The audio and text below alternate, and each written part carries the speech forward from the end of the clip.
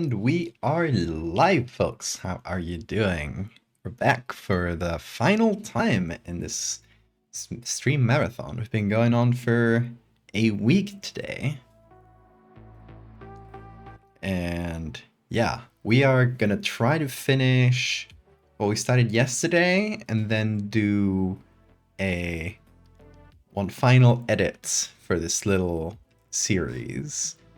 Oh my god, and just as I said, this community challenge 75% completes. Hell yeah. Nice Valdevia stream ever. But yeah, welcome everybody. Sora, Siphon, Cass, RGV, Nid, Hammy, have a good night, Chaos. Laos, you made it, hello. Hey, hey. To Muni, Knife, Wen, Kempt.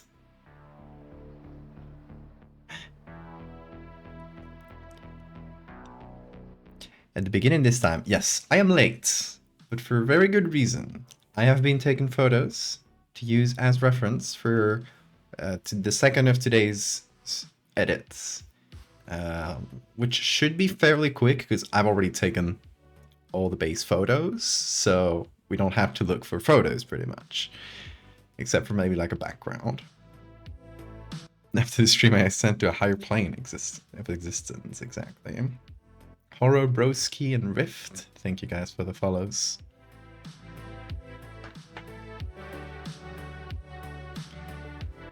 But yeah, oh, Chaos is kind of bad. Have a good night, Chaos.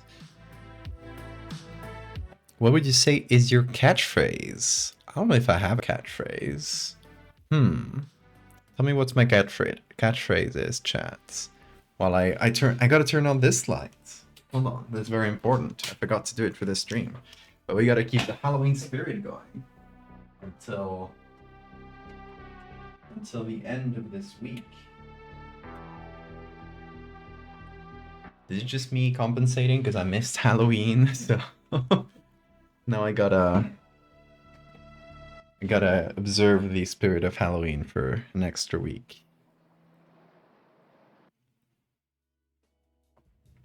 Hey, Welsh.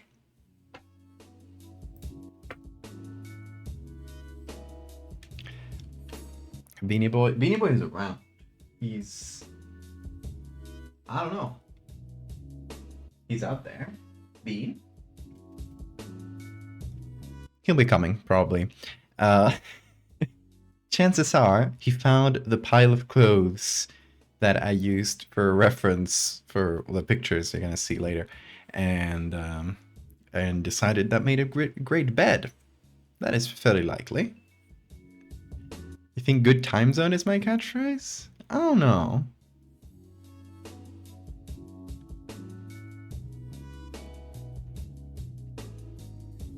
Oh, talking about Bean. Oh, you came. You listened to my call. Here he is. Hello, man. Say hi to chats. Say hello. Hi, chats.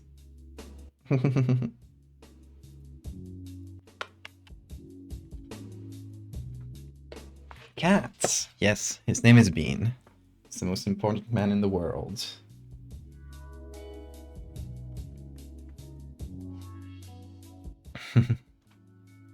The Beast? Is that my catchphrase? I don't know if I say the Beast that often. Do I?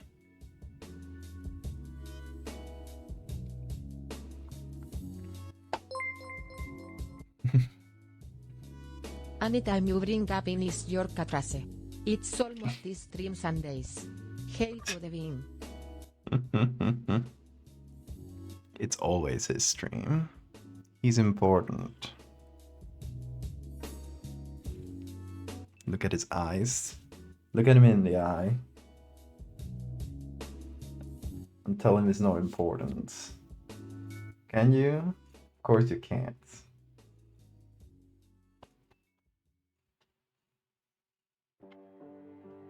Anyway, quick review of what we're going to be doing tonight.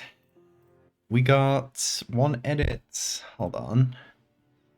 here is we got this edit. I started yesterday, and it is like this inner part is more or less done, I feel like, but we gotta make it fit the eye, make it look like it's bursting through. Gotta break the eye in the correct manner, etc., etc. So we got a few things to do, a few things I have noted down here. Maybe. We need a googly edit. Bean needs a googly edit? You think so, Bean? You don't need extra eyes. You can make as many as you want.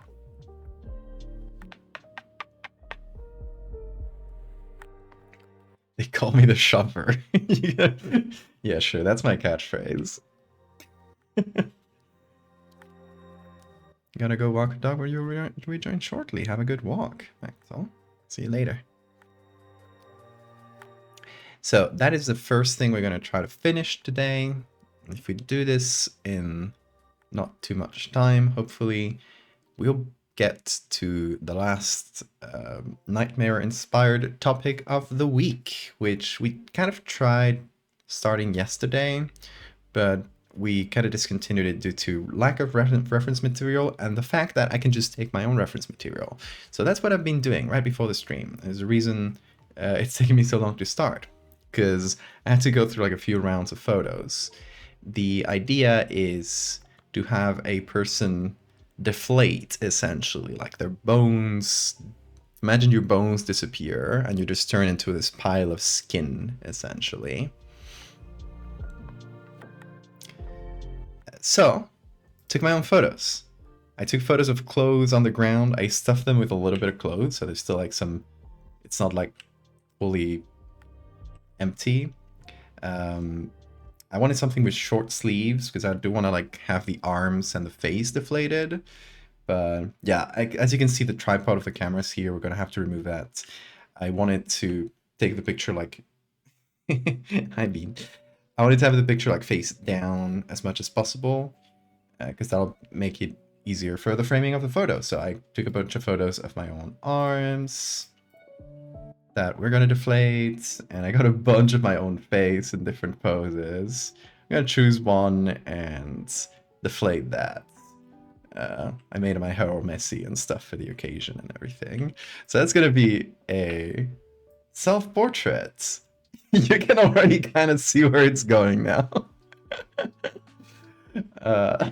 It's very silly looking so far, but yeah, we'll essentially cut this out of the background. We'll figure out a new background. I just put this in the corridor outside because I wanted like just some clear floor to put it on. But yeah, I'll put it on a more interesting background, like out in the street or something.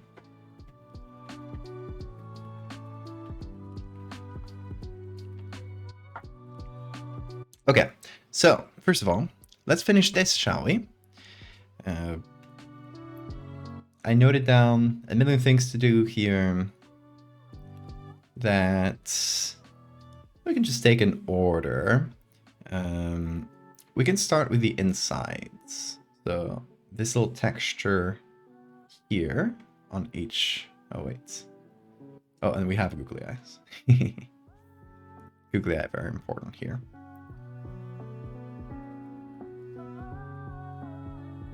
So in case you're curious, I'll just show you how this was done. Took a lot of doing, but we took a bunch of separate eyeballs, which some of them we picked, like there's a 3D render of an eyeball. Since it's kind of in the back and blurry, it's not that noticeable, but for others we had to like take these like sculpture bases or a 3D render base and edit them with like real irises so they look more natural and realistic. But yeah, we combined a bunch of these. And then they looked kind of dry and unrealistic, so I figured something good to do would be to make them look kind of goopy. So we did this with a lot of manual retouches. And hi Bean, what you up to? No, don't try to. He loves taking down the foam here in the corner. I don't know why.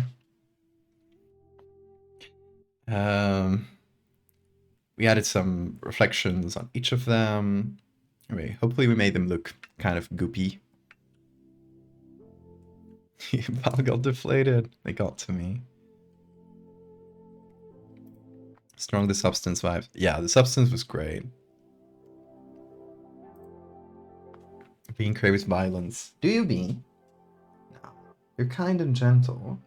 He's just curious about what's behind these panels, even though it's just a wall. But I don't know. He's still like that sometimes. So, this part I got roughly painted in white right now. That is going to be our inside. Not the inside, but kind of the cross-section of the eye as it gets cut. I guess maybe to start with, because I need to know where this is headed. So to start with, I might do is take a copy of this and just take the corner we're interested in, which should be around here.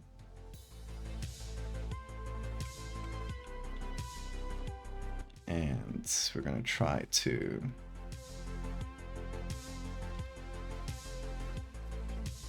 apply that here on the side. Let me reduce the opacity here. There we go.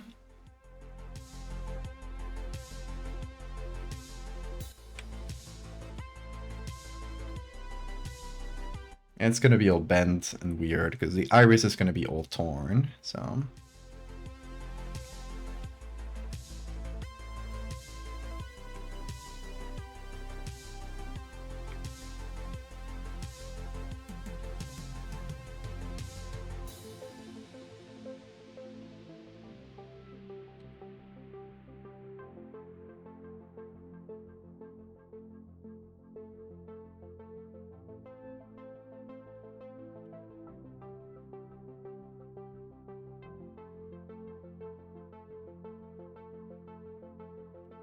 something like this, I think.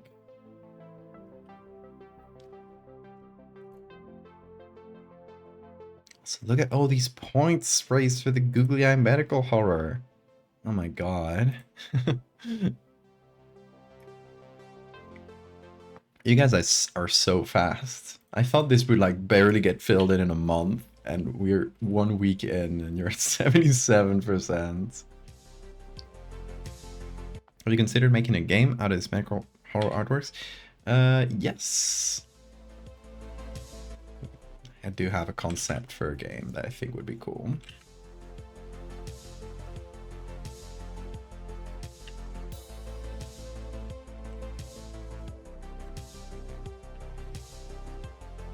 But we'll see if that gets made, hopefully.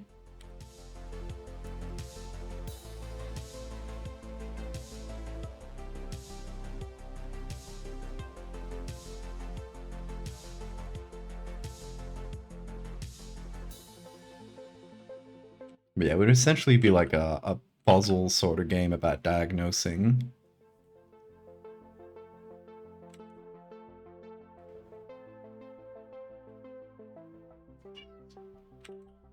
Bit of home safety hotline with you like papers please. I'll return with the Oberdin, like puzzle elements like that. No, not surgery.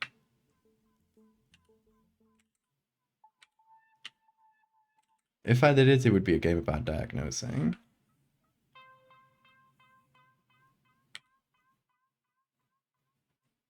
Because I love detective games, but not being a detective. If that makes any sense. Agent! Finally ending. Just in time for the nightmare to begin. Thank you so much for that, Resab. You heard Bean yell? Yeah, look at him. He's back there. I don't know if he's very much in the dark there, in the corner. But yeah, he's there. He's looking at the corner again. Bean, you are obsessed. Your obsession with the corner. His obsession with the corner costs me the LED strip that lit up all this. because he started jumping on the corner and he tore down the LED strip and now it's broken and I can't repair it. So I will buy. I mean, it was kind of a cheap, bad LED strip. So I will probably order a better LED strip that's like not a kit, something I can personalize a bit more. It's not too expensive, but yeah, that'll probably be in a bit. So for now, we'll have no lighting there. Hey, Cryptid, how you doing? You discover a new disease in the game. Can you name it? That would be a good idea. Yeah, but mechanically, I'm not sure how it would work if you'd have like an existing list of diseases, because if you have to like describe them yourself, like I don't know how that would, like the puzzle elements in that might get lost a bit. I don't know. I'm not sure how it would work yet, but it is a concept. Hello, Bean. What are you up to? You want to jump on? There he goes.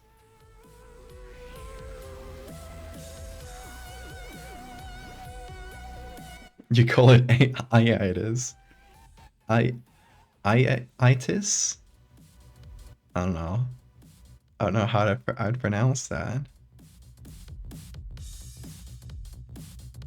Could learn 480 words in Spanish. Damn, you could have missed the whole. You missed the whole lesson.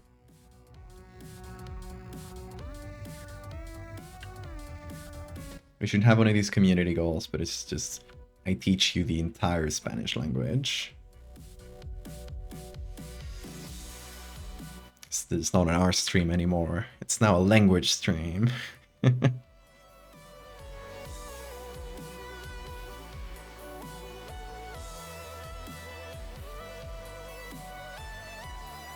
120 tricks. I don't think I got that many treats for Bean. Bean, what do you think? Would you like 120 treats?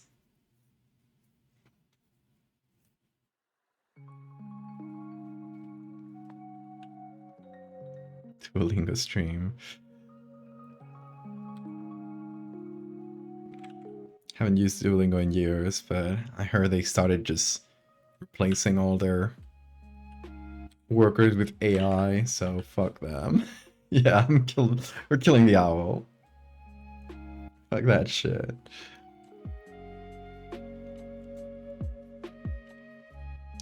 Okay, so we got a sort of edge. The thing is, how do we make it work? How do we create a good edge for this?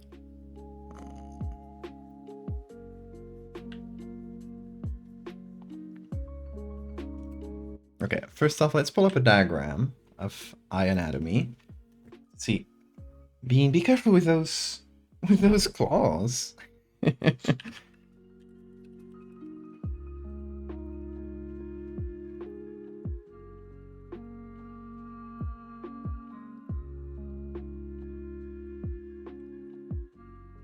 Better than me drawing it from memory.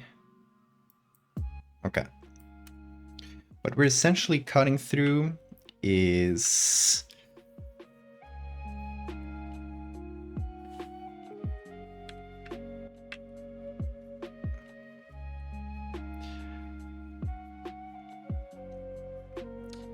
this. I mean, we're getting a little bit of the pupil, but mostly getting iris. And then the lens is assumed to have left a long time ago. So we don't care about the lens. But the parts that we need to cut through are the muscles in the iris, which I think they're going to be torn more than cuts, because it is not like a clean cut. It's just like, imagine there's so much pressure in your eye from all the like tiny eyes growing that it just like pops. So I'd imagine this would have more of a clean cut, being like a more like gelatinous substance, if that makes sense, while the iris being a muscle would tear side to side essentially. So what we'll get is like bits of the iris kind of torn like this. And then what I'm trying to imply here with this the part I painted in white would just be like the cornea being cut. So it's kind of semi-transparent, which is makes it hard to figure out.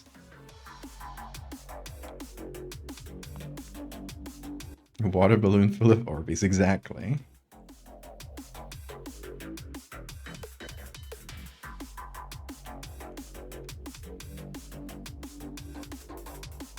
Passive-aggressive notifications from that goddamn app hit me on a bad day and uninstall it on the spot.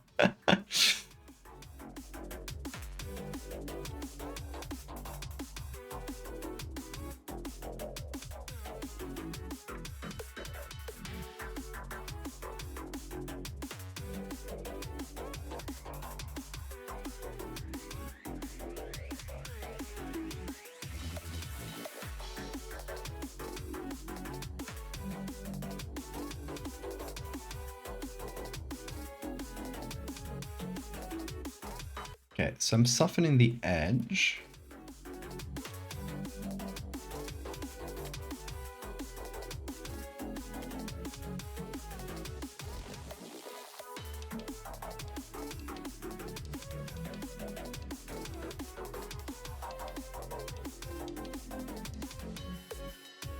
Because we essentially only have cornea here down to here, where the cornea stops and we get sclera.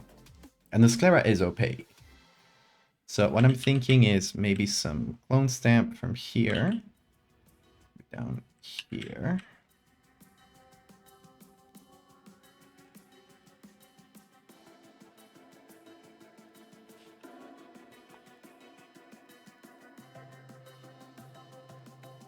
So we get this bit of the sclera. And then we essentially try to go for this sort of like slimy texture.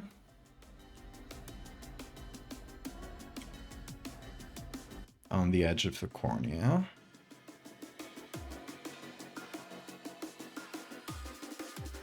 The mini eye split open and mini eyes fell out. It just keeps going.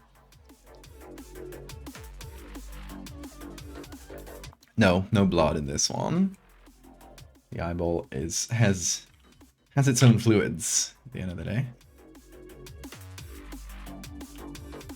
I should use some kind of texture is what I'm thinking. Because this is too clean. I like it as a concept of like the cornea breaking. And the cornea is relatively thick. Like, we obviously don't like see it in our day-to-day because we're not looking at the cut version of the cornea. We're just looking at the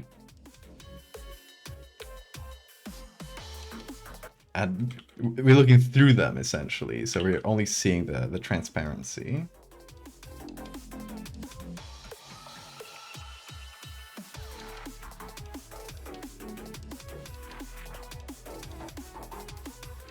I think I'll make this slightly thinner.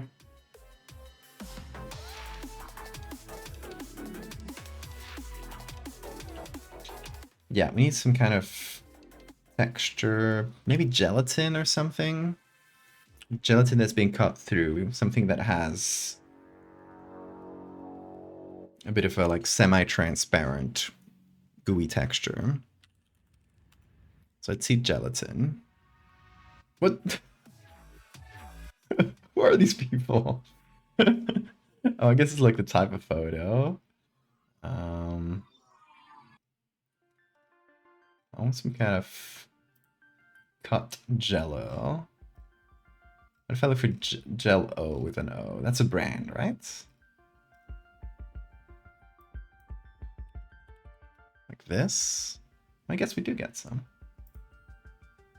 Oh, not a lot.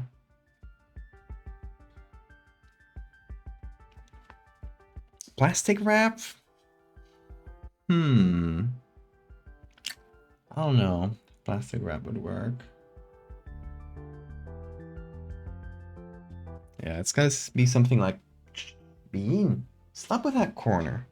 Get out of there. Let's go. I gotta like push his ass like this every time.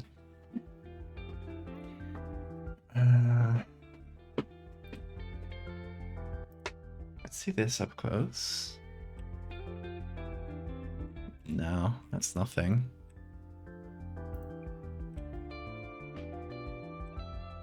Ballistics gel. I don't think we'll have readily available pictures of cut ballistic gel. Let me see. Resources.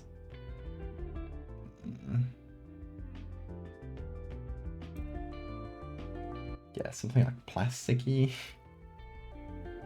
Do you have these foil textures? Not these. I think one of the cleaner ones, like this, maybe? Any updates on Red Ferrer? We are working on it. I hope that by the end of the month we got the first test prints done. But there are not a lot of like images left to do. Most of the work that's left is just like finishing one of the sections in writing and playtesting and stuff. It's more technical, mechanical stuff.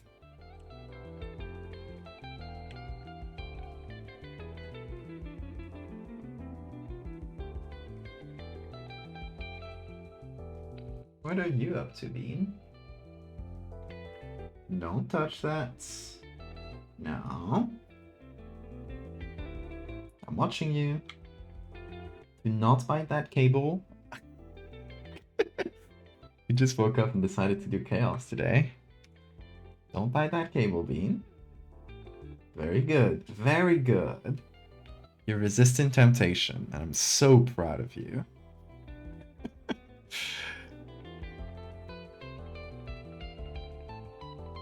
Keep beaning around. Every day. Okay, you know what? That's not bad.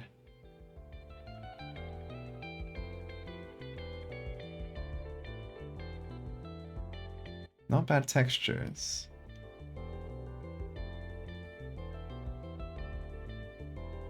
Okay, what if I add these?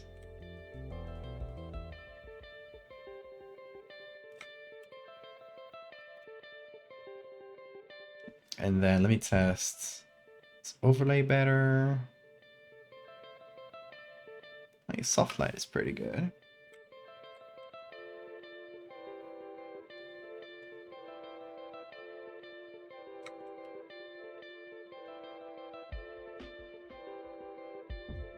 Let me test another one of these.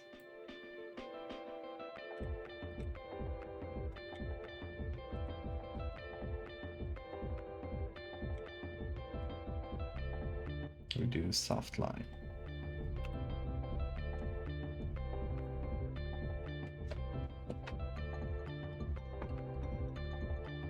Less than 60,000 points to go. Oh my god, you guys are quick.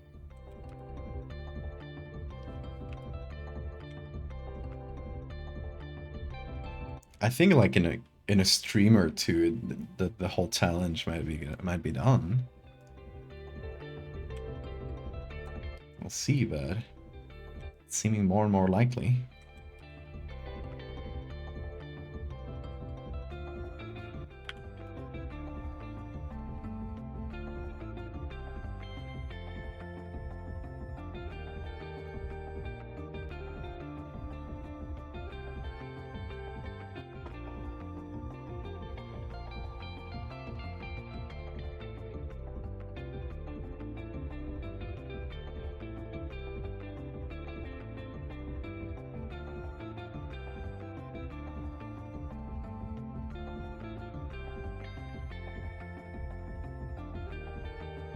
Okay, so that's the cornea sort of busting through. What I'm thinking is, you know, looking at the diagram here, let me sketch over it. What we have right now is essentially like a tear through here, right? Let's just say a chunk like this. So we're seeing the edges, the two edges of this cut. Then inside we have the iris, which will be torn through. We still gotta make that. But the eyes themselves, if we just look at the pile of eyes that's inside, they're sort of coming through here. But we should also be able to see them in between the cornea and the iris. So if we look through here, we'd still be able to see the eyes that are popping through. Not all of them, but the ones that are over the iris already. So like this part below, this chunk of eyes, they should be visible through here. With some, you know, maybe distortion or a little bit of, it's like brighter, slightly more transparent, but they should still be visible. So I'm gonna go to this group here. If we remove the mask, essentially looks like that. What we're gonna do is essentially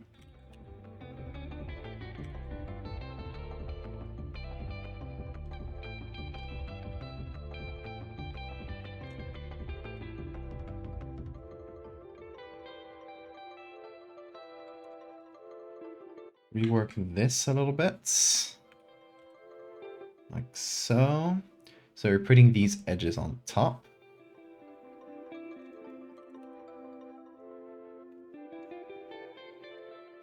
And then if we allow like this to pop through, yeah, we can do something like that. What we gotta do is Good googly moogly, that eye is juicy.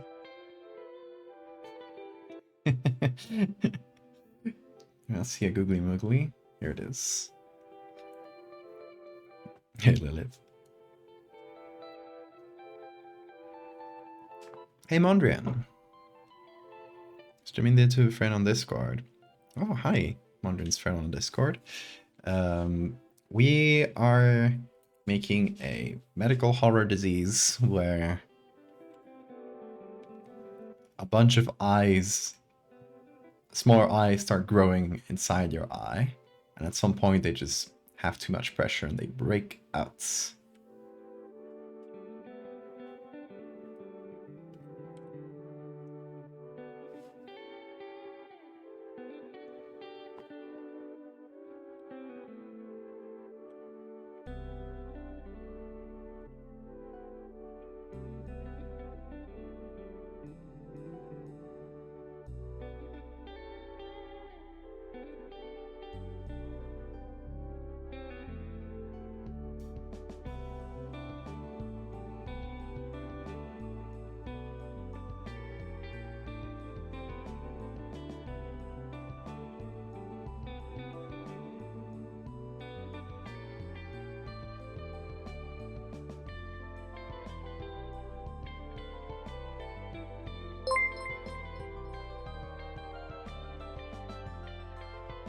Googly jogly woogly badafogly blogly.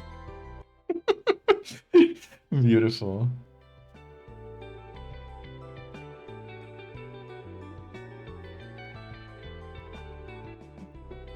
The pain you get behind your eyes during a migraine. That's exactly it.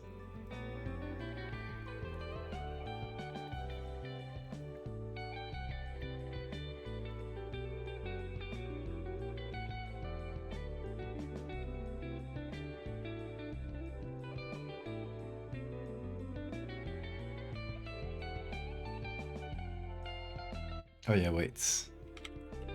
The googly also has to pop through.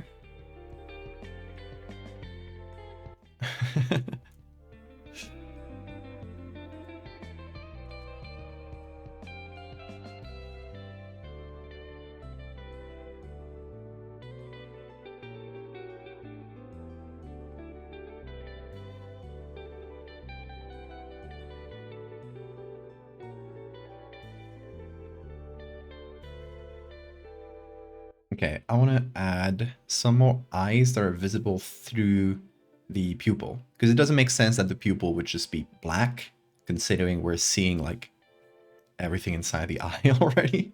So let me take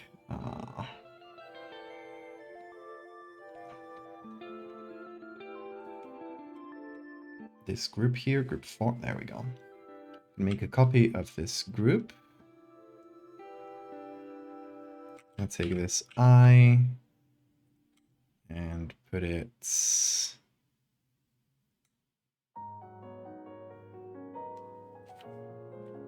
thinking like smaller and behind the big one. So the big one here is group 2. Yes, these layers are a mess. Don't worry about it. Don't think about it. It's fine.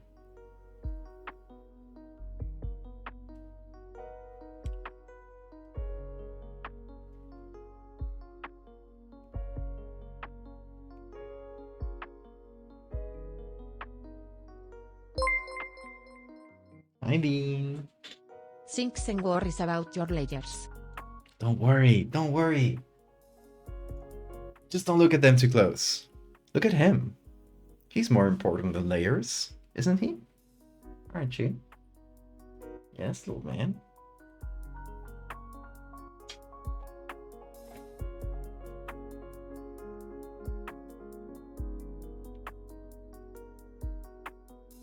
Bean, come over here. It's time for you to work. No, look at this instead. He's working. He's hard at work. You can't ignore that. Look at him. See, don't look at the layers.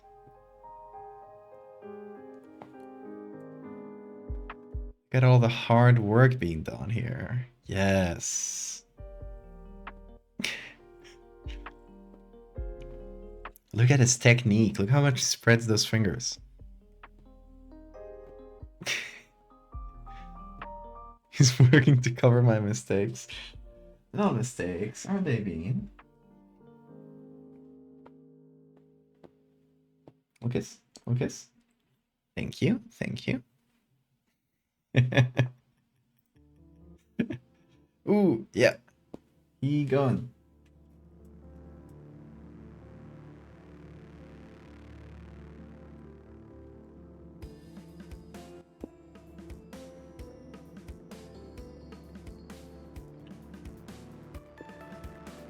Don't flash people again. Bean, we've been through this. No exhibitionism on stream.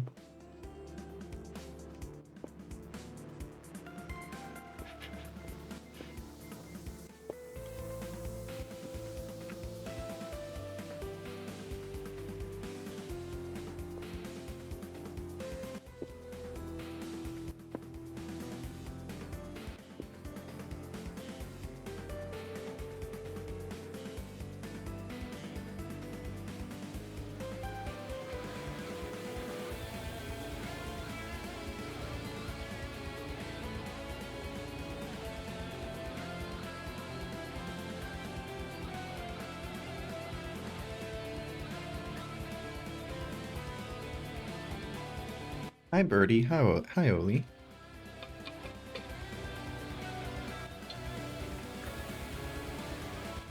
He loves cats.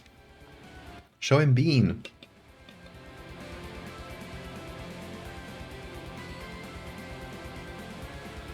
Show him this beautiful beast. Don't flash the camera. Oh, I covered your butt.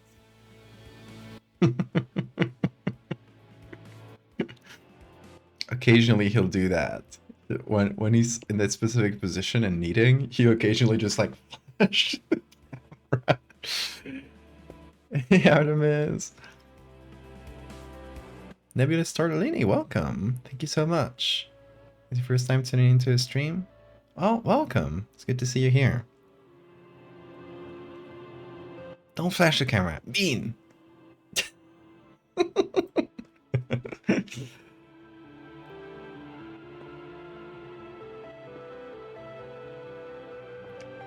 Oh, you little man.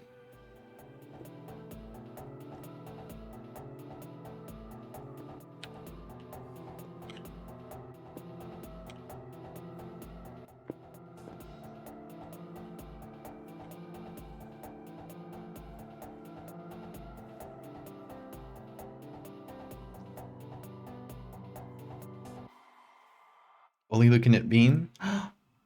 Yes!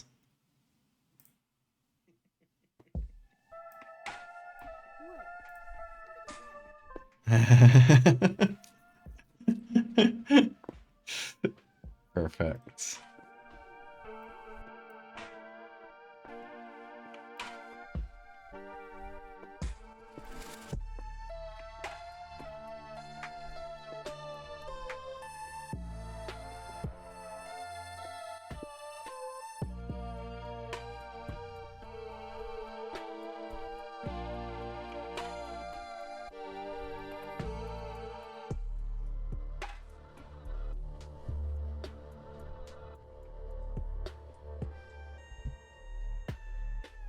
Okay, so now we need to do the torn iris. And what would be a good texture for torn iris? I mean, what's that face he's making? You winking at the audience?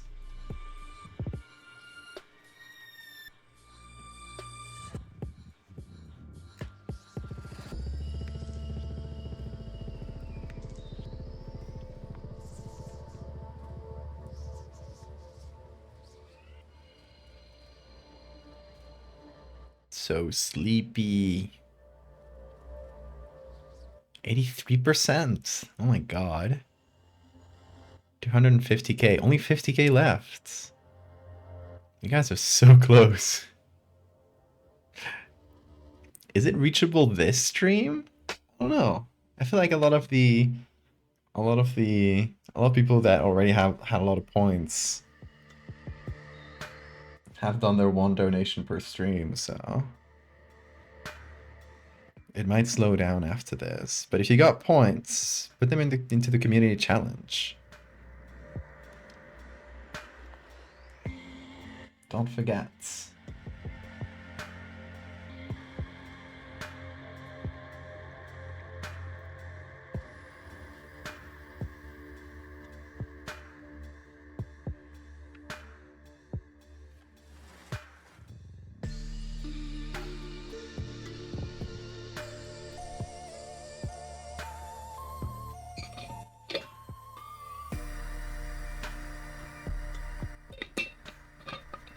So close, yes.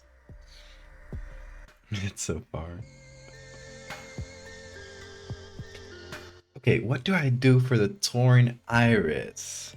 Such a hard question. I'm not sure at all.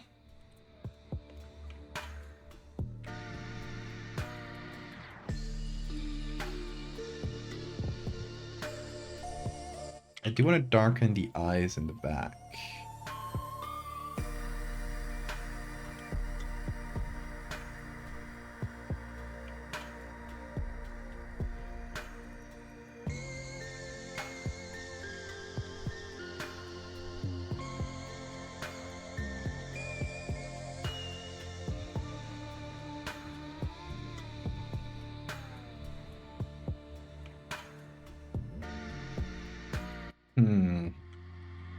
No, I can't move the reflections in. Interesting.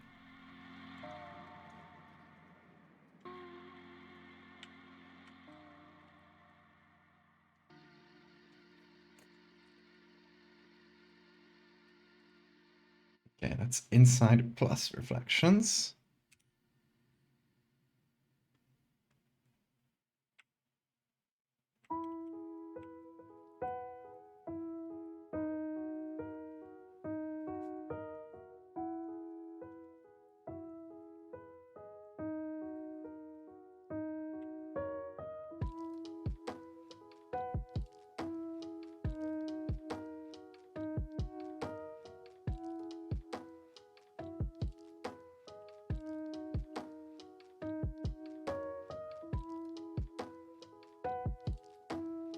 Okay, so what I'm thinking here is that generally we don't see that much inside the eye. Just look through a pupil, right? You'll just see darkness. So we shouldn't have that much light like reaching the inside, despite the opening being bigger.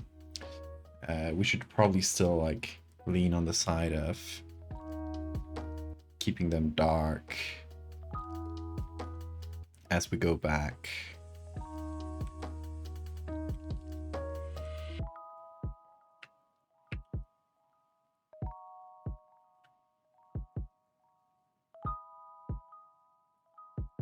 Yeah.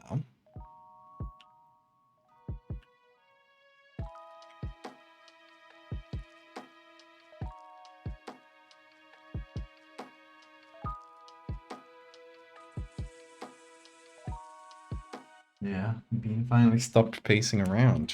At least slept.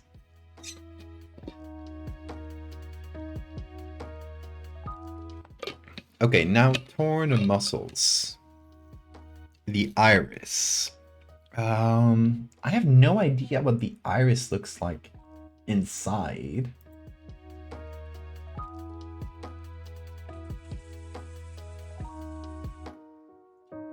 Let me Google real quick iris dissection, and I don't know if I can show you this. It should be fine, I hope.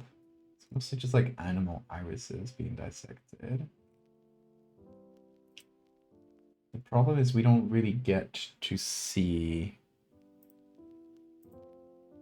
what it looks like cut through. I got a lot of pictures like this.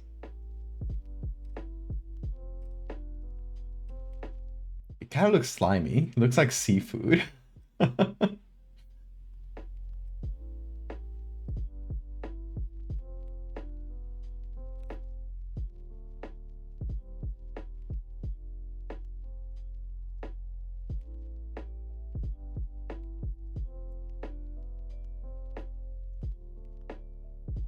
a cow eye.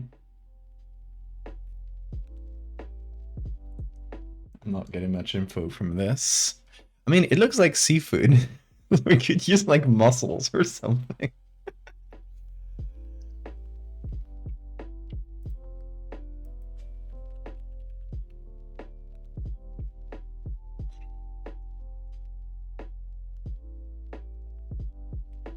Oh, here's our guy from the Terry series.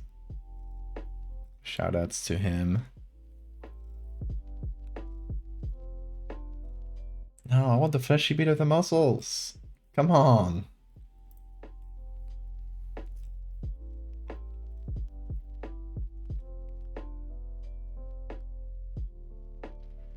Oh, here's one.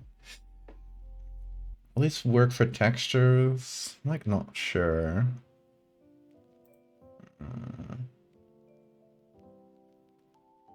Ideally, I'd want a picture of like one that's been torn or something, but I'm not gonna find that.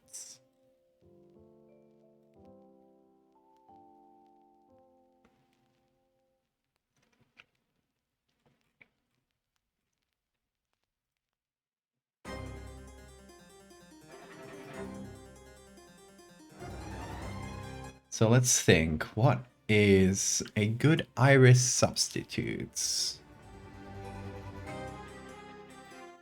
A good torn iris substitute, I might add. Something that could look like you've torn this really thin muscle.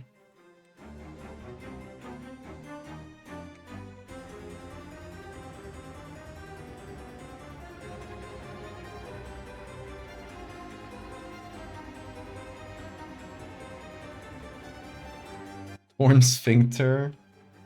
I don't know if we'll be able to search for that, Lilith. I appreciate the suggestion, but...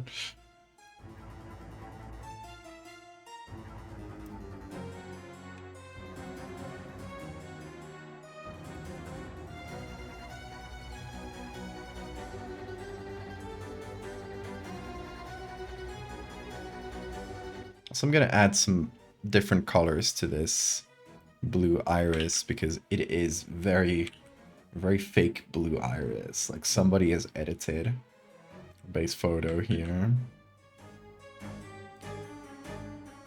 A bit too much.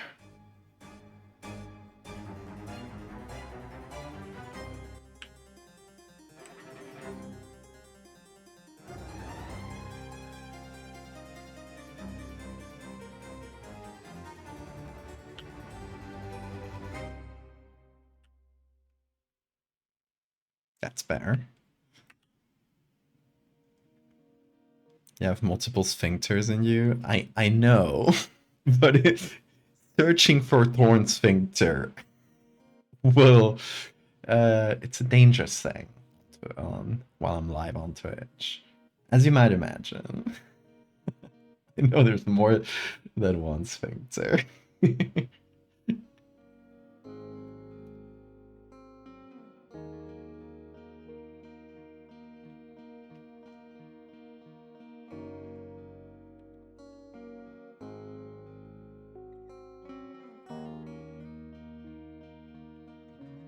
That might be worse than a shoulder to Twitch.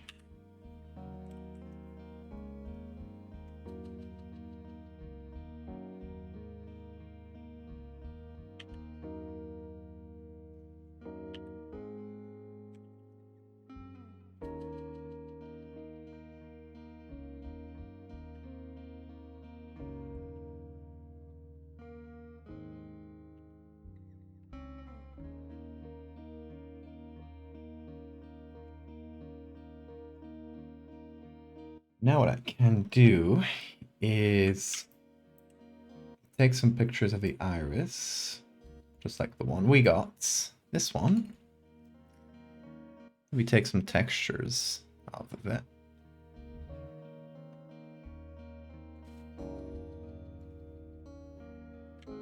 That's one we could use. Let's take another one. Just regular bits of it that don't have too much reflection or anything.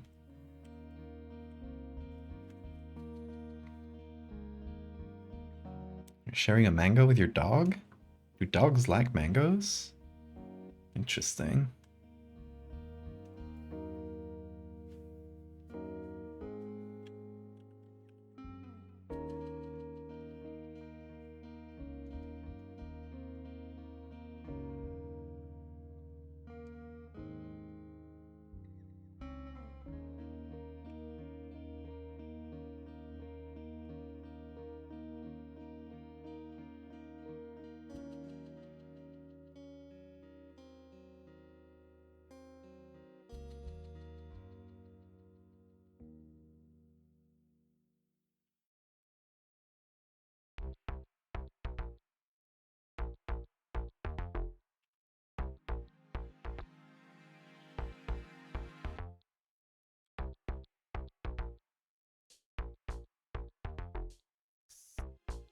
If we just stretched out the iris, looks something like this, but we don't want to do that. We want to make it look like it's fully torn. So we might just use this as a sort of texture on top of something torn.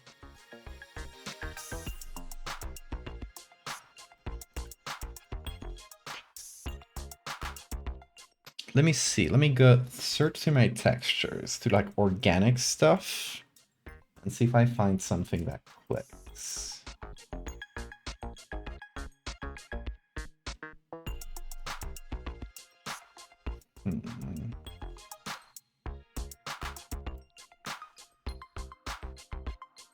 Oh, wait. I have a picture of a torn iris. I do actually have this. Is it what we need? I don't know, but...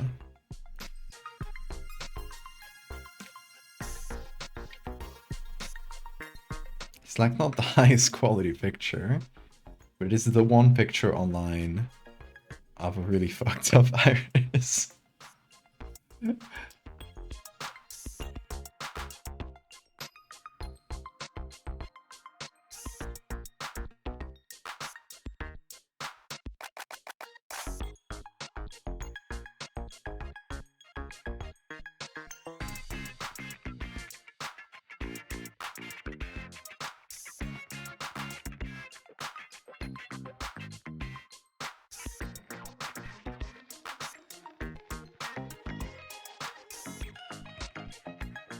It's not much in terms of quality.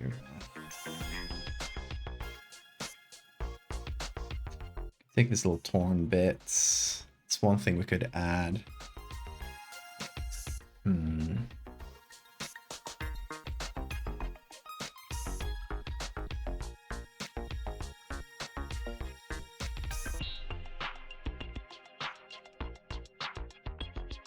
Oh, I got hard valves.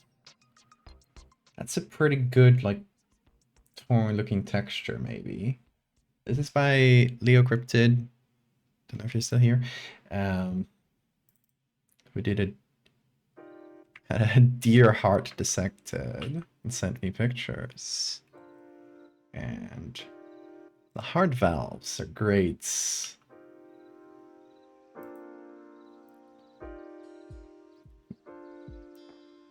Like fibrous looking texture that could work for us. So how about we try that?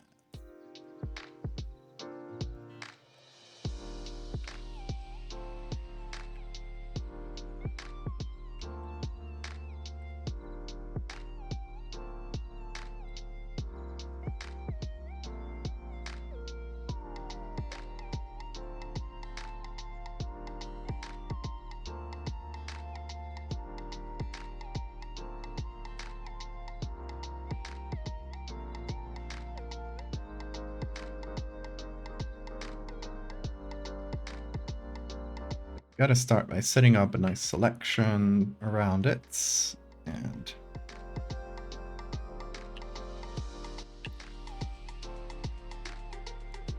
hopefully that'll work.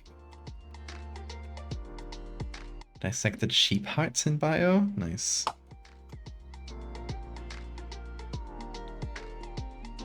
I never did a heart in like high school, obviously. I did see dissected hearts in med school, but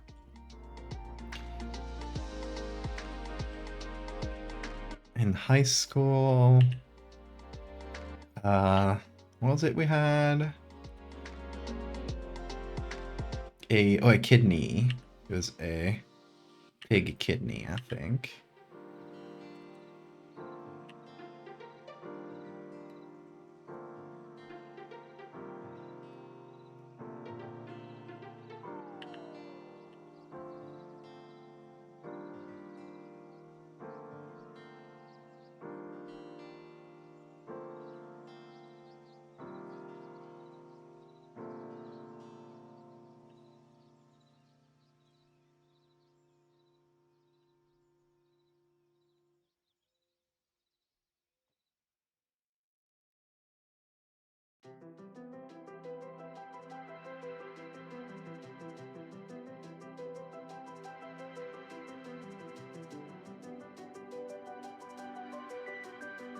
We'll see if somebody recognizes this and says, why are they heart valves in this person's eye? That would be really funny.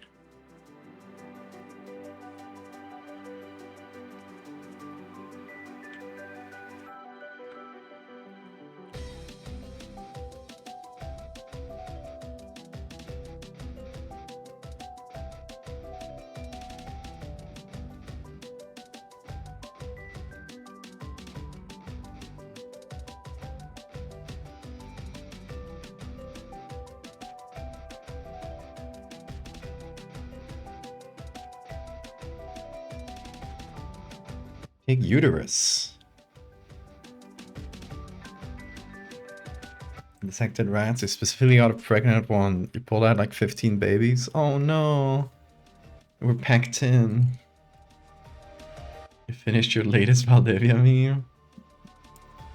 You posted somewhere? Oh.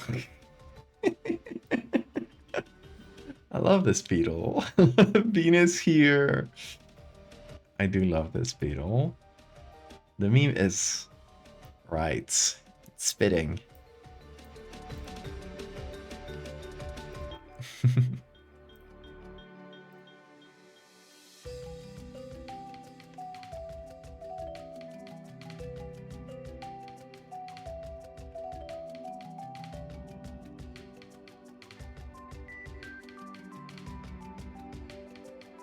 Is Discord fucked up? Looks like more good for me.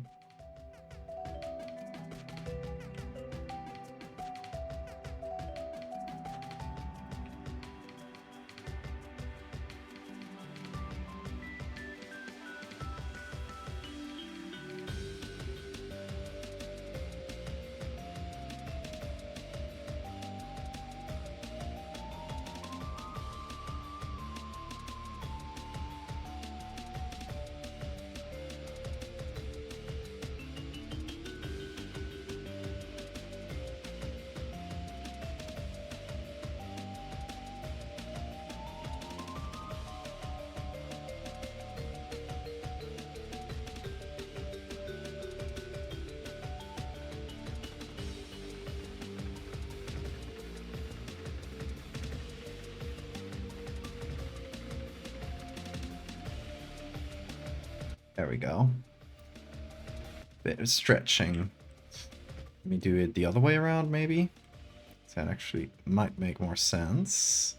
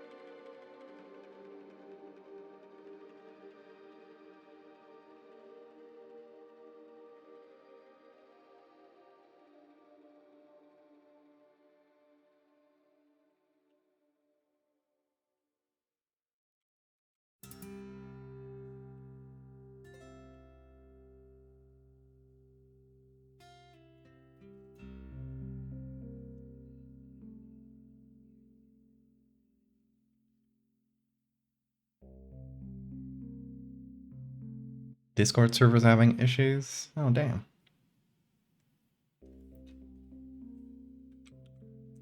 Well,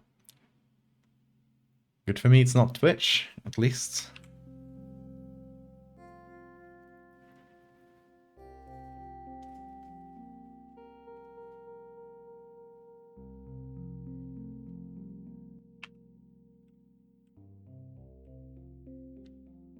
It's very funny because the other day they had like outages on Blue Sky, and everybody's like, oh, it's because so many people are joining in. That makes sense. And then the Blue Sky official account comes out and says, oh, so it turns out a our internet provider's cables got cut. So it was literally like, dog ate my homework.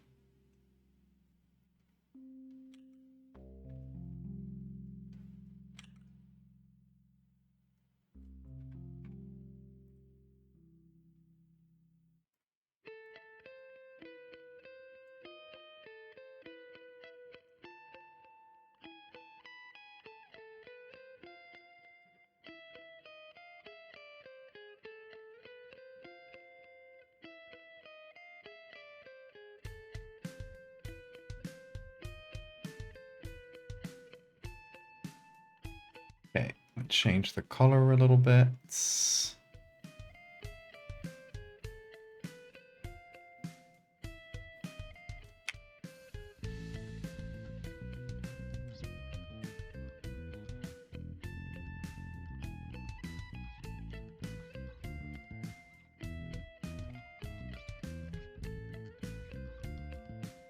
How are we feeling about this?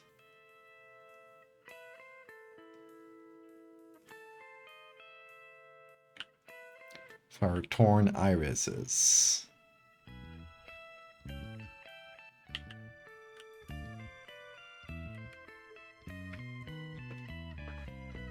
Who knew heart valves would come in so handy? Certain garbage CEO foaming at the mouth, biting the blue sky cables. That would be so funny.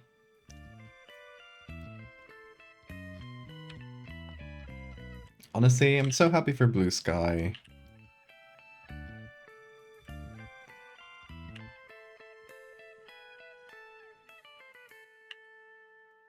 I hope they keep thriving.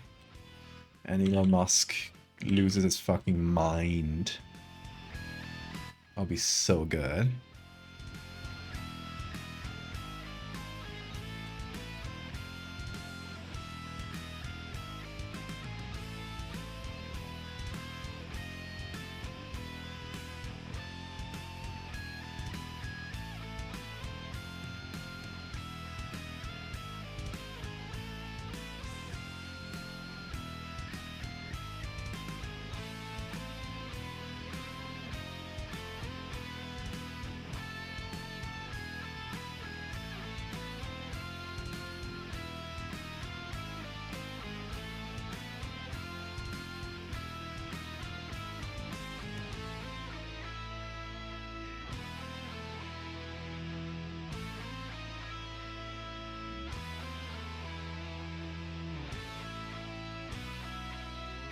Okay, I think what I should do is essentially extend the reach of this. I do have a bit more reach I can extend. Okay, so make this bigger and exchange it with the actual iris. Make it feel like it's not like a perfect cut and then it suddenly gets torn, right? It has to like slowly get torn, if that makes sense. So we're gonna take all of this, which is torn iris 1.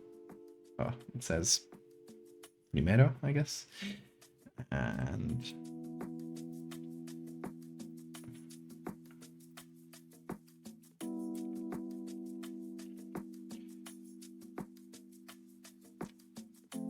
we're gonna put this under these edges. That says, there we go.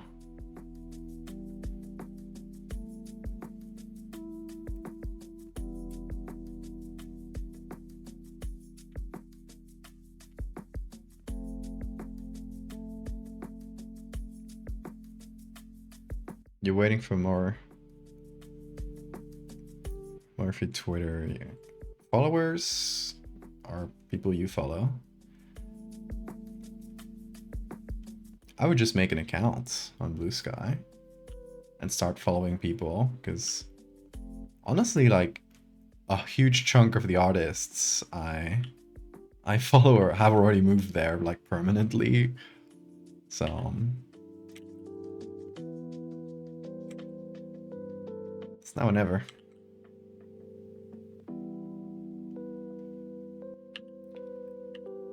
And the problem is like the later you jump ship, the harder it'll be to find the people you already follow there, because a lot of people are like straight up closing their accounts. So you won't be able to go through your Twitter follows to find them there. Oh, where you going, Beam? Okay, just moving to new spots. I'll follow you.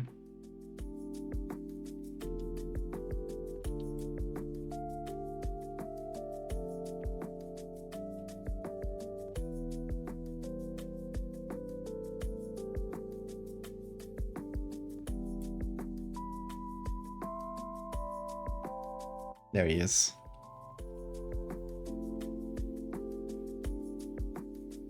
I'm already seeing like full-on newspapers jumping ship.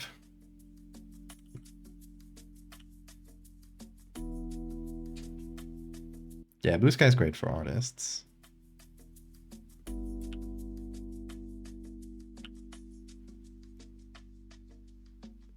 I saw there was an airline that closed down their Twitter account, and they did it by posting an image of how do you call the fatos in English?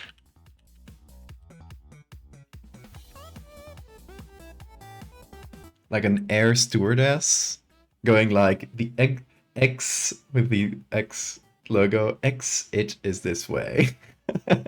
We are closing down our account. It was really funny. The Onion is on Blue Sky? Of course they are. Literally, if you saw that the Onion bought InfoWars, it is because they joked about it on Blue Sky. They've been there for months.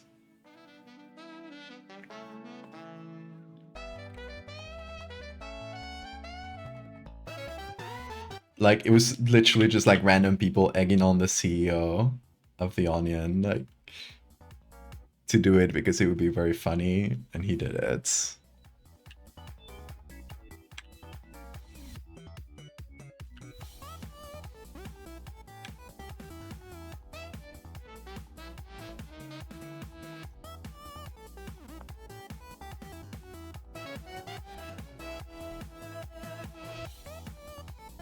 The American health something joining Blue Sky and being like, we understand the culture here is different, so we not meme and try the parasocial bullshit. Bullshit will just be information. Oh, is that yeah, the that one account that is always posting memes, but that's like an official government account. Is that the one you mean? Like the product safety people? Yeah. Oh, they started posting memes. I already seen one on Blue Sky. I don't think they kept up for that, that for very long.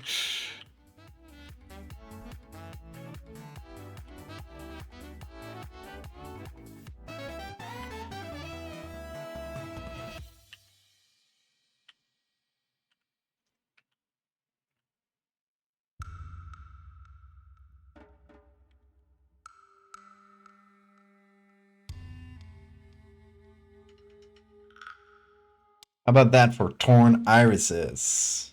Or one of them at least.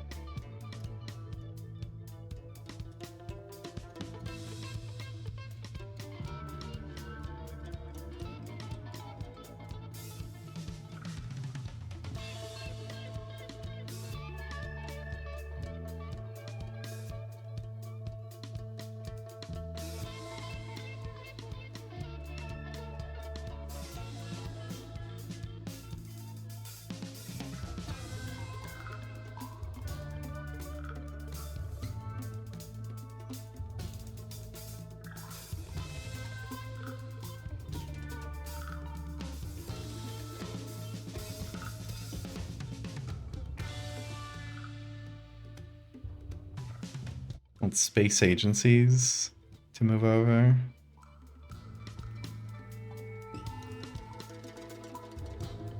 I hope the momentum keeps going this way, and like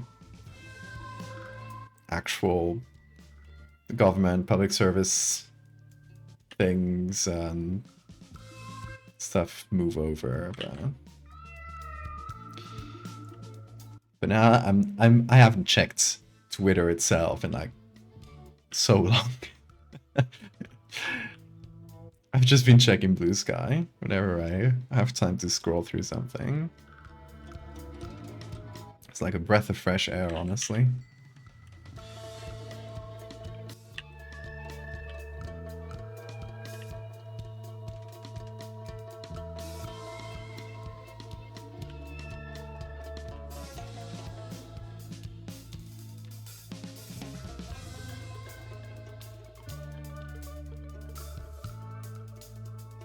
Okay, so we can do the same thing for the second torn iris, and I might just use the same texture, at least to start with. Because the idea, you know, the eyes are kind of spilling over this way, so we don't really have a lot of space for the torn iris. So I'm thinking I'm just going to cover this little corner, maybe below here.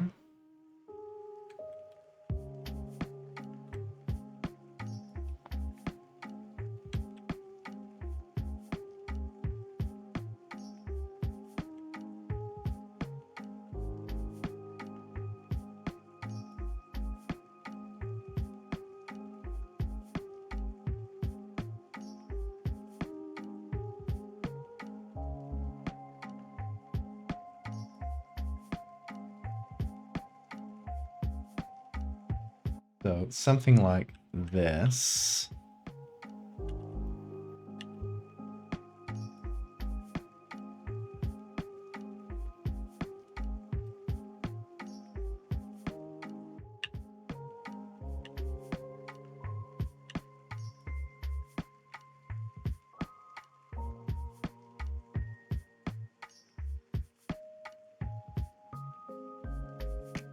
And then like underneath here.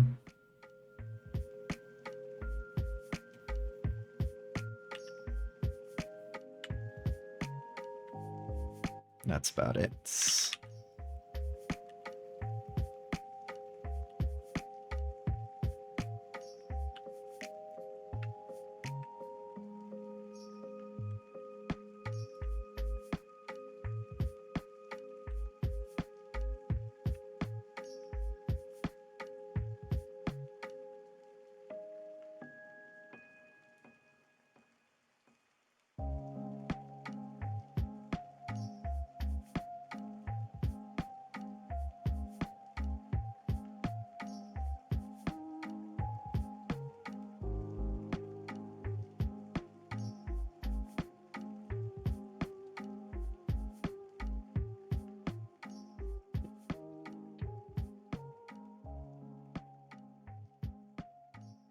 Could use some juices. I should have, because I think the eyeballs are already pretty juicy. But I think having some of the eye goop kind of flowing down underneath the eyeballs would be good. Maybe with some tiny little eyes kind of floating in the middle. That might be good. Glad to see the eyeballs have only become more goopy since the last stream. Of course. The goop is very important to our mission here.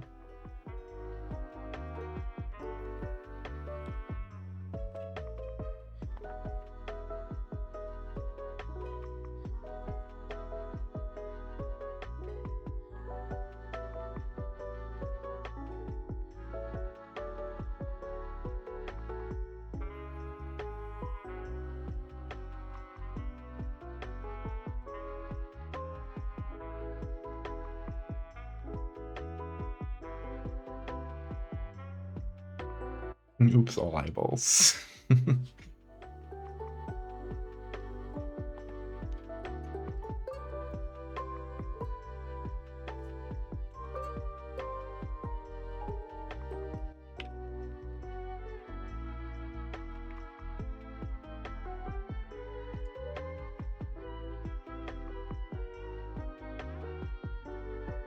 Hello, Bean. Why are you in the shadows? You're hard to see.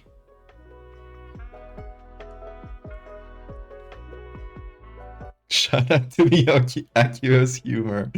Gotta be some of the best goop there is. Absolutely. Top tier goop. I think we all agree on this. If you don't agree, get out of my stream.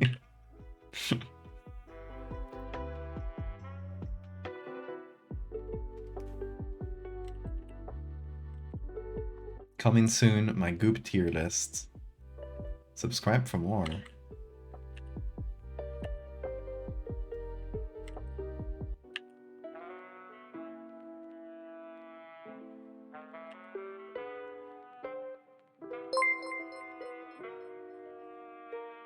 Gwyneth Paltrow is about to sue you for copyright infringement for all this goop. She doesn't own all the goop, okay?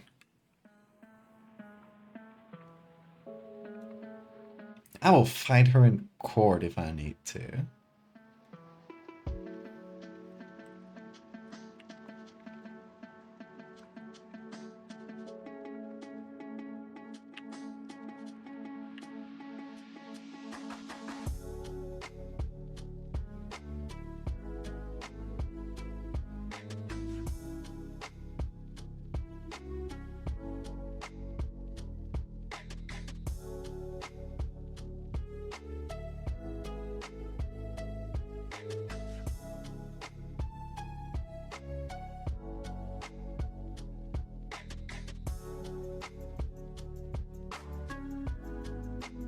Try to make the bits of iris here feel like dots.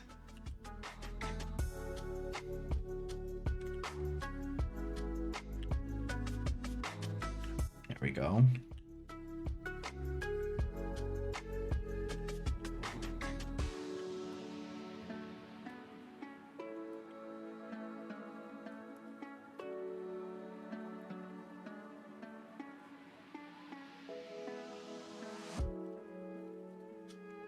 Ryan Slurry top 3. Absolutely, that one's high up. Oh yeah, Victoria, a couple people mentioned they had problems with Discord as well, so I think it's a generalized thing.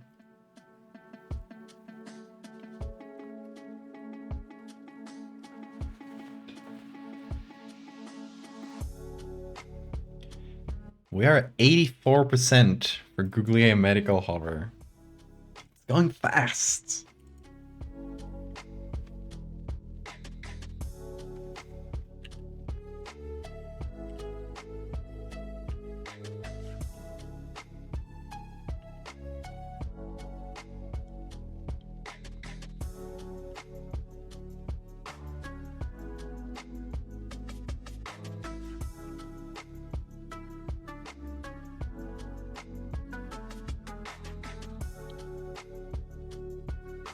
Okay. Let's see what other things I had noted down before we continue with Goop. So, we have added more eyeballs to pupil. We have stretched it. We have, for the torn iris, we've darkened. We've put the inside of the cut bit here. Done the rest of the iris. Could do more bloodshot on the eyes. We gotta sign it. So these are the only two things left. And I want to add more goop flowing down. So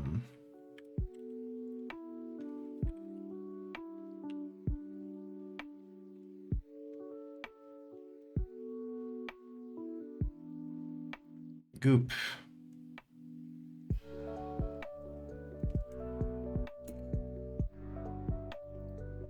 Okay, what kind of liquid, dripping liquid, should we use for goop? Because I'm thinking it's gotta be something thicker than water. Honey?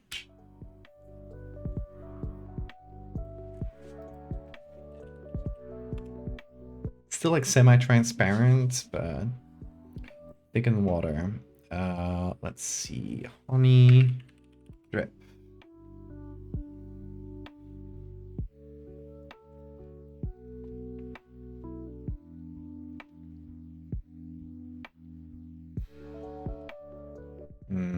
No, I want to drip in over something.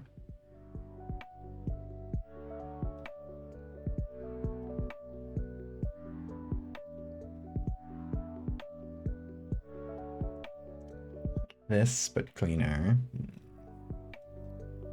Or something else that drips. Like, honestly, we might get away with like paint.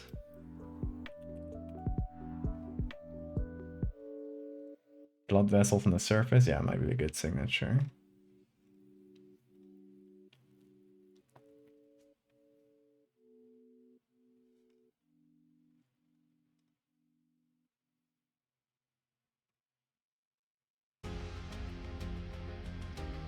this.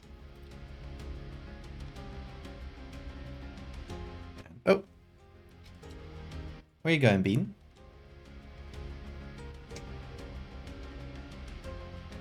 He's stretching. Oh, back to bed? Okay. Let's follow you around.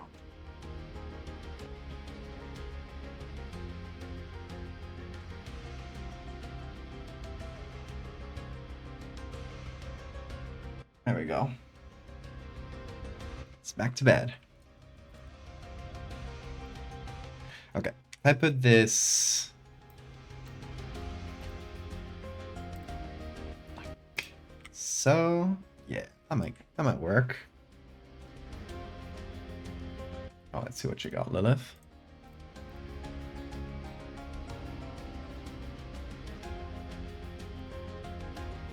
Oh, pine sap. That feels too thick. Because it's still like the eye goop is still fairly runny.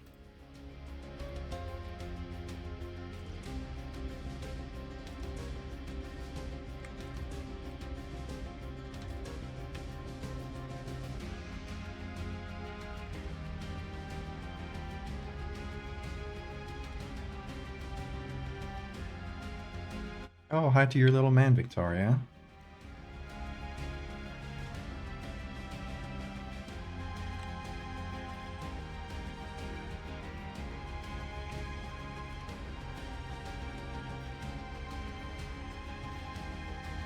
I want to see what part of the paints will look better.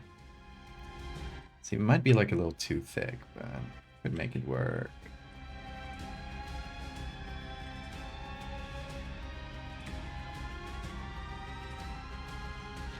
That's what we got.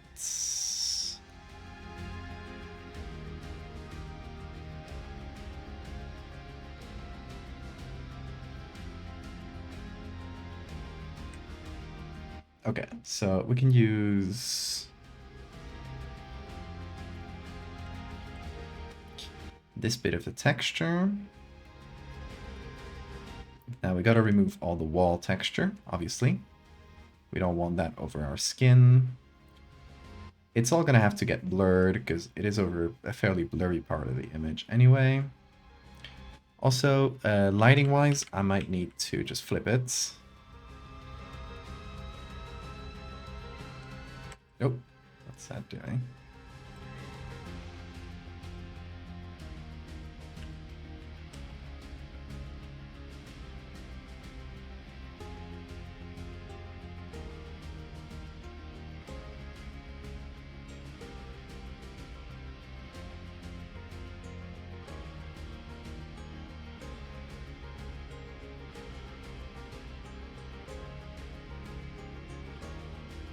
Also, not that much shadow because it's an opaque.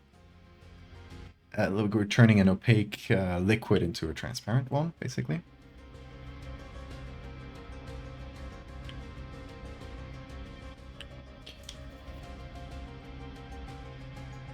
Let me cut the rest of this. So we get a clean selection, even though we're not going to see the lower part of this drop. There we go.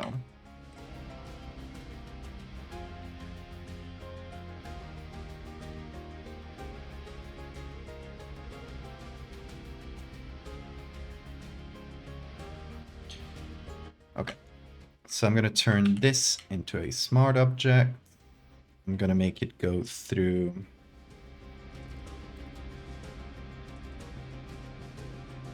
waxing bean.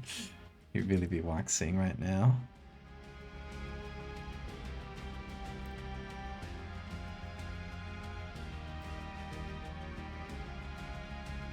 Whoa, look at that, 85%. You guys are crazy.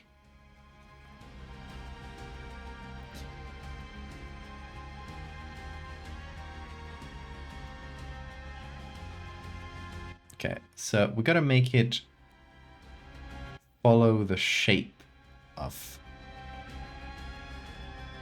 the eyelid. So just a little bit of distortion like that. So it's not like going straight down. Then there's some inner textures I might want to remove, like these little spots. Then we do a Gaussian blur. And I'm wondering if this might look better in like overlay or soft lights. I think hard light with a bit less fill might work.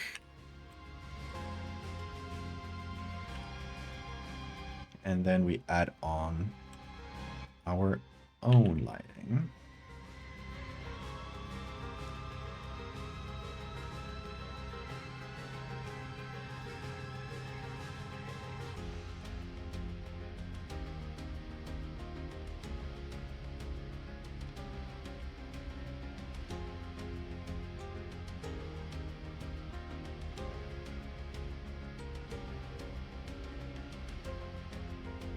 Any eyelashes?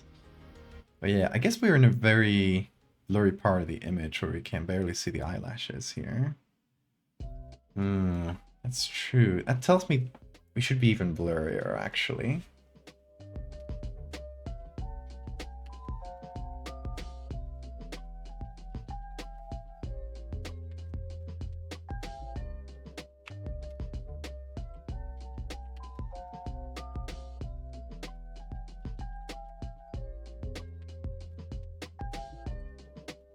And that goes for the eyes that pop out too.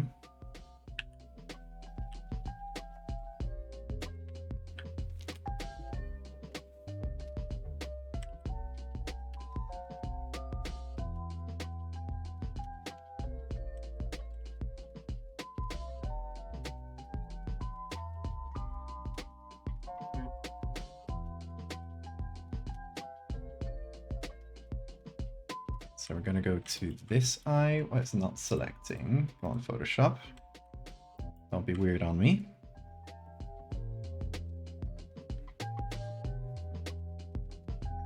Oh. Click to save.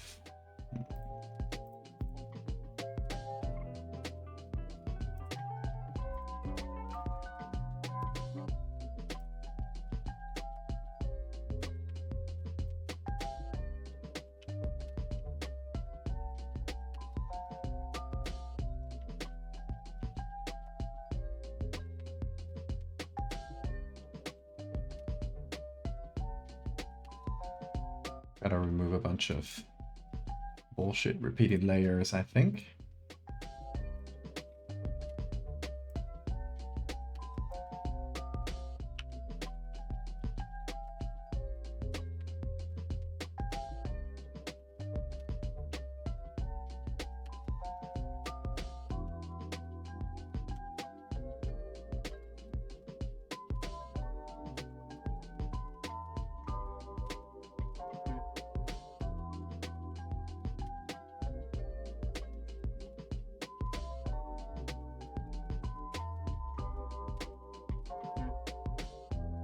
Anyway, let's see.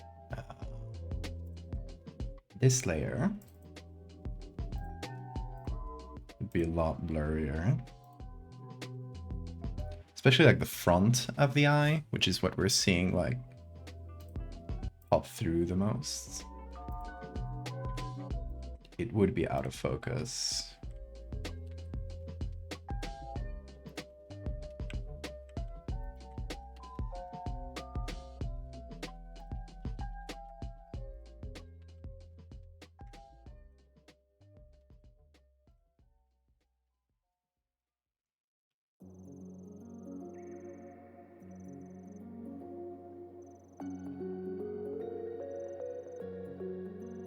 And then the bubble as well.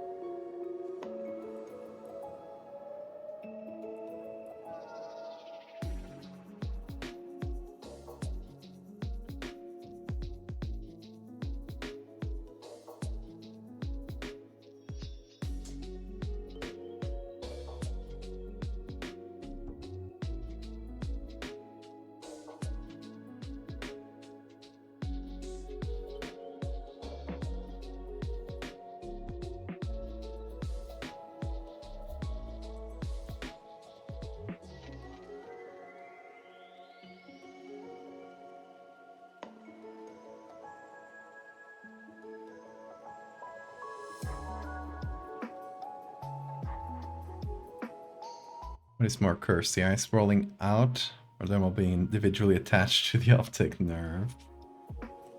I like that they're all like rolling out.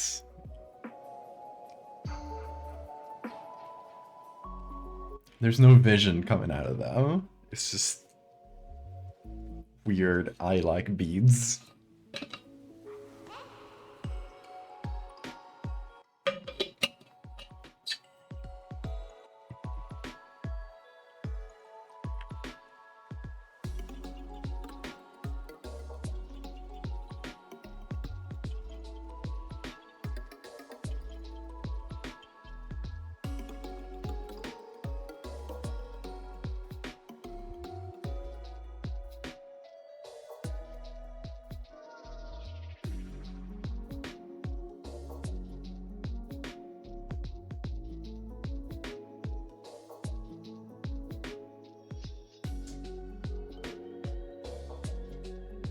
Each of these tiny bubbles is a separate layer, by the way.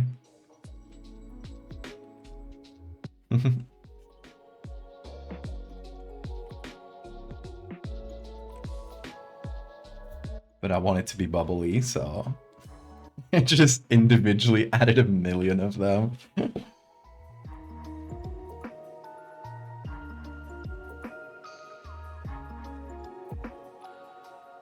You have a nitpick? Shoot.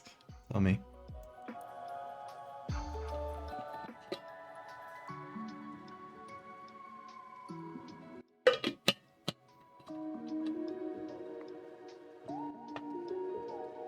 They aren't in the right direction? Why not? The iris has like 2 muscles. There's muscles that go like the ones you can see on the surface. They go like this. And behind them, there's the actual like supporting muscles that go like all around. There's like 2 layers of muscles, if I remember correctly. So these fibers would be like, it's just the back muscles.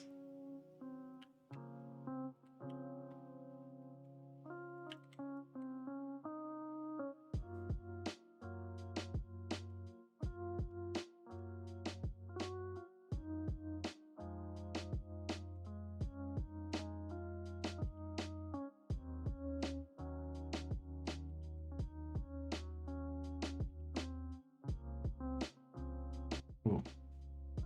That's broken.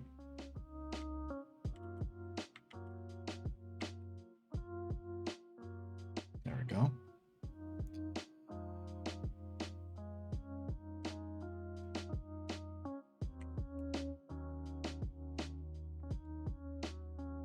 Eyes are like onions, exactly. The direction of first layer be altered by the tear. I mean, yeah, those, but it would just be like a lot of really confusing textures in here, so.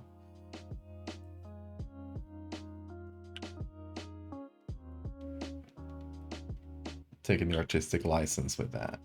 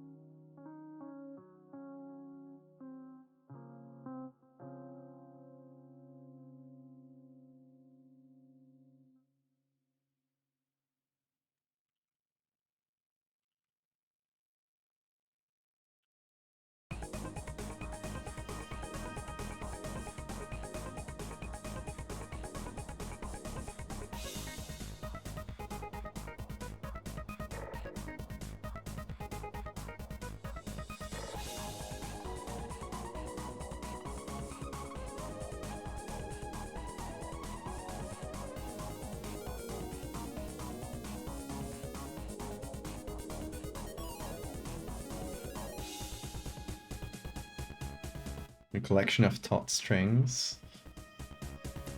Not white. Like, unless your iris is like really dilated or really point like. They're not that taut. It's just a kind of a balance between the two muscles. Not anything.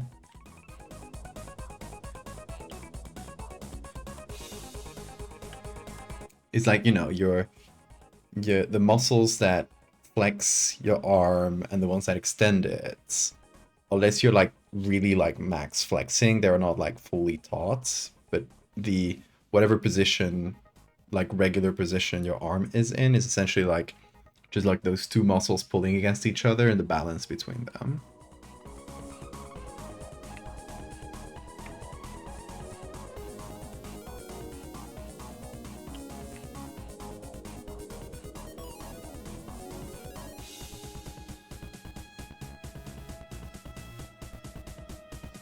Okay, what else do we have noted down to finish this?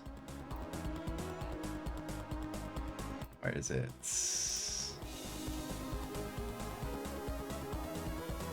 Oh, here.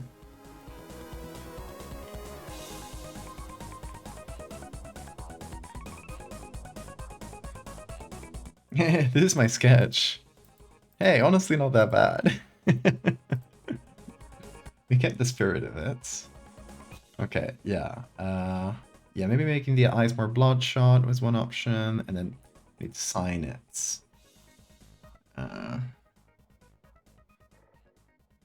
Let's see. If I look for bloodshots.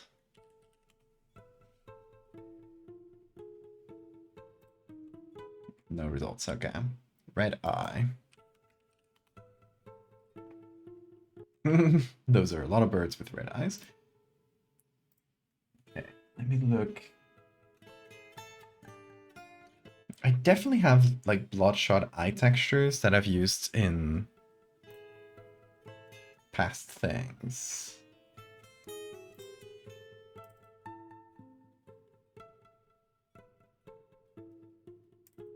I have some little veins here. Where did I use bloodshot eyes recently?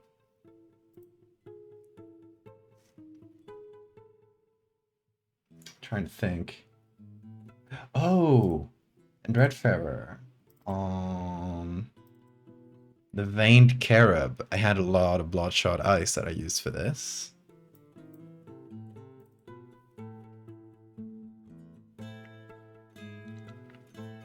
Only been 2 hours, so you got a full edit to do after this. Mother giving birth to her beautiful baby eyes. The gift of life. Hey, Funky. No worries. Glad you're liking it.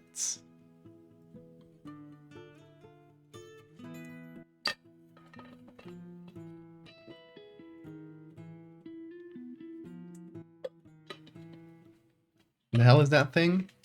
That's one of my babies for Dreadfarer.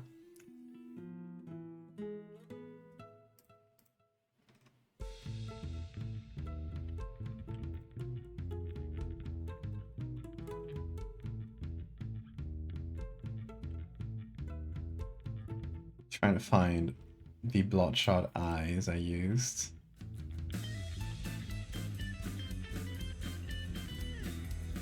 Oh, here are some. Veins, one copy. Oh, I probably simplified them at some point.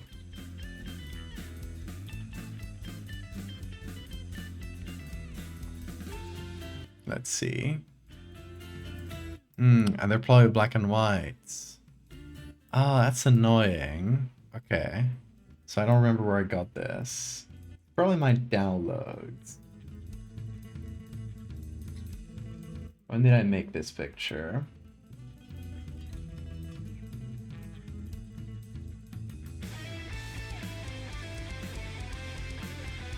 October 3rd. Let me see my downloads.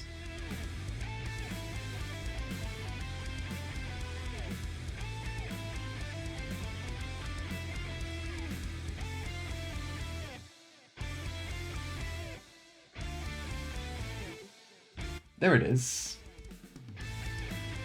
I found it. The bloodshot eye. See, it was from Adobe stock. That's why it wasn't on the other.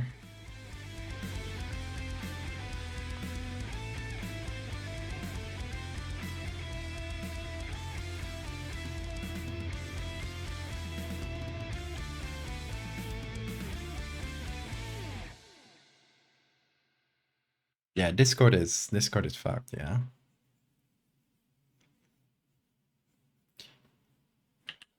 Everybody's been talking about it.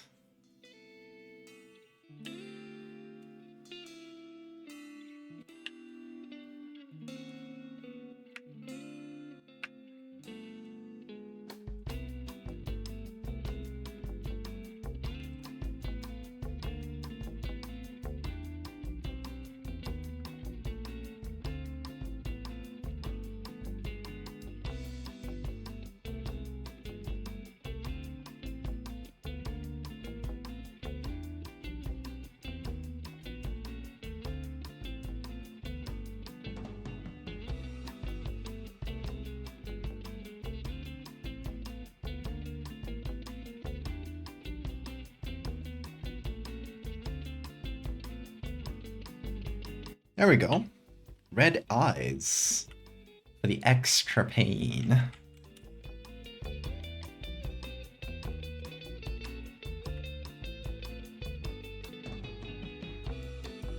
Now we need to sign this and then just figure out the final colors, etc. So, signature. It could be in the bloodshot eyes, actually. We got a big old vein here.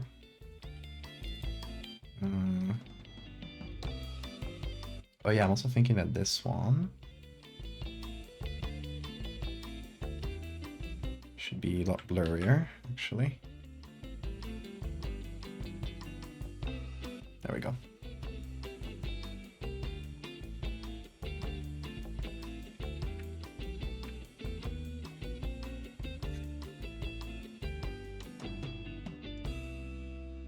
How does it look with the googly? Oh, yeah. Where's the googly? Where's the googly? Where's the googly? I lost it. Oh, it's up there. Oh, yeah, the googly, I guess, should be below the irises.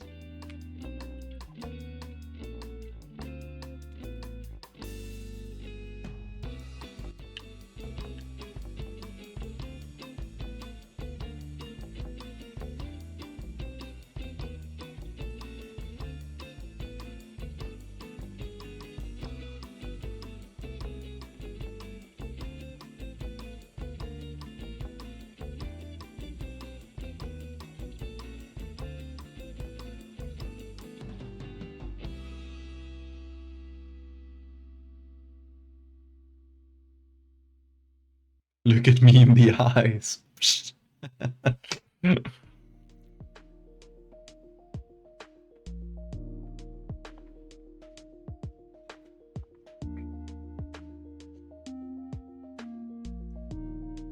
Oh yeah. I did mention this. Tiny little eyes floating in the goop.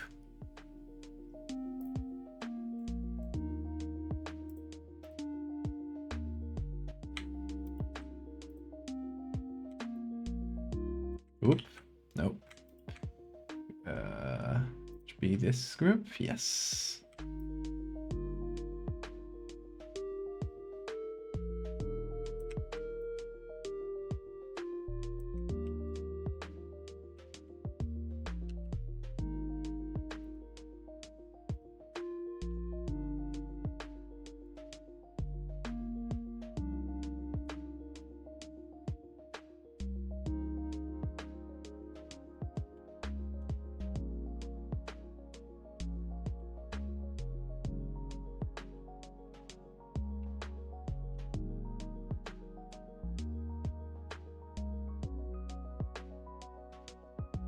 It has to be like this blurry at least.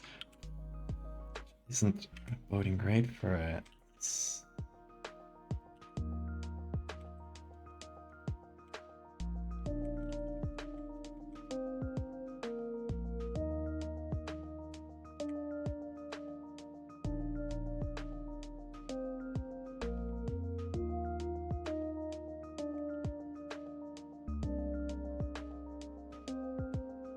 Okay, Laz, you have a good sleep. Give your eyes peel and your peel's full of eyes.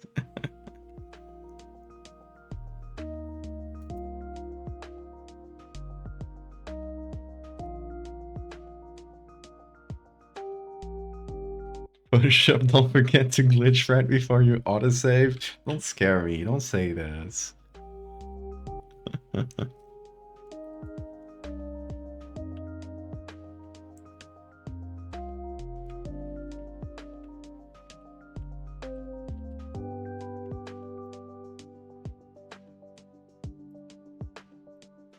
Okay, let's do a signature with red eyes. Let's select some straight lines.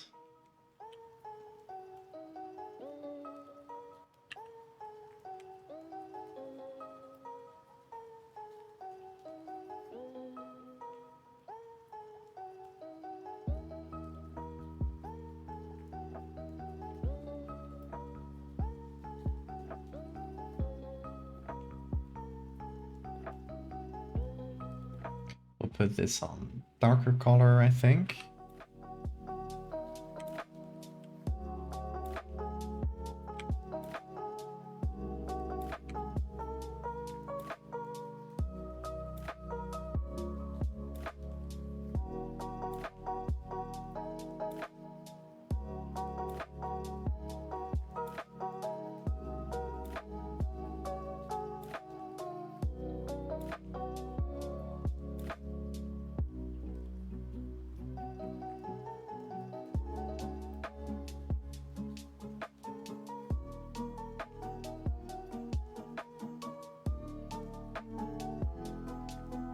And we just multiply this by 3, connect them.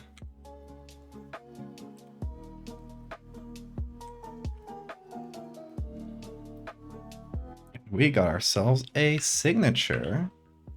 Slightly wonky, but I feel still recognizable, right?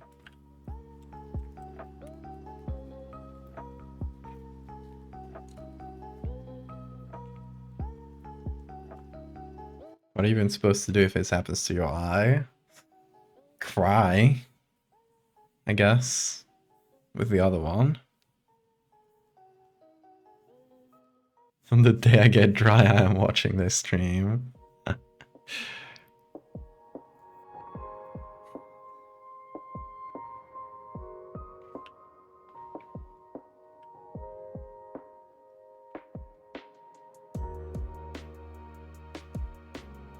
Okay, I think we got it all. So let's put it all together.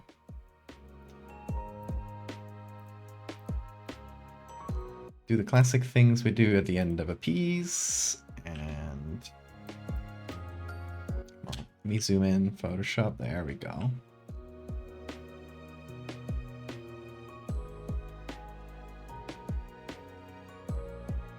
Oh shit, the googly eye.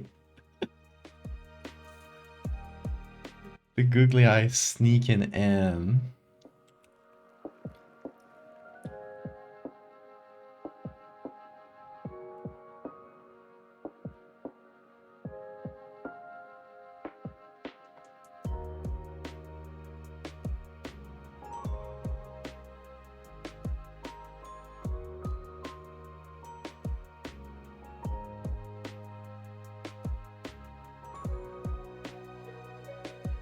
Okay, so obviously we're adding a lot of vignettes, because scarier.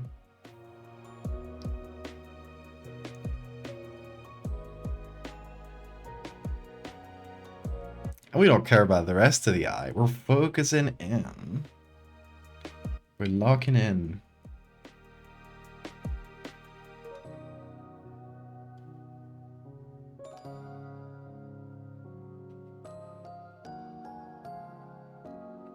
The googly is important. We can add it back at the end. Don't worry. Don't worry about the googly.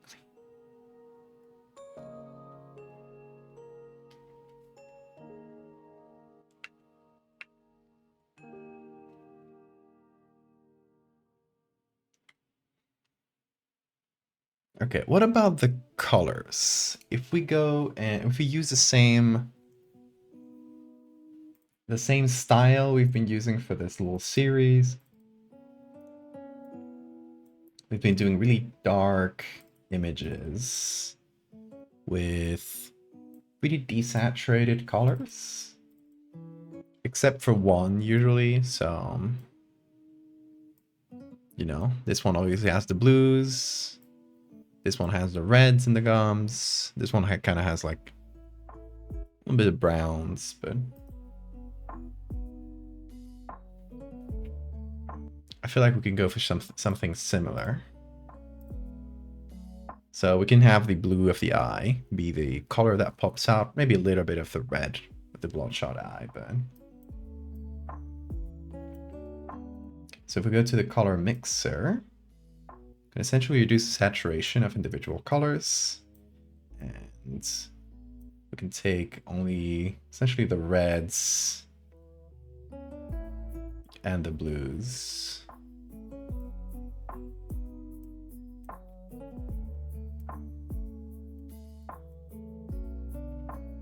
But otherwise make it pretty dark.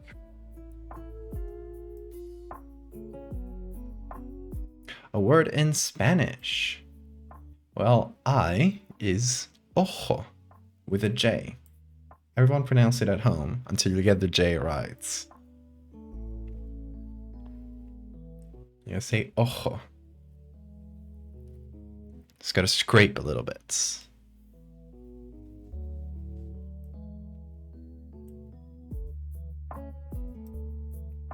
So I don't want anybody in here saying jalapeno. No, no, no. Jalapeno. No, no, you gotta say it out loud in your own home, Siphon. Really loud, too. So if there's people living with you, you gotta be startled by you suddenly screaming, "Ojo!"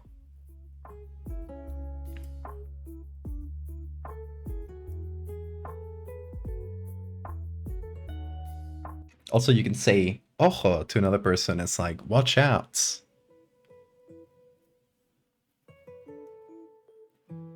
You did it like 10 times? Good. Good, my influence.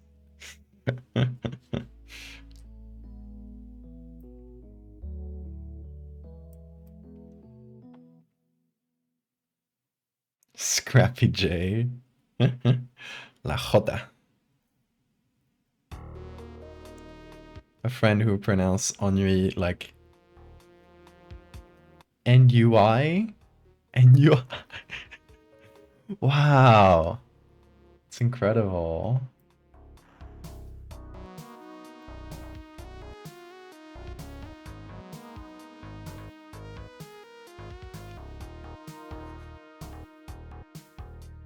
In the void of your neighborhood? Good.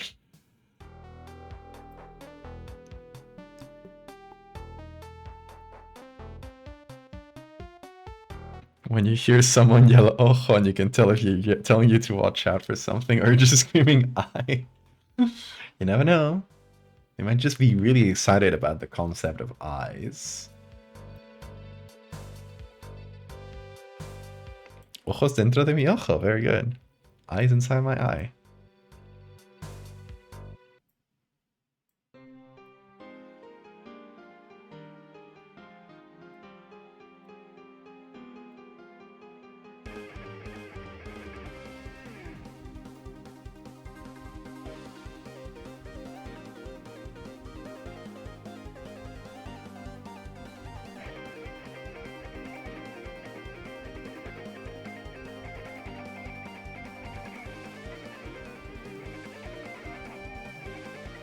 Is this too dark? Because, like, considering the base image, but I do like it.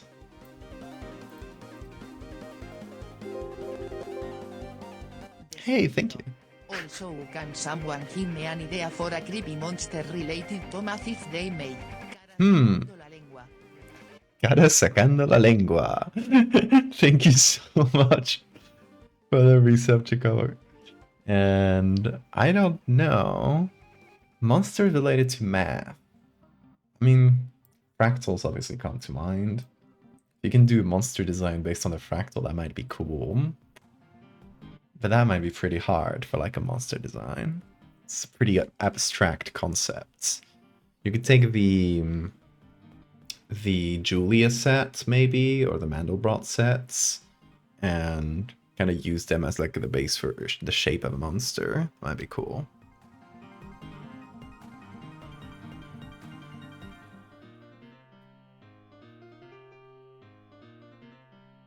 Ojoitos? No, you don't.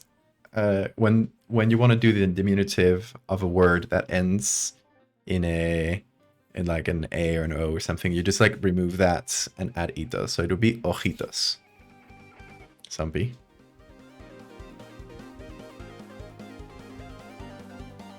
The suffix for there's so many suffixes for when something is small. There's also the big suffixes. Oh, hold on. I'll write the set. Mandelbrot set. Julia set.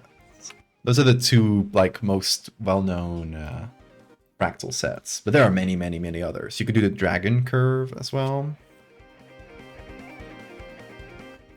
Lichtenberg. I think it's Lichtenberg. I might be wrong about the spelling of that one, but Lichtenberg figures are the figures that a lightning will make. So they're these like branching chaotic figures.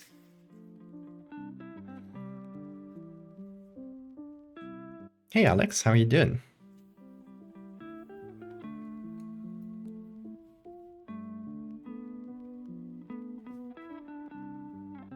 Oh, I wonder how the lens blur will work here. I haven't used this in a bit. It's one of the newer things that Photoshop has added. It's a little bit finicky. I did use it a fair amount like a few months ago when it came out. I was like just testing it. But it basically like tries to guess the depth of things. And as you can see, not the best sometimes. And then based on that, it lets you do like selective blurs. But I don't love how it selected the depth here. Oh, where is it?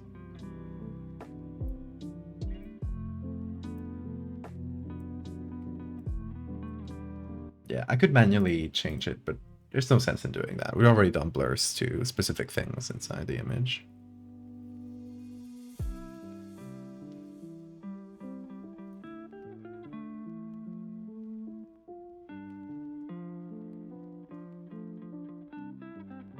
You're drunken quite well. Nice.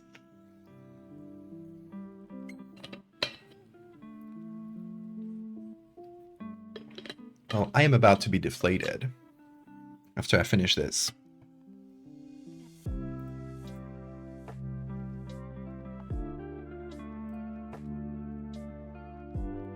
You'll see, you'll see.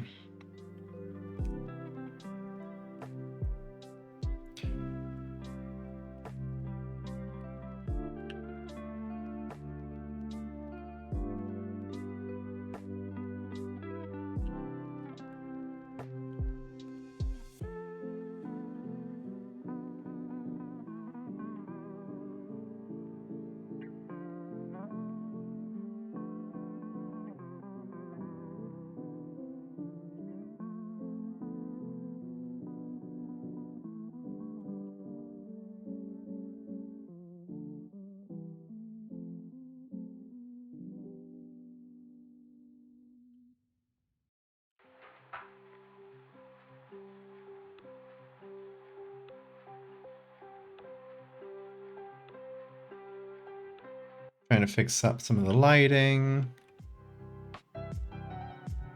Yeah, I'm basically done with this, I think. What do you guys think? Hope you like it.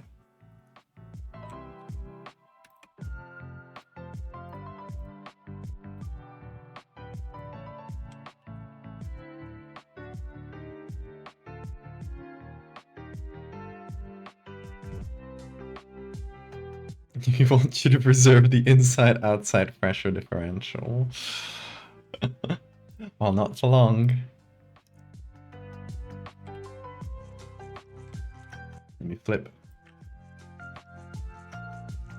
Flipping sometimes shows you when something goes wrong with an image.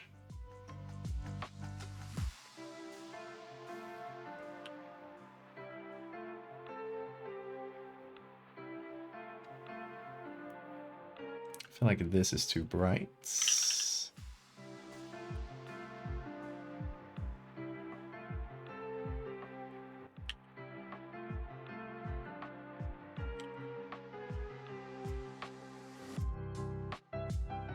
Okay, and a color layer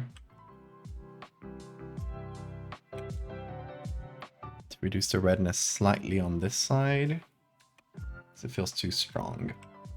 So I will apply these 2 layers below. And also take this.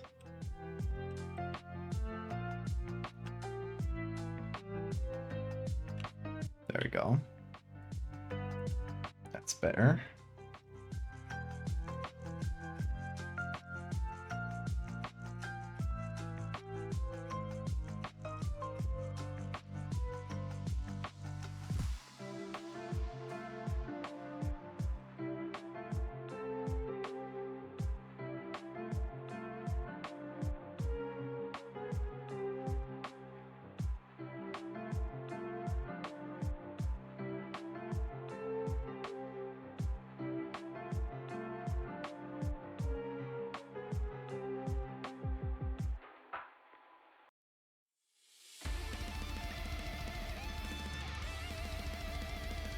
Oh, but yeah, full screen Photoshop. There we go.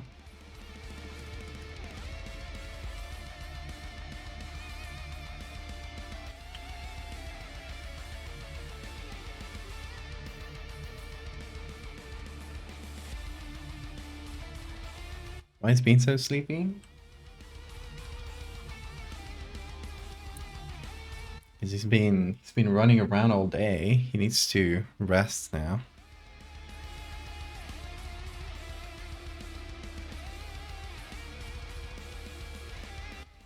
I like it. I'm winking because my eye exploded. Whoops.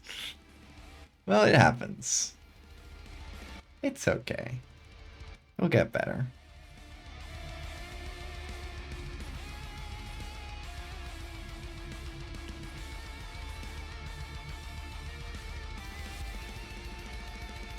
Hello, Bean. Ooh, I woke you up, didn't I? I'm sorry. Hello.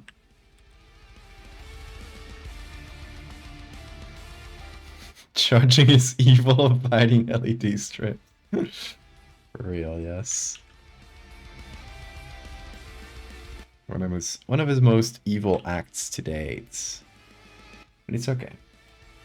So we love him either way. Isn't that right, Bean? Yes.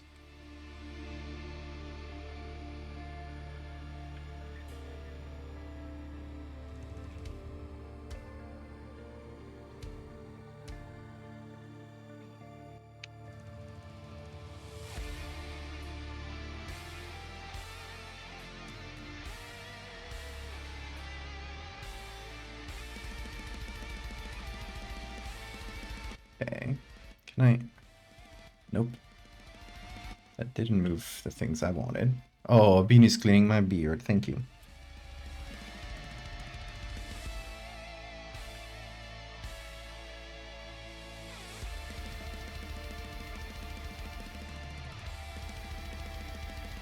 Why is that not moving the things I'm telling it to move?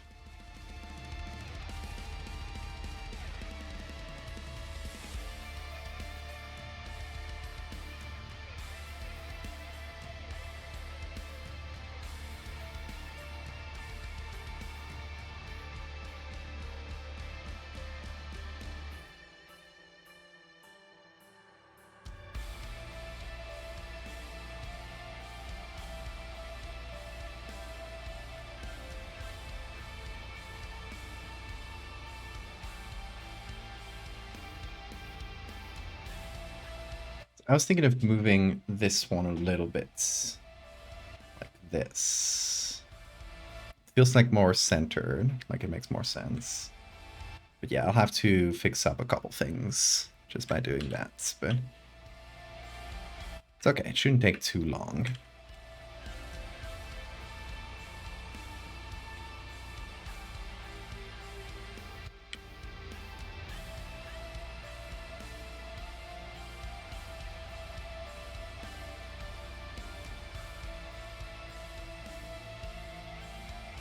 Hello, Bean. Hello. Oh, he's cleaning me.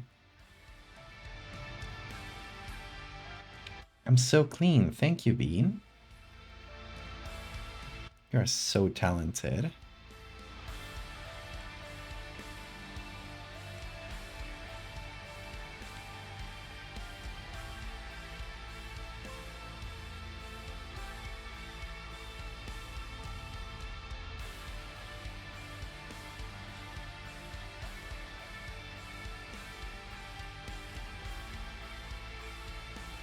Oh, that's the layer.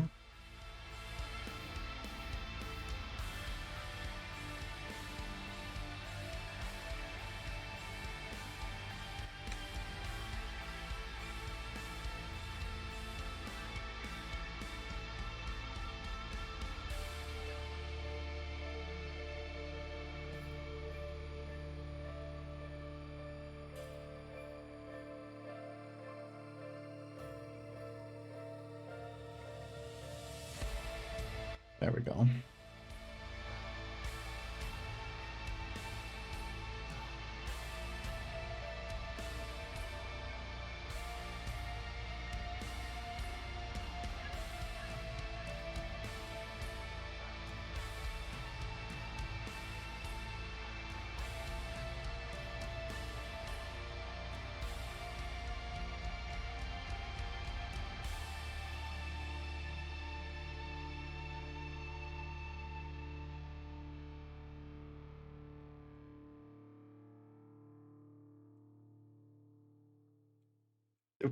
Bean, he's sitting on my tablet, making my work harder.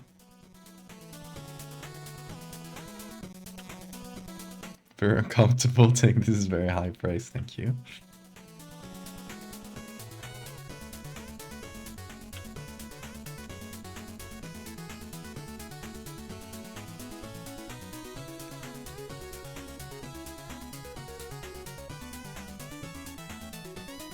Bean is helping. Are you, Bean? Bean is helping.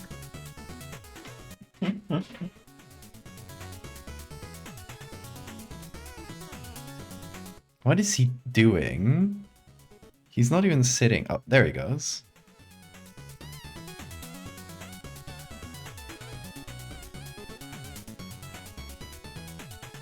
Scratching himself against the corner.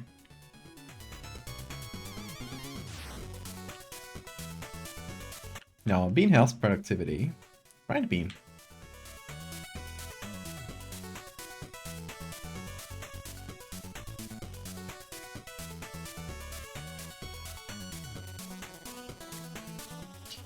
Bean is a little helper. He's great at it.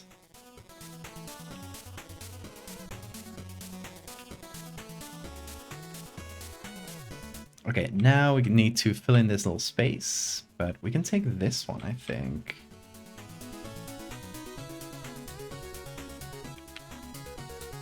Is this? No, that's the big one. Hi, Bean. Oh, bye, Bean.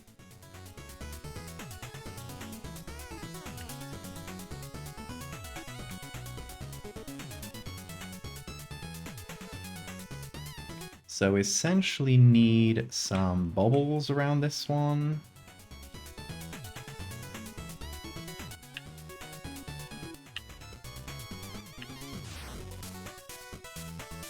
So let me take one of the bigger bubbles. This one. Oh, that's a different one, but that'll work.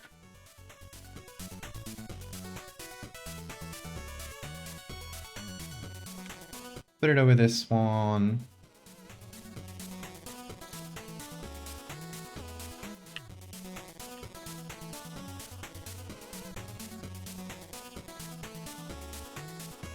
Bebecito quiere ayudarte. Very good, very good.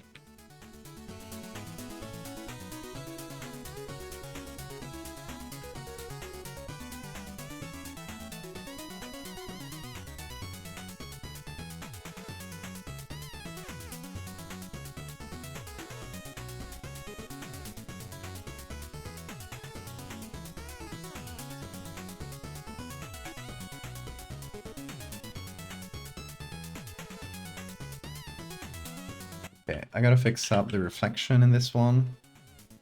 Because it wasn't very visible before, but now it is. So I hadn't really taken care of the reflection.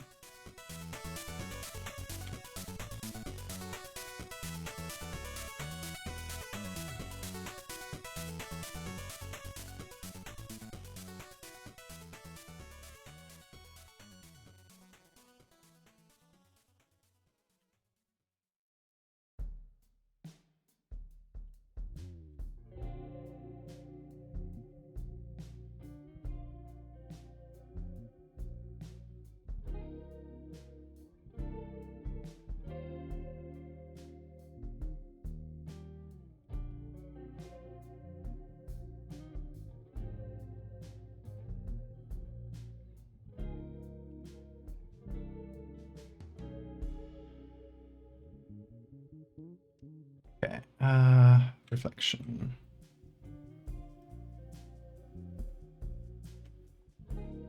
Let me take this one here. No, reflections. Hey, let me select a reflection. No? Okay, this one will work. There we go.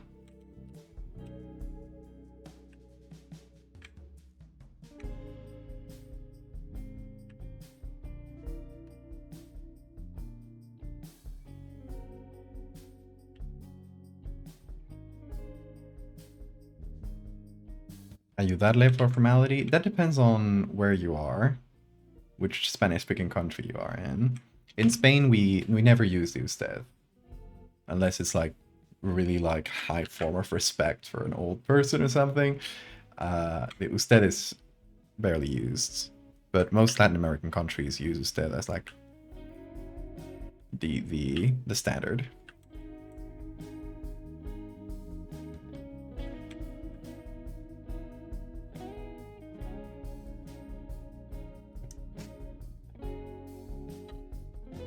Eat the eyeballs? I'm sure they'd be squishy. Like boba, yes. And salty? I bet, yeah. I bet that'd be pretty salty.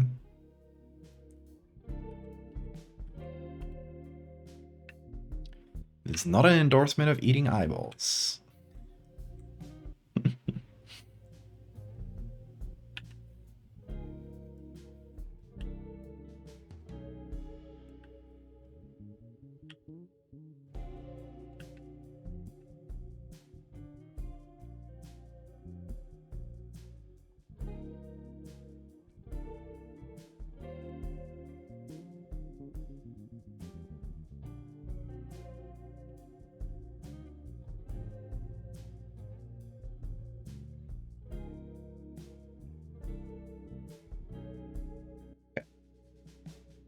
Check the filters with this. Briny boba. That's good. Jelly type consistency. No, they would pop. They have liquid inside. Also, why is Photoshop lagging? Memory leak? Photoshop? Photoshop? Don't do this. I'll get really angry if you do this, Photoshop.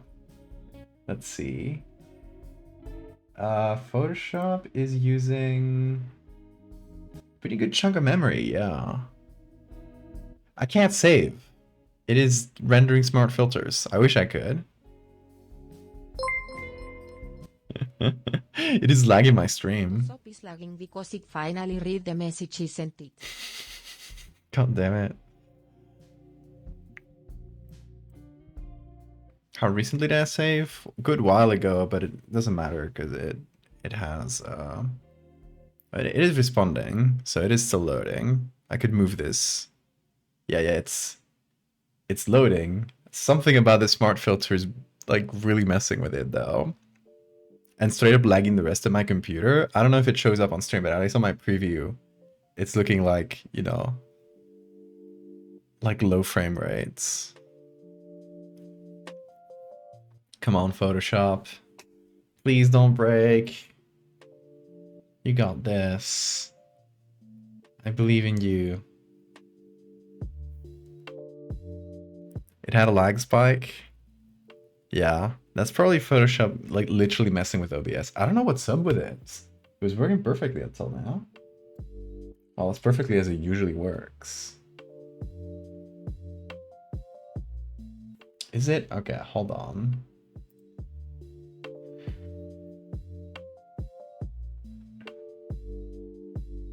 Is it? Oh, is it a GPU thing? It's saying my GPU is at 100%. We believe in you, Photoshop. But 50% of my GPU is being used by OBS? That makes no sense. This is because I did not bless you. True.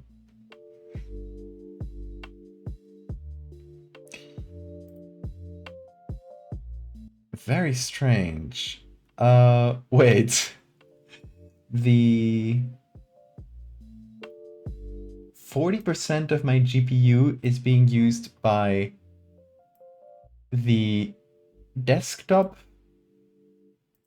window administration. What the hell is this? Oh, this is in Spanish, but...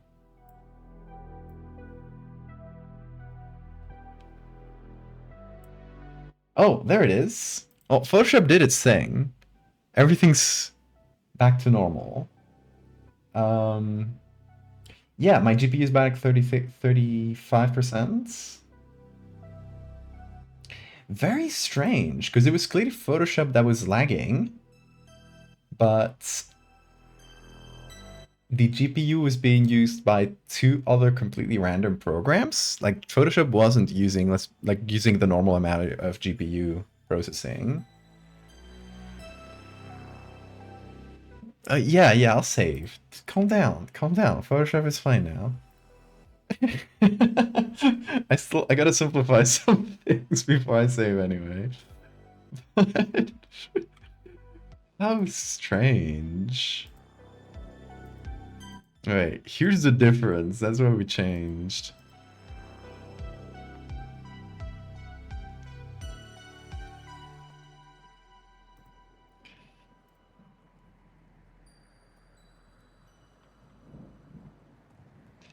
But yeah, don't worry. Everything's under control.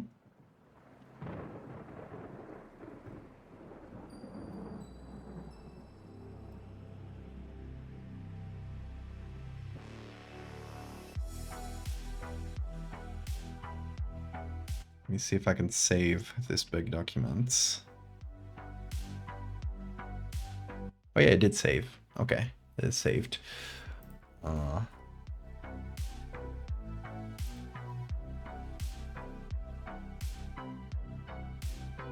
Did you not offering to Bean?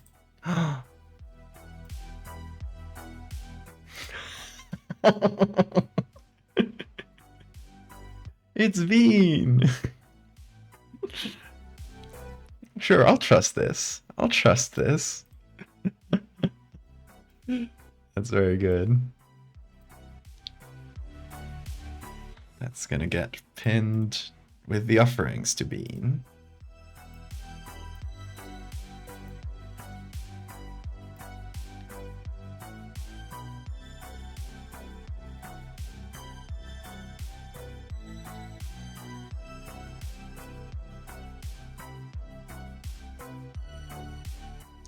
Okay, well, we may never figure out why Photoshop decided to shit the bed in that weird way right now, but let's try not to repeat it, I guess. But I'm gonna call this one done for today.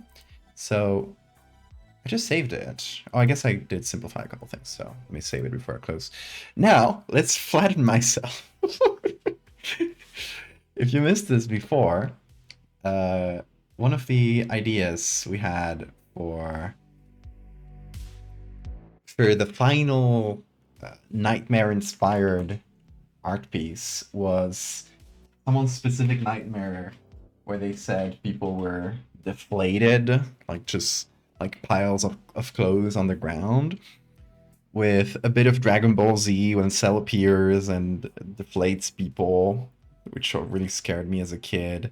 So I decided, you know, that's something I can easily get reference for. This is like a little sketch we had yesterday with photos that Liv sent. But we are gonna... what I did right now, and I still got this set up in case we need to take more pictures. I set up some clothes on the ground, and I wanted short sleeves so we can do like the both arms and the head. I set up some clothes with like some like other clothes inside to package ever slightly, so you know, to have a little bit of volume to it, so it's not like fully flat. And then I took pictures of myself in like different positions, lying down in the exact same spot. That's why I had my tripod set up. That's why I was so late with streaming, because I had to set this whole thing up. Took a few photos of myself in like different positions, a few faces as well, and just so that the lighting will be the same, because I was like, I could just look for photos online, but just setting up the lighting and stuff is going to take a long time. That way, we got everything more or less, and I just got to figure out the flattening itself, like the effects. Val after the hydraulic press accident. That one kid from Willy Wonka and the Chocolate Factory, yes. Okay, so I basically set it up quickly like this on Photoshop just to see if it would work before the stream in case I needed to get more photos. But what we need to do first, I think, is just rotate this image 90 degrees, whichever way. And I'm going to shorten it a little because we don't need it to be super long. So I'm going to do canvas size in pixels. We're going to do 5,000 pixels tall. Okay, now we take all of our pictures here. They're all on the exact same spot, so I'm moving them all together because that way, you know, everything will be more or less in the same place. And we figure out what's going to be our framing. I think this, you know, want it to more or less fit inside the frame. Whatever face we use is going to be good for this. And then we're going to select the subjects.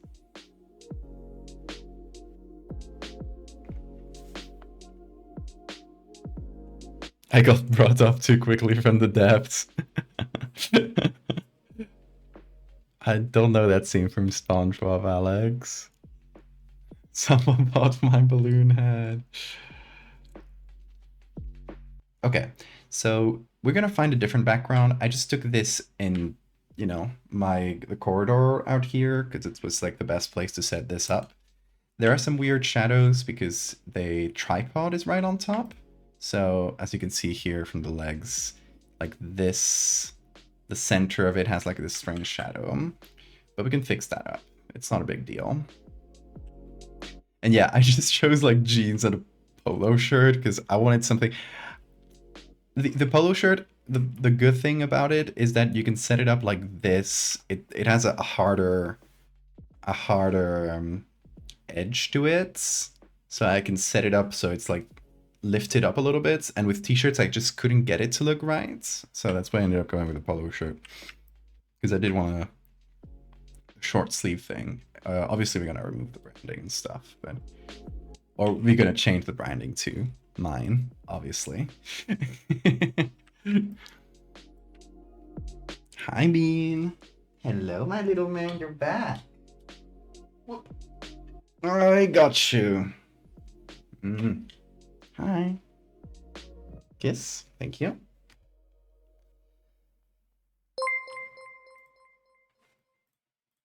This is Val. This is Palonwin. Exactly.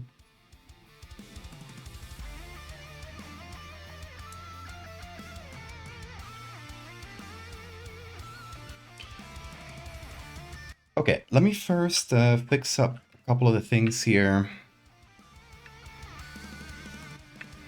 I think the edge from this auto selection looks all right, although we can always fix it later whenever we need to.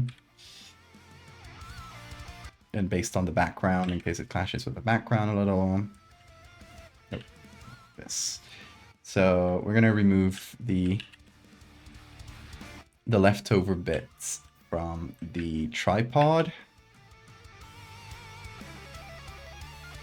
There we go.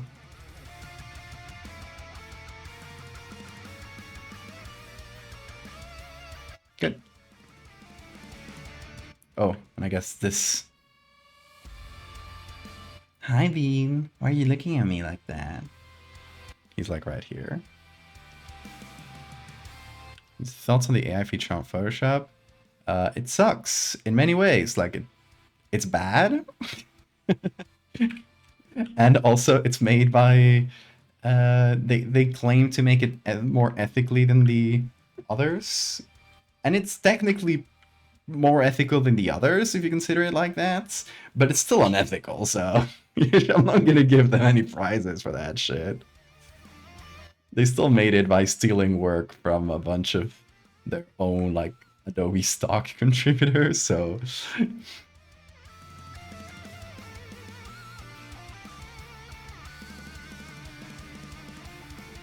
Okay, let me do select subject here.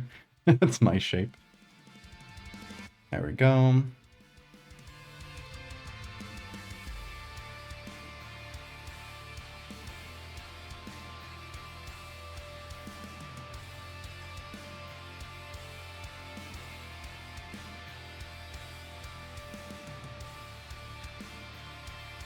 Well, that's not a good selection. What were you cooking, Photoshop? Nope. Okay.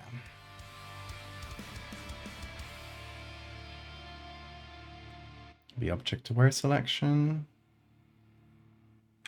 No, that's not good.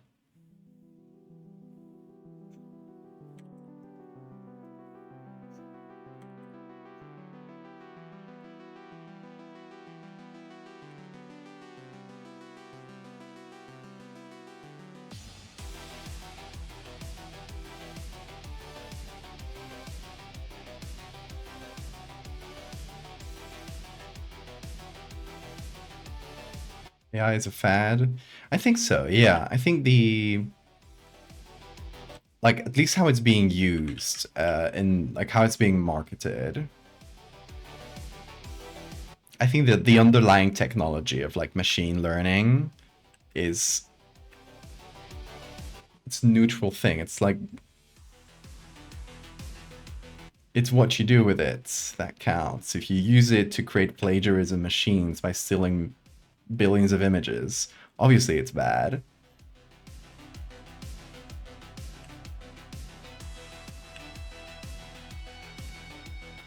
But yeah, as it stands, the buzzword AI is currently just like an economic bubble that's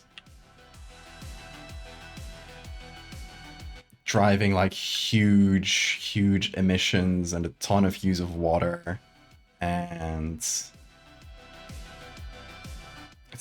pretty awful, honestly. It's no good way of putting it.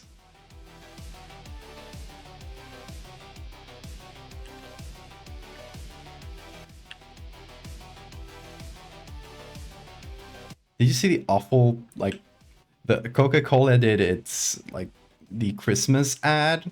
Classic thing they do every year. This year they made it with AI, and it looks so bad. So soulless. It's like, what were you trying to cook? Cooking pure slop.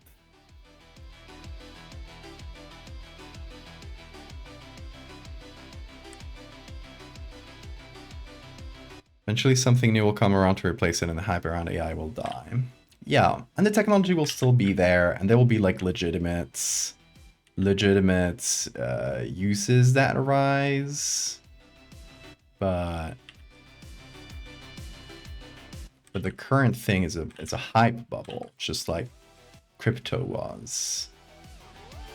Not to say that creative jobs aren't in danger. They very much are, because even though they suck, these tools are bad, and they're actually not getting better. They kept saying, like, at the start, they kept saying, like, oh, it's bad right now, but you'll see in a year. It's been a year. They're still bad. And apparently they're running out of data, so they can't make them better at all, which is extremely funny.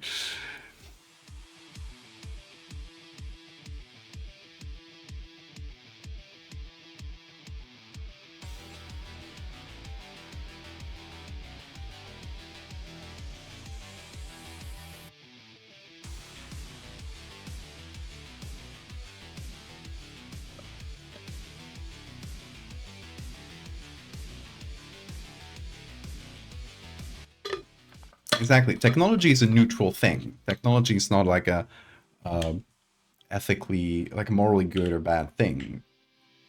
In the same way that, you know, nuclear technology is both a way to kill millions of people and also to create a cheap and efficient source of energy. You can have both. That's me looking at my phone. It was pretty hard to set this up because I had to like set it up through an app that was really finicky, that lets you shoot the pictures from your phone, but it kept disconnecting from the camera, so that was a mess.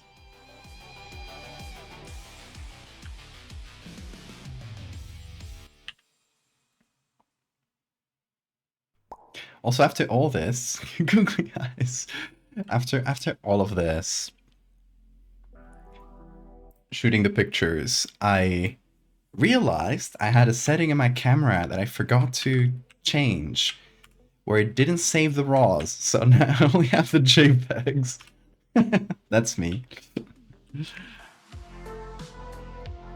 So yeah, I don't even have the RAWs to these images. But at some point I was just like, whatever, I'll just use the JPEGs. It took so long to set up, I was so finicky. If I had someone, like, if my partner was here, but she's not home. So, but if my partner was here, I could have just asked her to take pictures of me.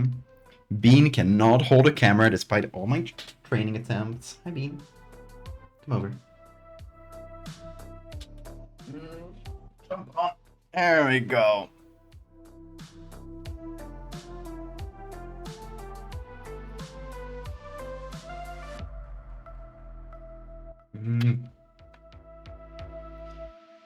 Deflated and compressed. My fate. My ultimate fate.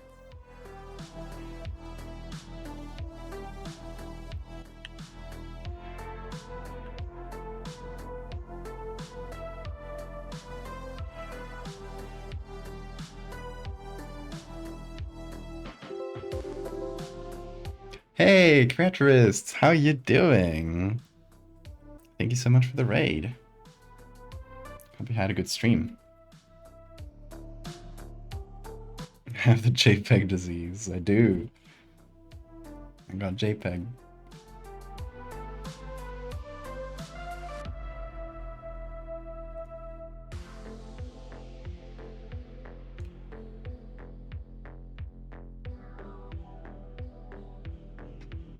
Smoothing over the edge so that my arm doesn't look awful.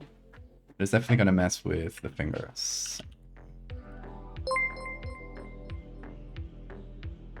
Did you say that alongside Twitter bot said that as a spreader of misinformation? Grok? Honestly, Grok is pretty based. It's really funny how Elon tried to make it as like this AI is not woke.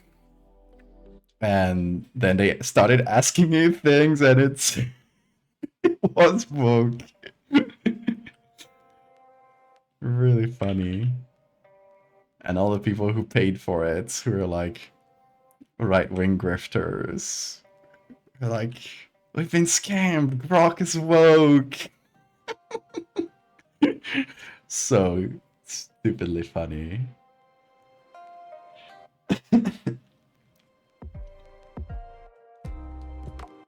Okay. Let's see what face. Oh, I'm a Blemmy now, by the way. It turned me into a Blemmy.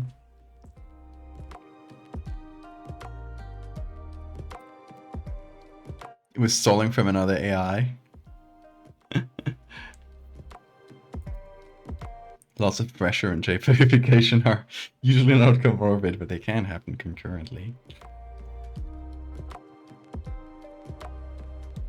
Another one of Elon's children. 15 children.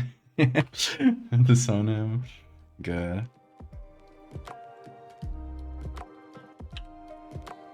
I mean, he keeps being awful to his trans daughter. And like dead naming her. I hope his whole family just hates him.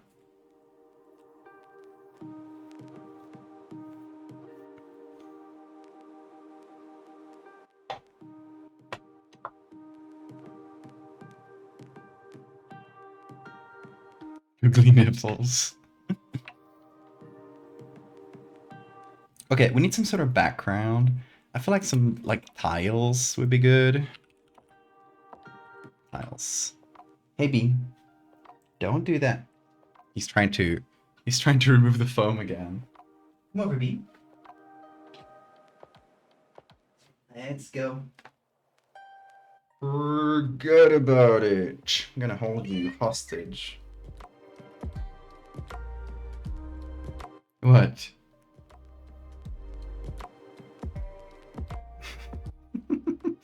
Captured you. Can't do anything about it, bro.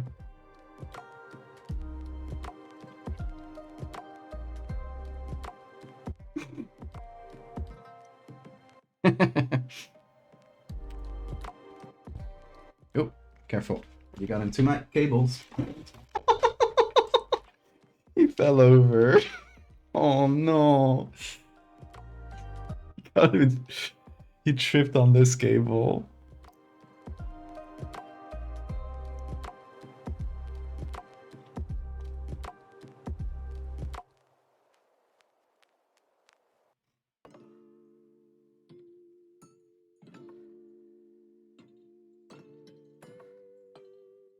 Okay, so we need a background with about this perspective, so pretty straightforward.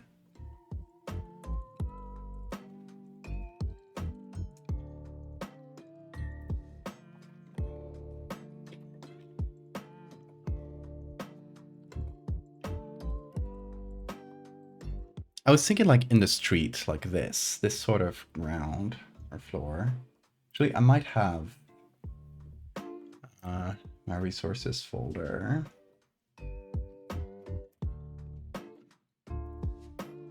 Got a few floor textures. They're mostly close-ups though.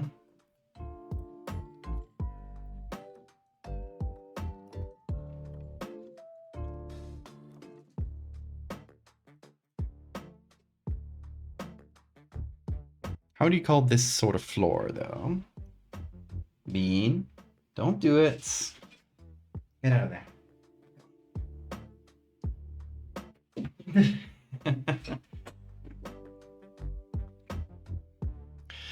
Yeah, how do you call this, chat? Cobblestone? Is that how you call that?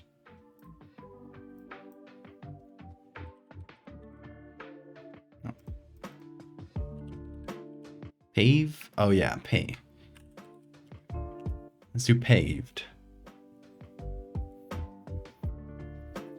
Okay, we got a few different styles for it, but let's see if I can find a floor that's good and that's like more or less the right perspective.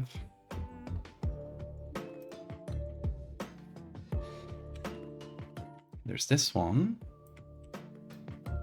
Fairly grungy, but it could work. There's some dog paws on the floor.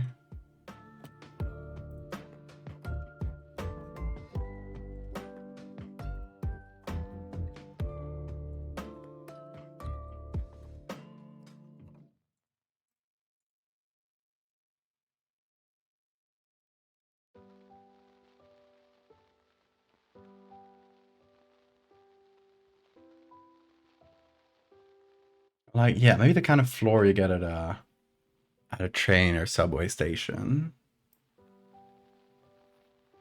Let's see, maybe station floor. It's kind of like clean tile. Yeah, that's what I'm thinking about.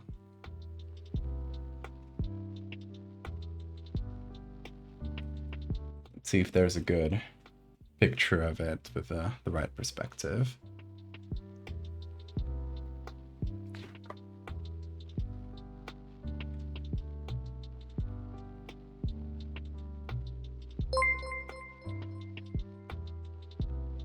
Careful Valtunchos might think to go are inappropriate with the arms and body. I'll take that risk.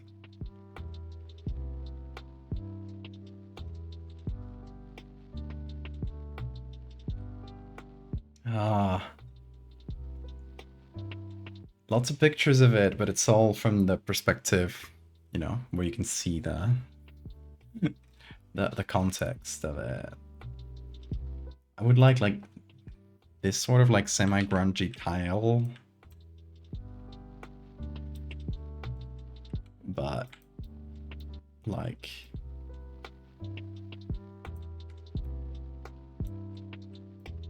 a real close-up of it.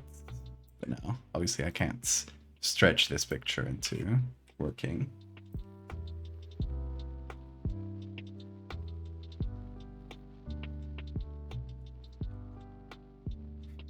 It could be next to the subway doors.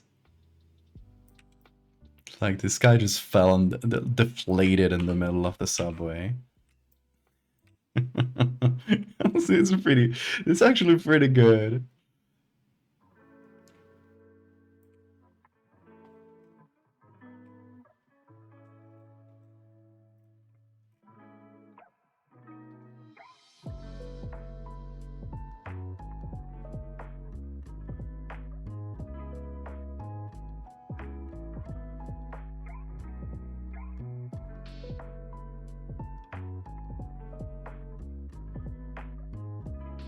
Let's see, I'll keep scrolling, see if we get any other good ones. Making so many people late for work. A guy deflated on the train today.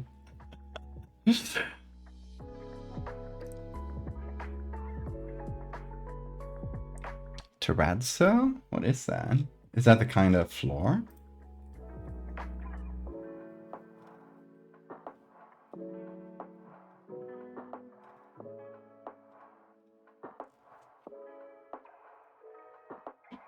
It's another one that like right next to the train. Mind.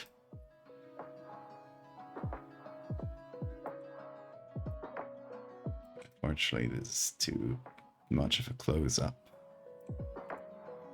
It's also pretty good. Like if I fill this in, it's not a bad one. It's busier than the one I thought, man.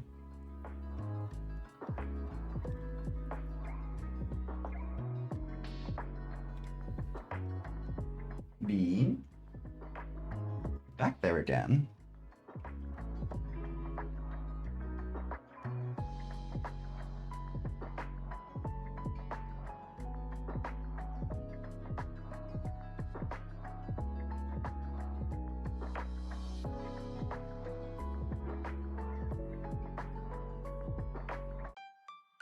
Bean.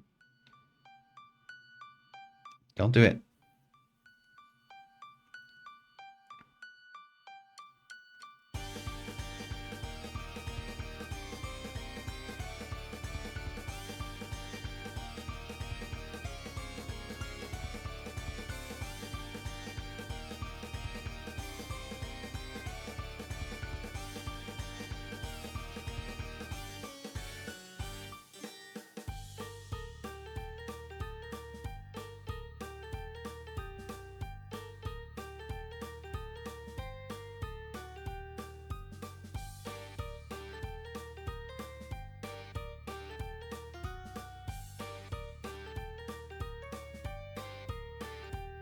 Not very mindful of me to deflate on the platform. I don't choose when to deflate.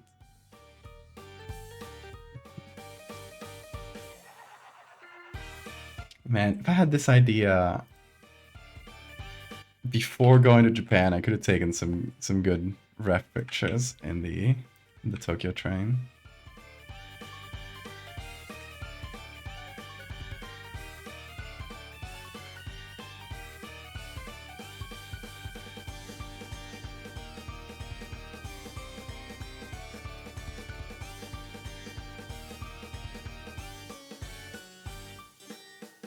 Okay, we're starting to get unrelated stuff. So let's look for, was it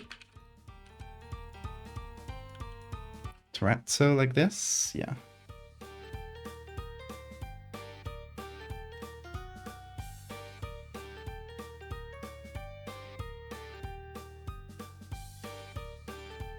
Got a Spanish brand of beer here. It's a good beer. But what's it doing there? It's not your fault you deflated. There's all sorts of sarcasm all over the subway. It's surprising it didn't happen sooner really. Exactly.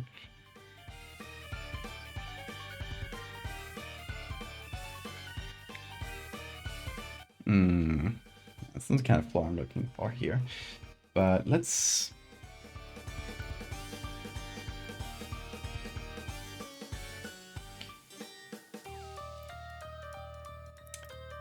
I kind of like this one with the mind.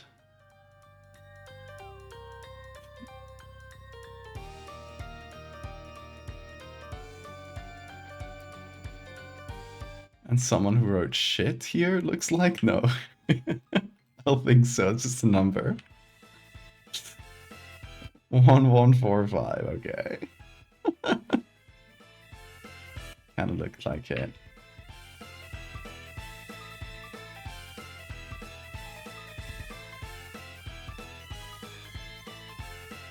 Yeah, the Blemmies, that's the name.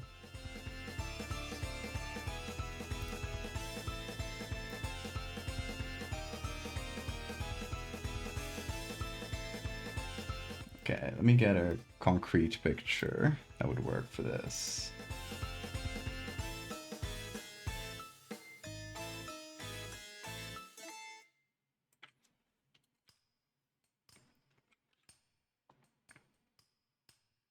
Is this... oh, that's been grayscaled.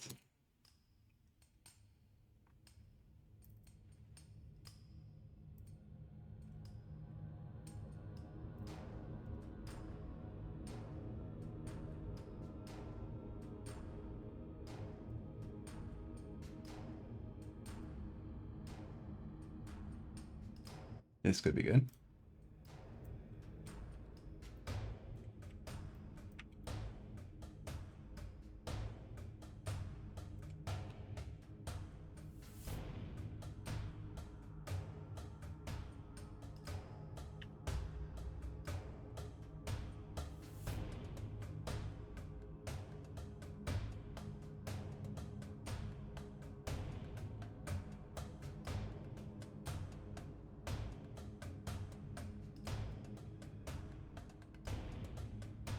There we go.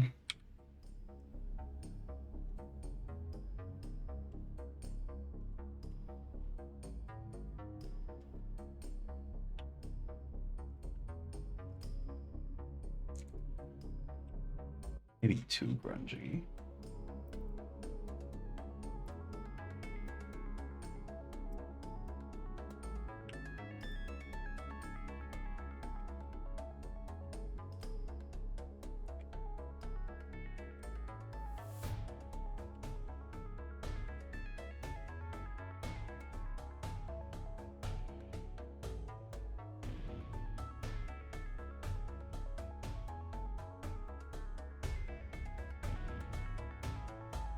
Okay, it'll do for now.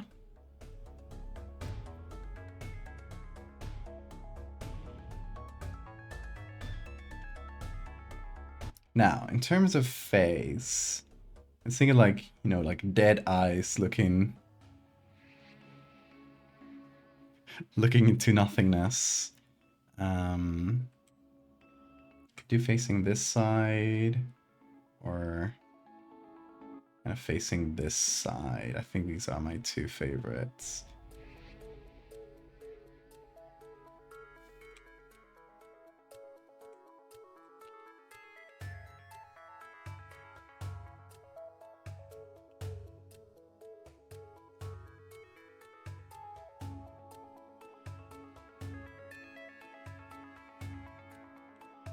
You might like this one a little better. But I don't know, maybe I'll flip it. No.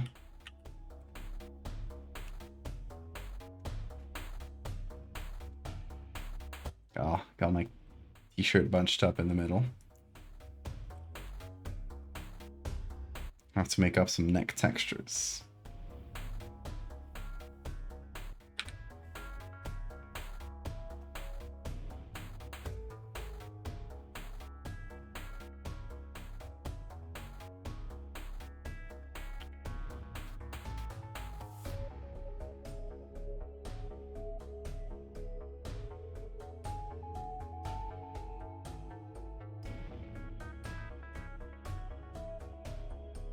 Okay, let's see.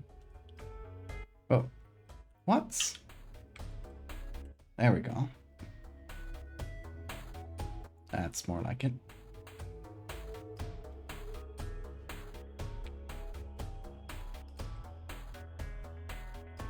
Okay, so I had to hold up my head because the angle was kind of awkward. So to actually have my face be visible, I had to hold it up like this. So I need to fix up my hair a bit.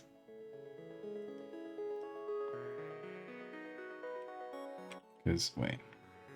Color aware. This tool, there we go.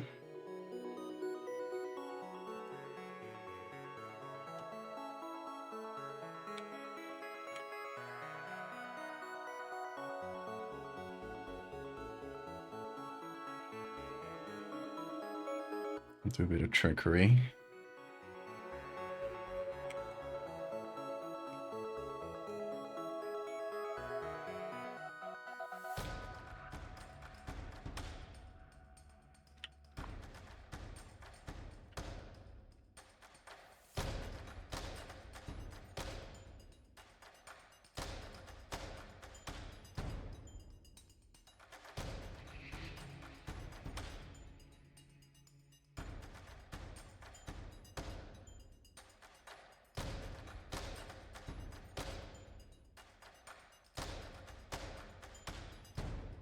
I also need to fix up my beard. I should have shaved.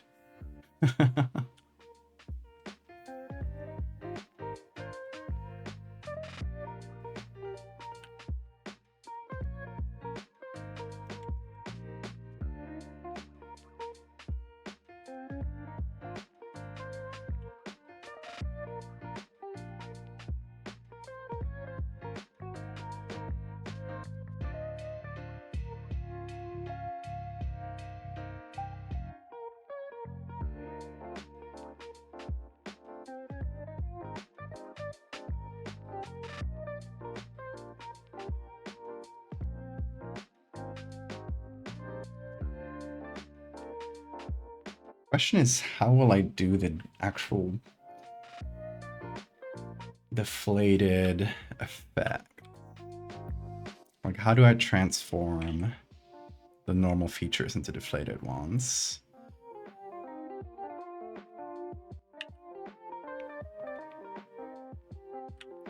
I guess I have to reduce the lighting to make it look flatter. Maybe add some wrinkles to make it look like there's a lot of loose skin. Adding blemmies to your story, nice.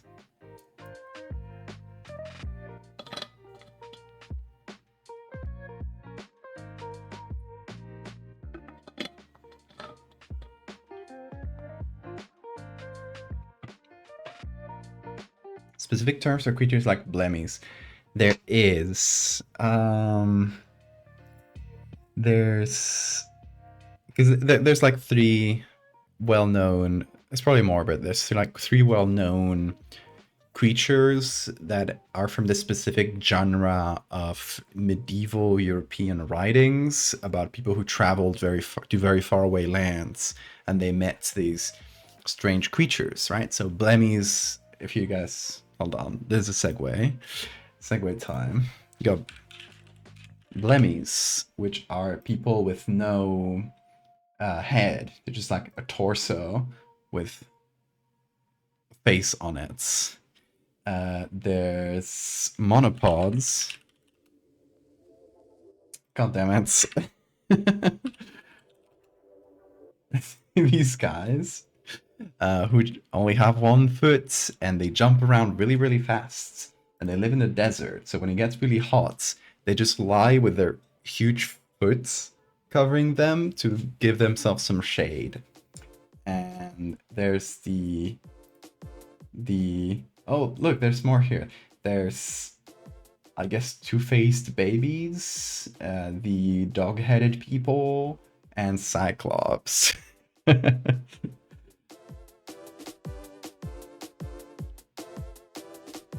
These are like the same genre of creature, essentially. Kynocephala, yes.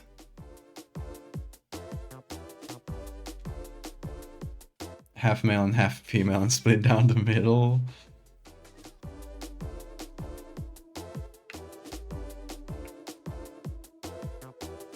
Two-Faced Babies is a great band name, it is. Where's my face? Here.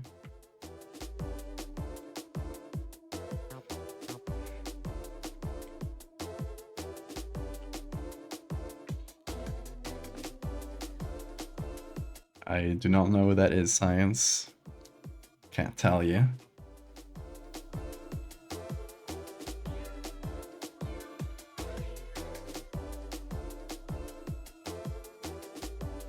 Okay, let me remake the shadow from this. Where is the shadow? I guess this is just not much of a shadow.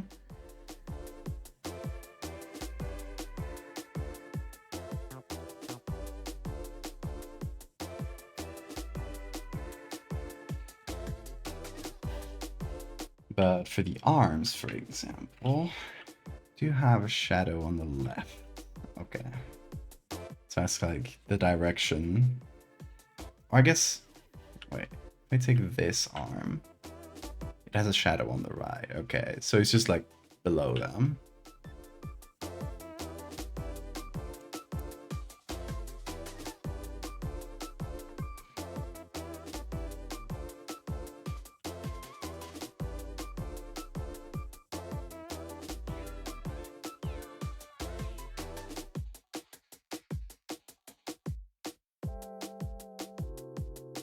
Okay, let's see. Let me get some more flat skin, because we're not trying to replicate not a normal person under there with a flat sack of skin. There's a slightly different skin tone there.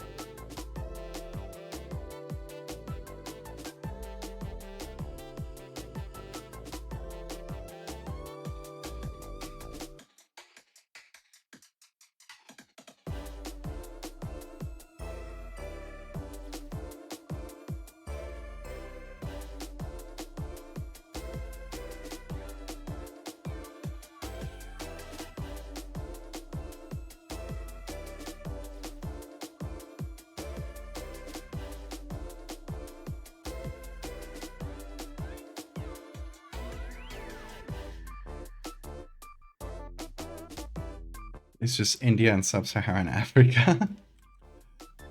Is that where all these come from, in theory?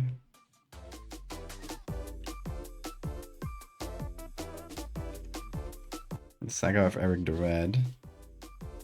There are Unipeds in North America. Interesting.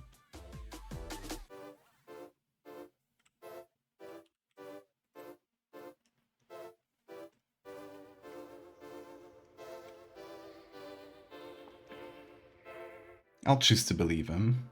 Why not?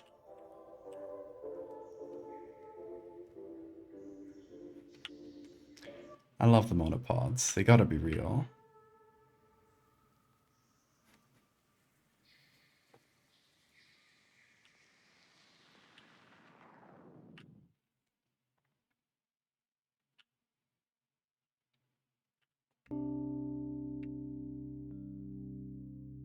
Okay, so we got it set up. Now we just gotta do the deflated effect. I'm gonna do a real quick bathroom break. In live for 3 hours. Yeah, we'll keep going. Even though it's pretty late, it's fine because it's the last stream of this week. So I'm gonna keep it going until I want to. Who cares?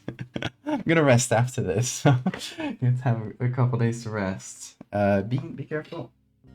Okay, I'll be back in just a couple short minutes.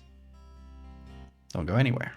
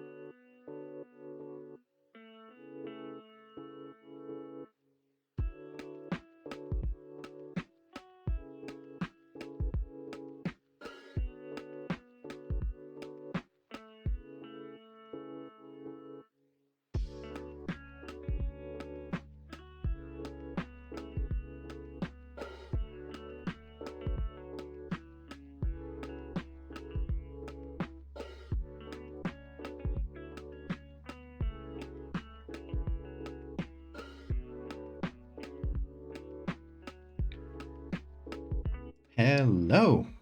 We're back. That wasn't long, was it? And Bean is here. Hello, my little man. You wanna say hi to chat? Is that it? Mm-hmm. Oh, yeah.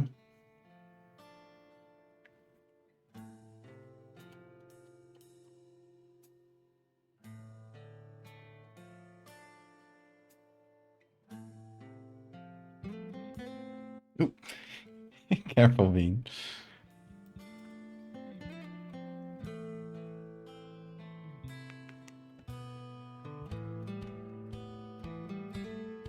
Manure.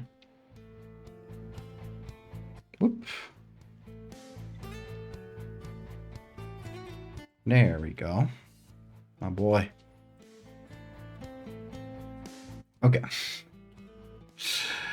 Where were we? Deflating myself.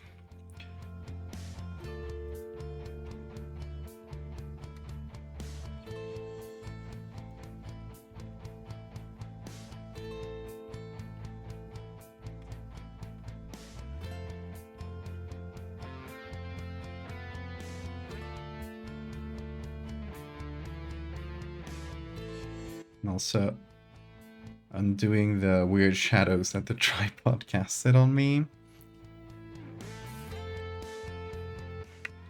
Oh, not me, the pile of clothes. That was not me. The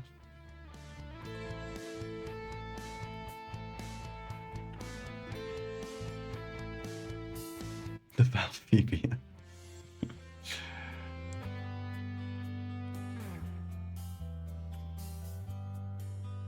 Okay, let's start with this arm.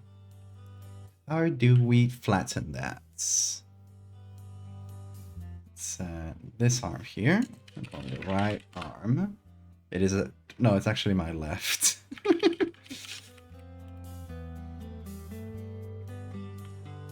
There we go. So we would need to...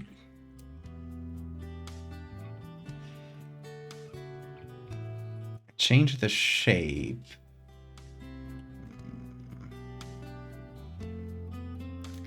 Maybe the other left arm might be better. This one. This might be easier to flatten, right? Than this, which has like fingers clipping on top of each other. Yeah, I'm gonna go for that.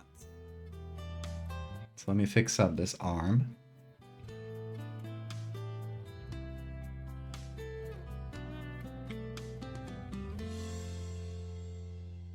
Put it around the same place. And do... Let me see if I do this, if it'll be better than select subjects. Economy is inflated and val is deflated.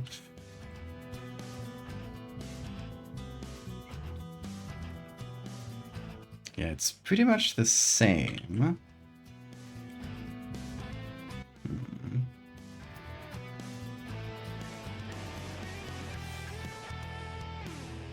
So yeah, I'll have to fix it up anyway.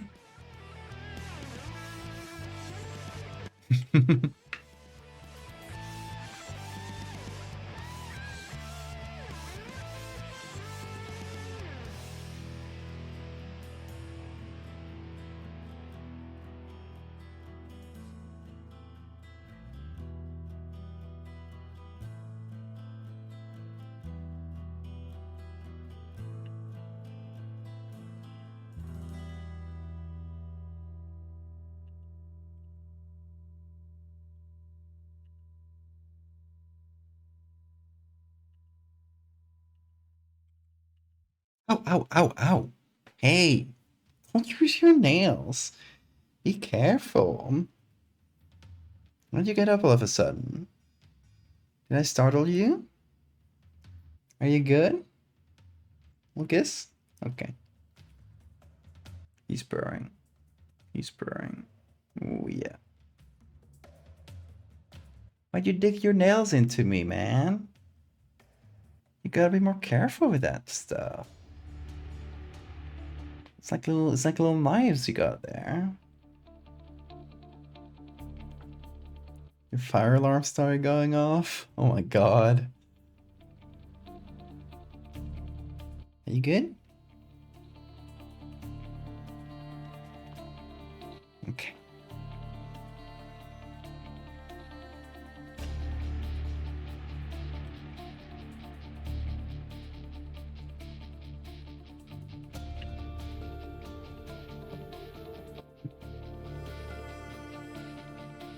Hope you didn't tear my t-shirt, man. That's a pretty good t-shirt.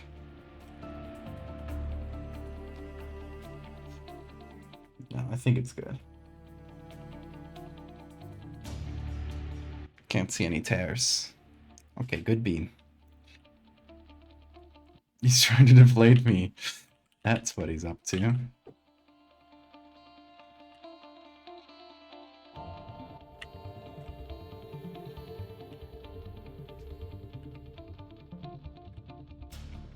Okay, so we got the second arm set up.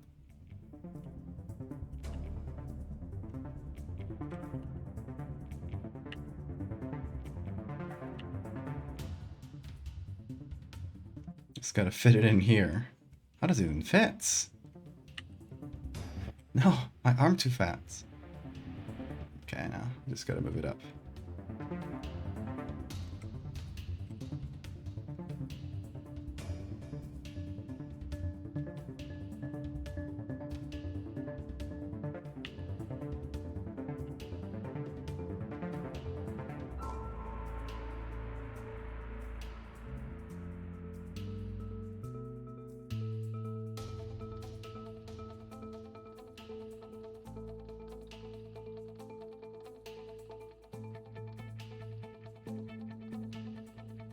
The Valdevia. I already made that one.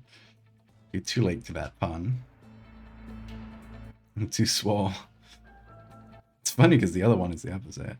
That's probably just how I shot the sleeve. Since I obviously shot both of them separately.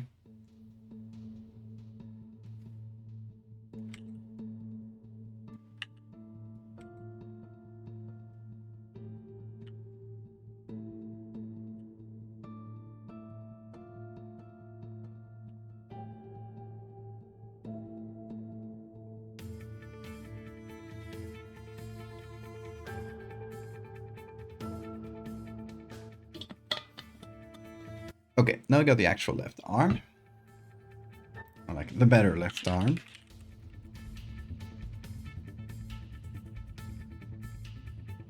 I'm gonna turn that into a smart object. And the question is how to make this feel like it's flat on the ground.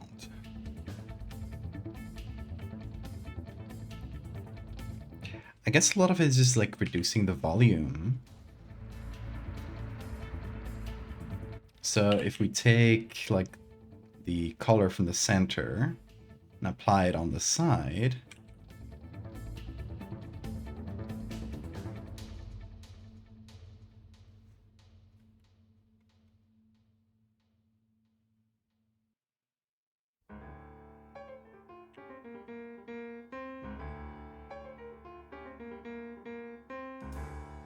it's starting to feel more flat.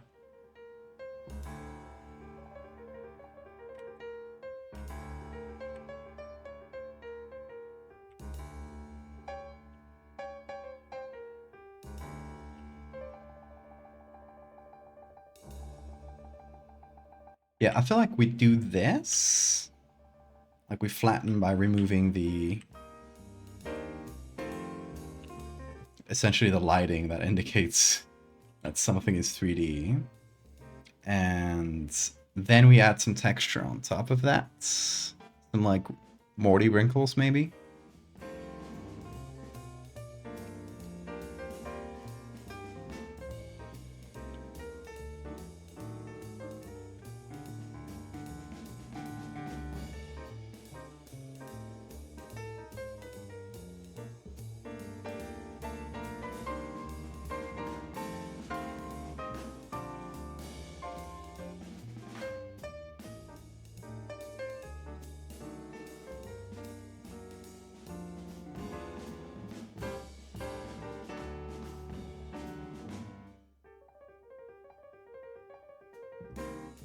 Yeah, because by doing this, we're going to essentially eliminate all the wrinkles in the hand and stuff. And I feel like we need a bunch of like loose skin to make this work. So a little bit of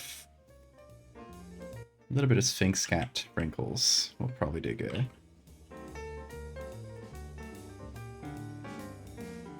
No, deflated balloon would be too plasticky. Or organic enough, if that makes sense.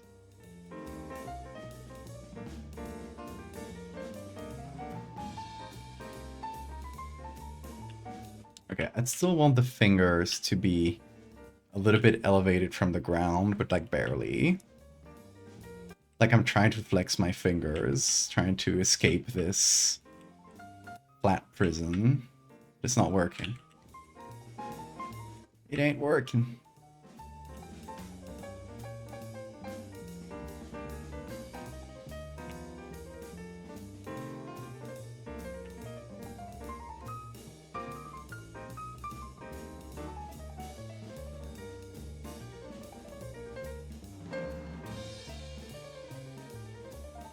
So this one could be like slightly elevated, especially.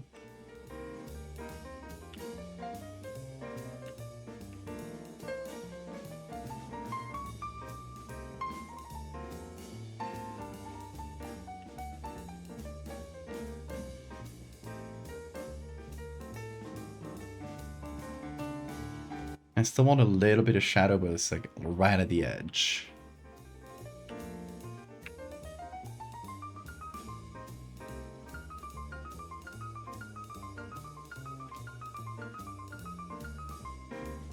I want a breed of dog that has like 3 times the skin than needs. Which one? I know there's like a type of mastiff that has like way too much skin.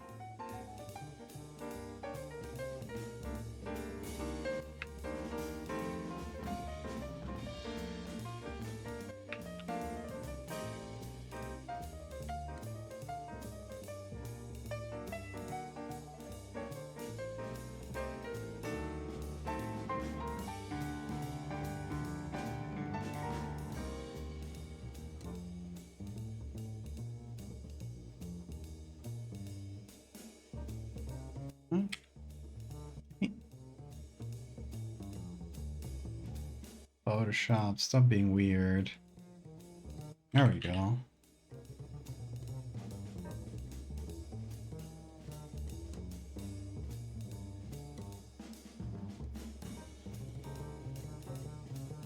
Oh, the Sharpay, yes.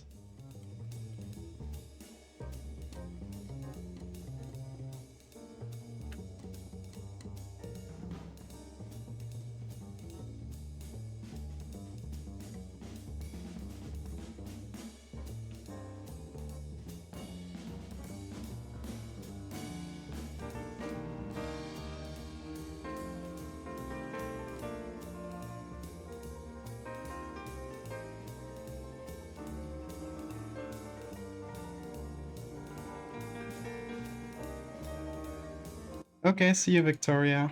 Thanks so much for coming in. Hope someone brought a bike bomb.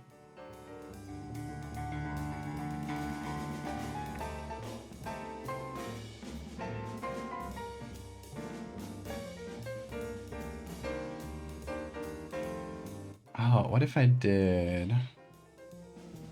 Hold on. I'm gonna try this with the other arm. Let me see how much I can flatten the texture.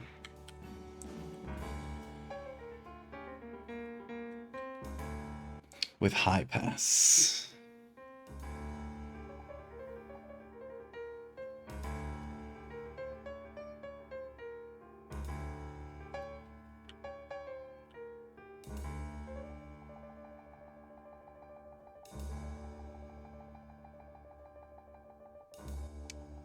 Luminosity, no.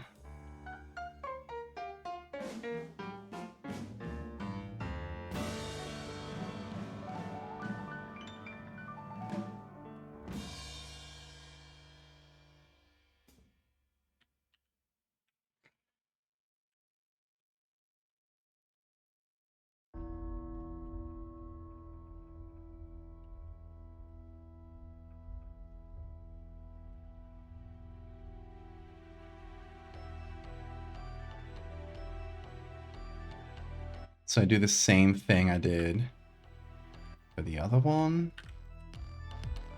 but I keep the high pass layer on top.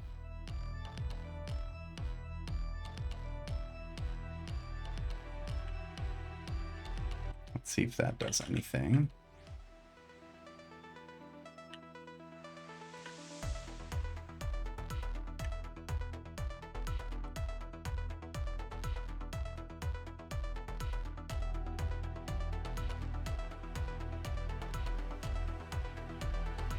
People are kind of deflated skin-wise.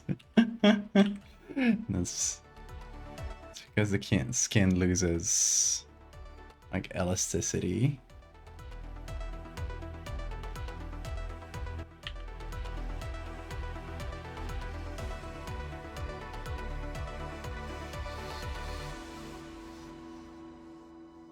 I'm making myself so white.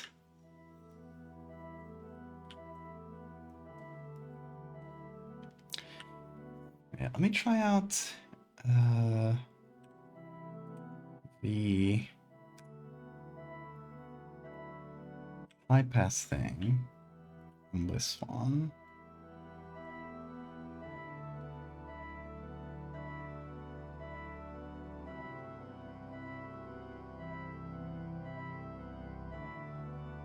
Okay, so this sort of keeps the folds without adding volume, which is pretty good. It's kind of what we want.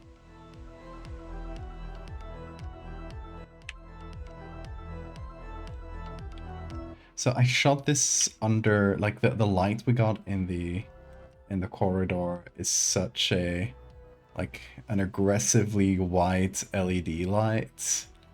It's just all the color has disappeared off my skin.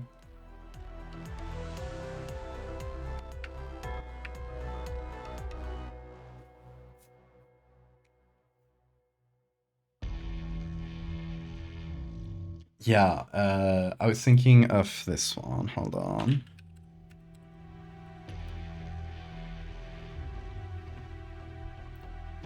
This dog. Pure wrinkle being. Look at the adults. Absolutely ridiculous. Look at this thing. You can't even see their face anymore. It's absurd.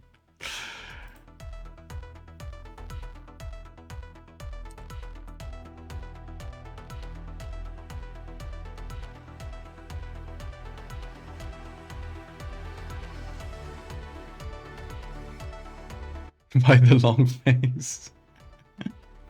That's called, in English, let's see.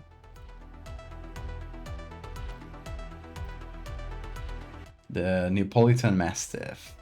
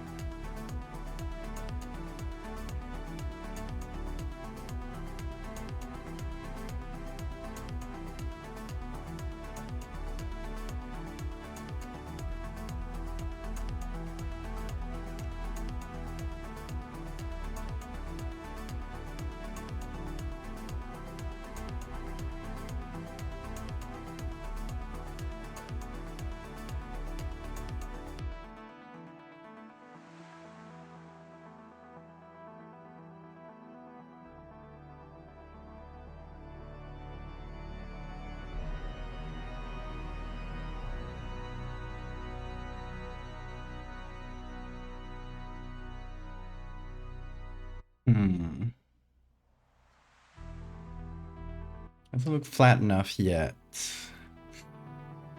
What other effects could I try here?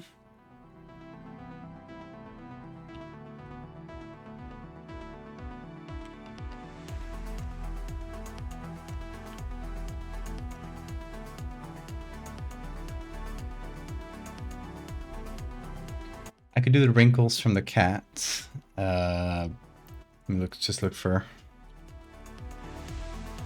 Sphinx cat.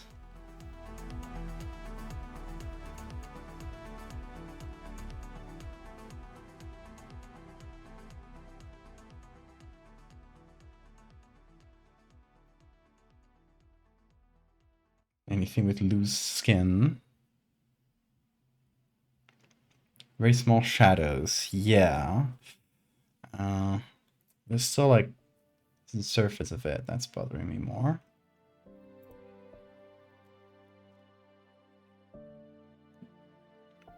There's barely going to be any shadows in this piece.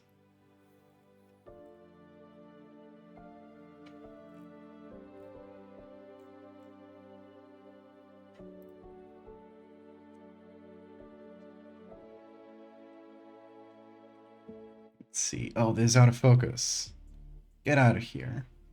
Wait, let's find Bingus. If you're a real one, you know Bingus. It's a real classic. I've used this picture so many times. Because those wrinkles are really good. I also got this other Bingus.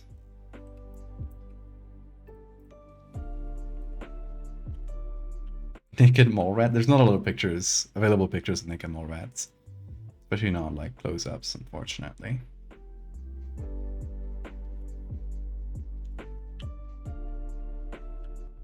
Okay, what if I take this? Because obviously this has a lot of volume to it. What if I turn it into a... Hi, Bean. Hi. Wanna come over?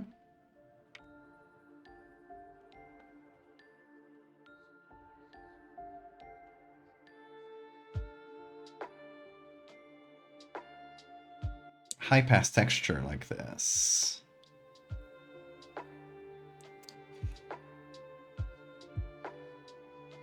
Maybe on overlay.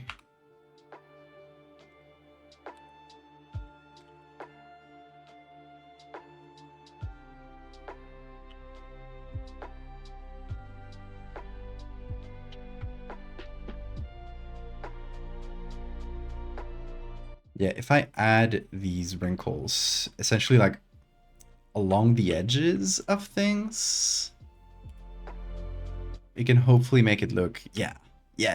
That's the stuff. Okay. We're cooking. We are cooking. Chometh. Oh my god, Chometh.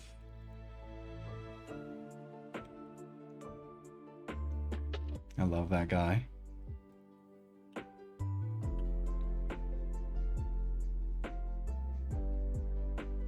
Okay, so let's find good wrinkles and essentially like turn them into textures we can apply over and over.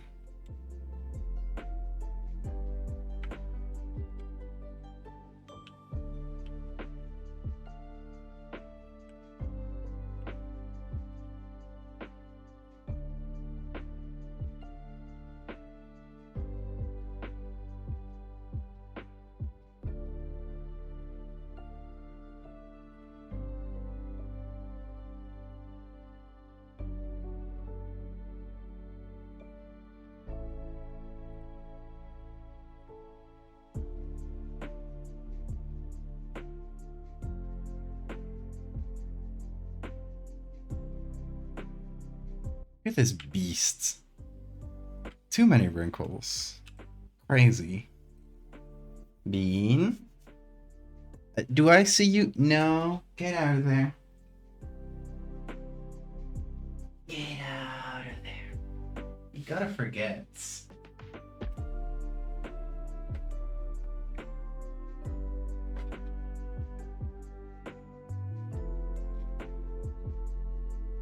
You have been captured, apprehended for crimes.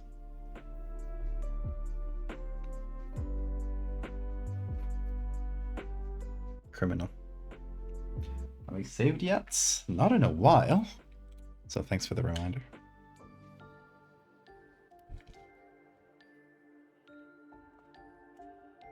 How's that a PSB? That's ridiculous.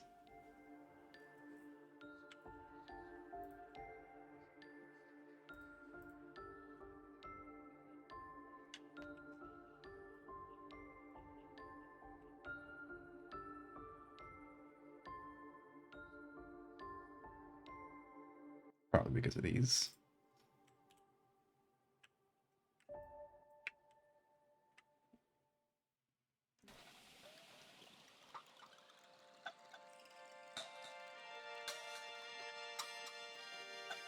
Beautiful, baby.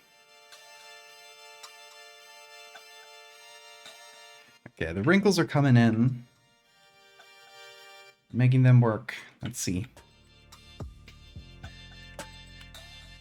I should have cut them before blowing them up. Ah, it's fine. That'll work.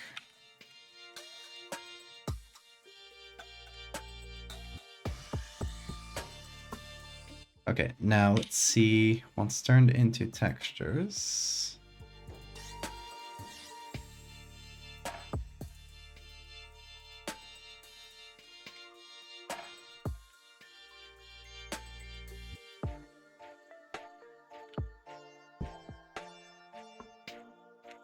Hi, Bean. He's sitting on my tablet, so I'm working with my mouse now. Nope. Goodbye, Bean. I'm sorry, I didn't mean to offend you.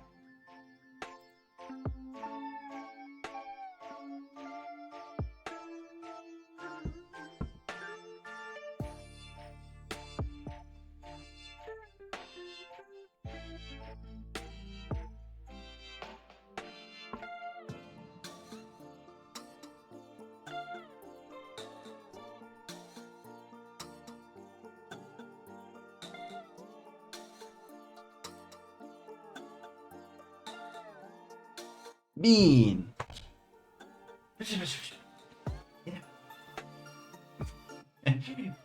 Every time you see this corner move, it's because of Bean.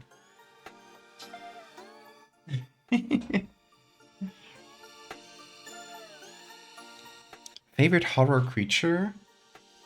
Oh, that's hard. I don't know if I could choose a favorite.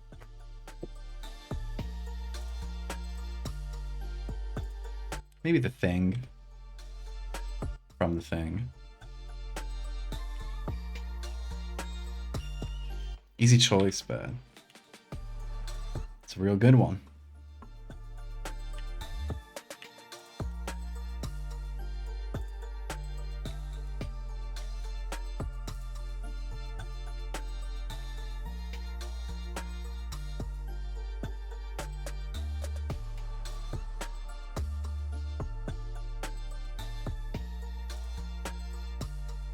How are you doing, me? Hi. He wants to play. I think whenever he tries to remove the corner there, I don't think he's like actually interested in removing the corner. I think he's just telling me he wants to play. I think that might be the trick he's playing on me.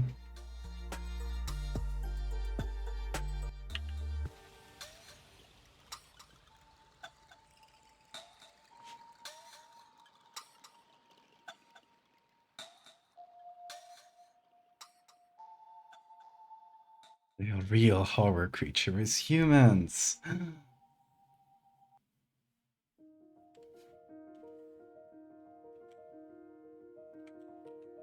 The real monster was us all along. Turns out the real monster was the friends we made along the way.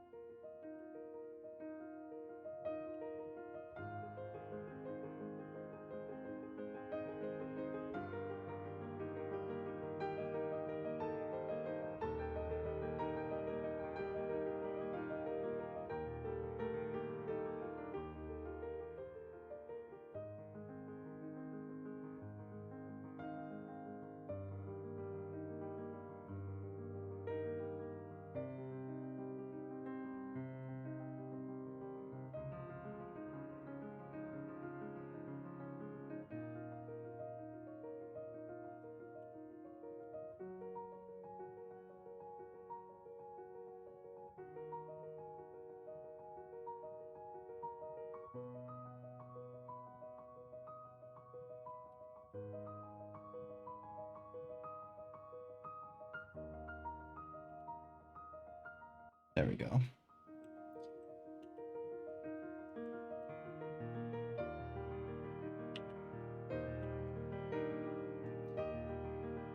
Now it's more like deflated skin, right?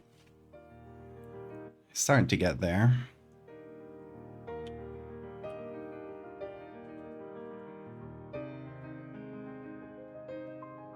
The real monsters are skeletons. Tell me I got a skeleton inside me right now.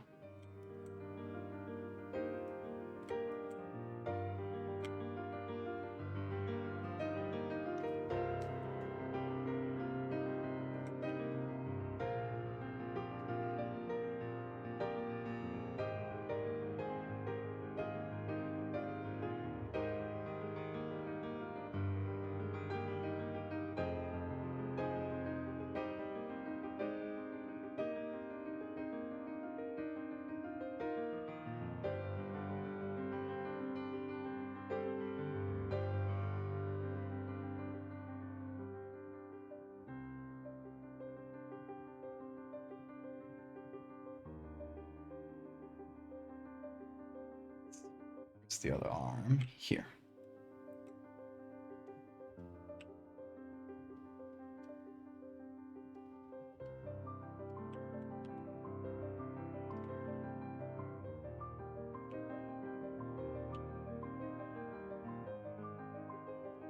Your skeleton is 100% wet all the time.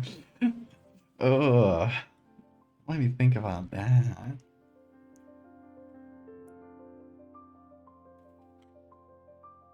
My skeleton escape. Oh, that's the story behind this one. That's it.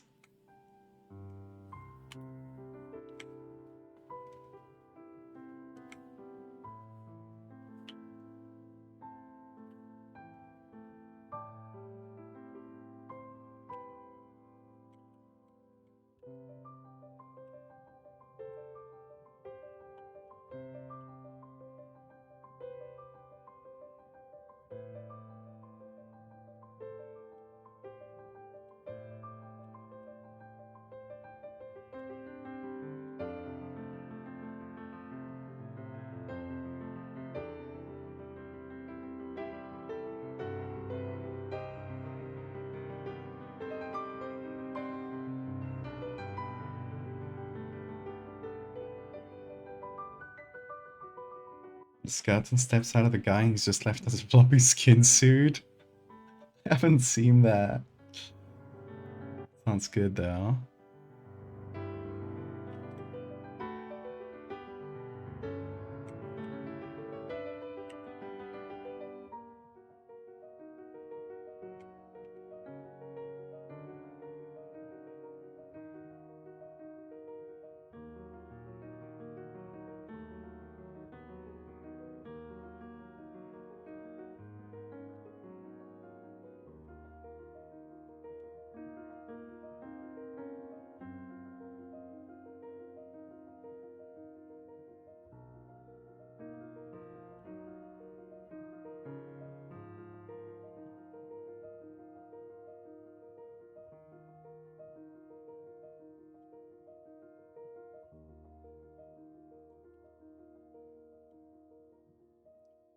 Who could have predicted that Bingus would come to the rescue all these years later?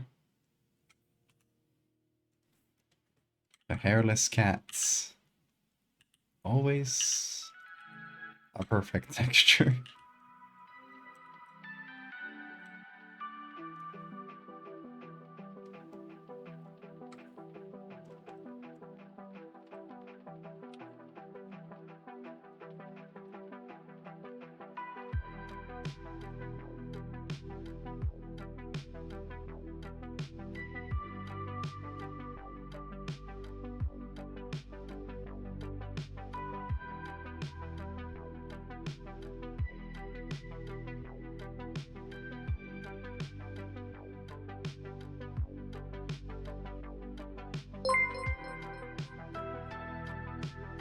We praise the Winkle Bug.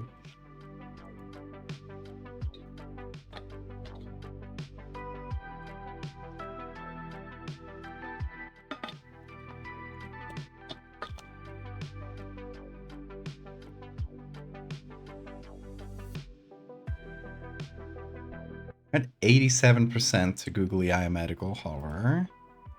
If anybody has yet to give their points to the cause, do it now, before it's too late.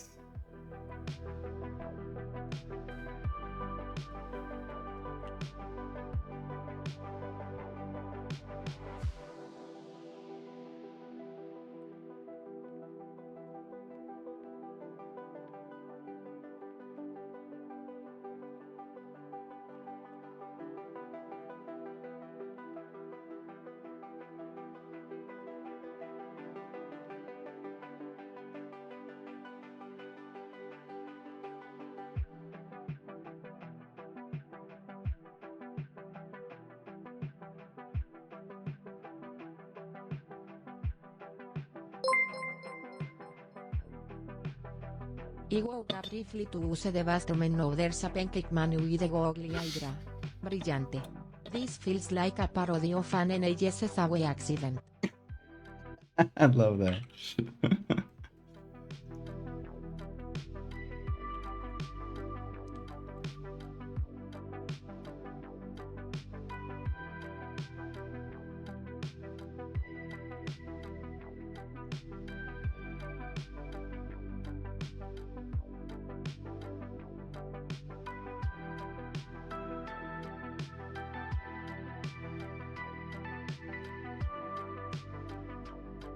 What would the New York subway PSA about this say? Please do not deflate near the tracks.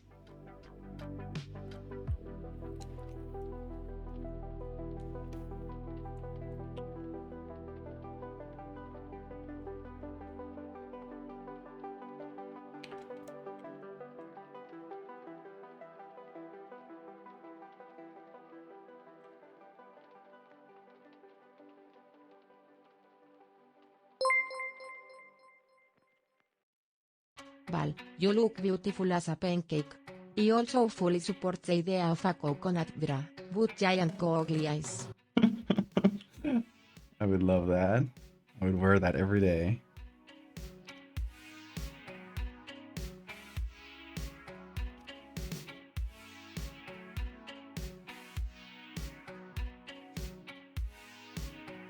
Hydroskeleton? That sounds like a really cool term.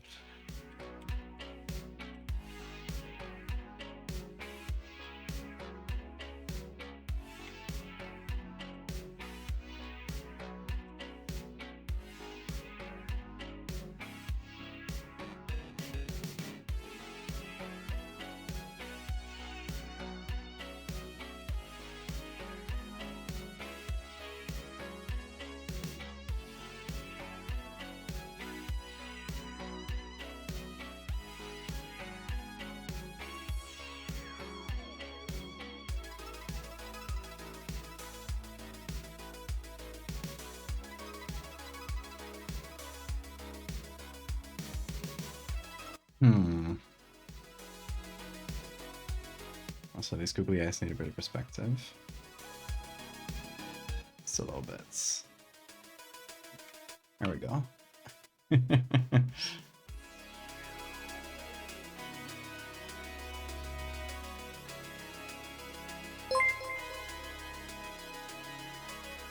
Hello, riders. This is a reminder to stay behind the yellow line on the subway platform. Standing too close to the train going in and out of the station could lead to potentially fatal injury. Don't become a statistic. Thank you for riding, and have a safe day.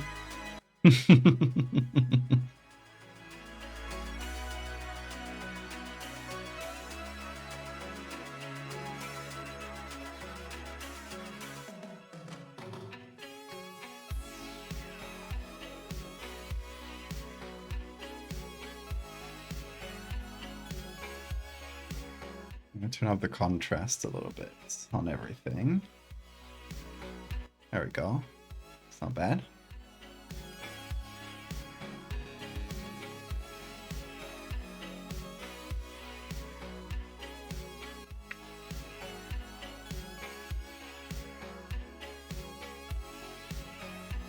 Yeah, the googly bra is always kept inflated.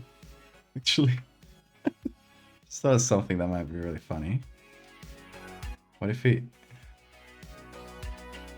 No, I don't think this works. Hold on, hold on.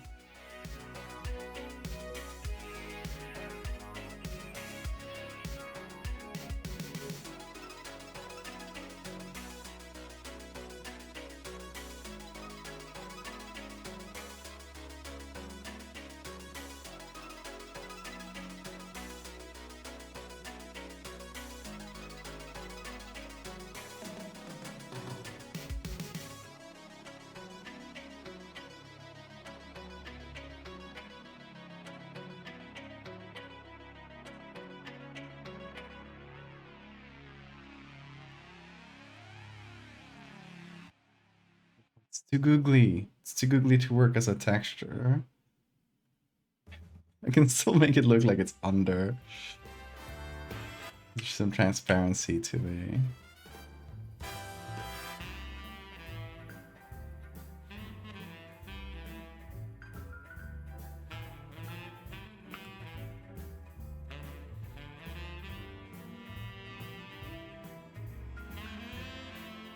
That's an actual bra.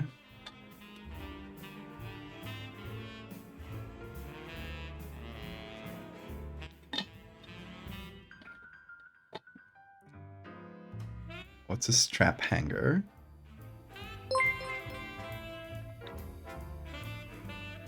Val secretly wear googly eyebrow confirmed. You're comfortable, okay?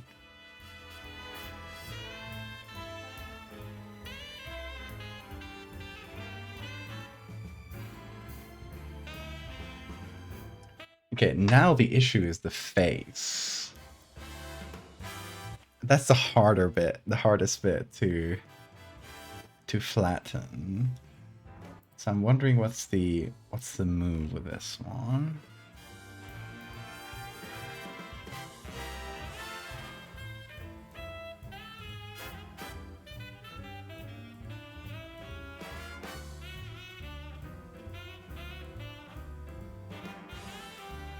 It's empty.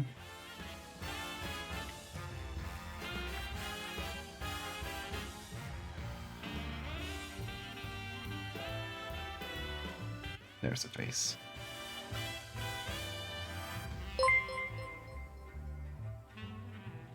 Strophanger is an old term for a person who uses the saddle.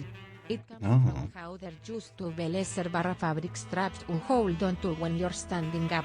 Also, googly eyebrow, lifts, separates. See all.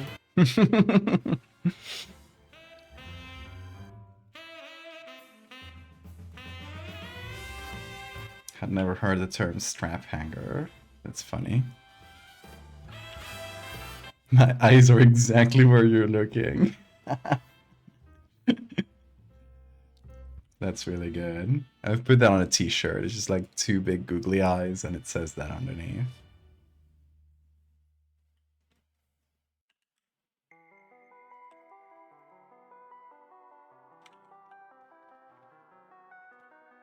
Okay. Let me fix myself up. Because I should have shaved. You do patch tool. Given how the USA works, probably a very American thing. ID kepe. I'm not strong enough of the brain to Google. That's okay.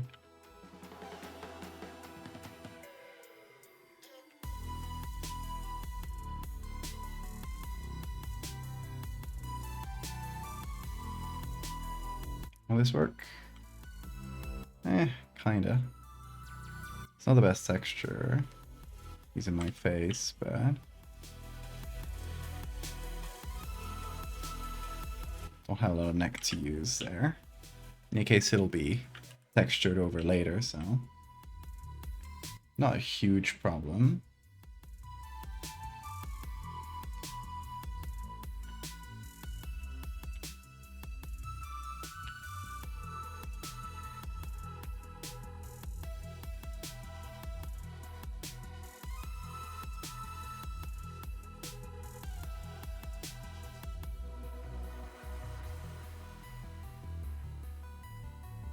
It would have been easier to just shave, but I did not think about it.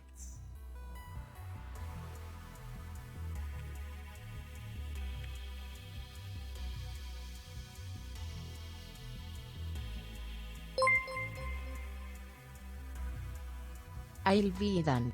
It's a term born in New York City specifically when they first started the subways.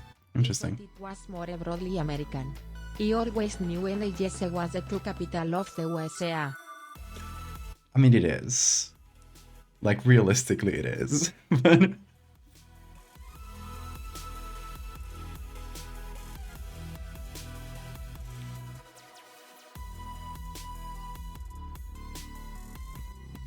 like, Washington, D.C. is nothing. It exists. It's there for, like, government buildings, but everybody just lives in New York, so...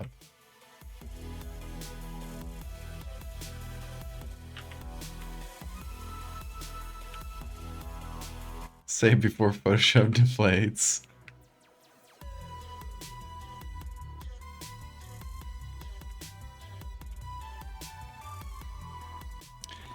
Why is it so large?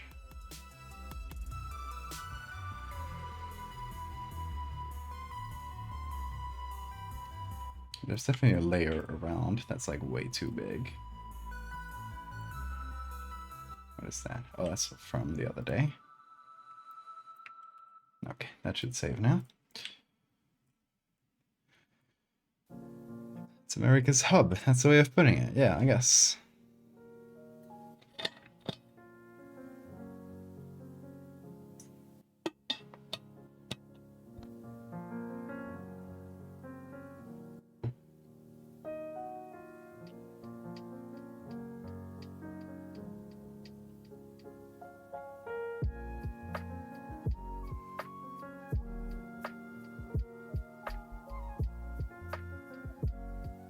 More healthy relationship with country and capital city, like the American one? Washington DC exists for tax purposes. Everyone knows it's the New Yorker who truly controls the nation and its people. All hail the Brooklyn Slice. DC as the White House, but NYS as Lady Liberty. Like it says NYC NYS. Like, that letter is called Riera, the Y in Spanish. It just says yeah. Which is not the name of any letter. The text-to speech can be really weird sometimes.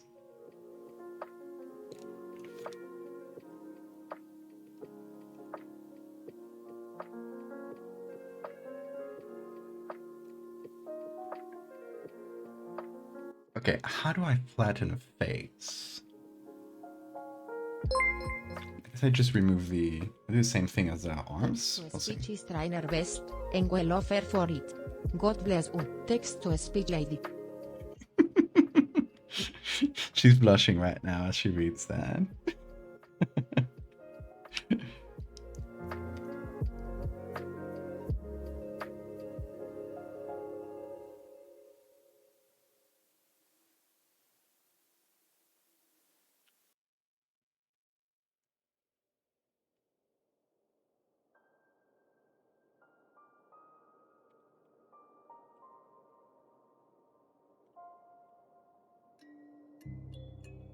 Does that work? No.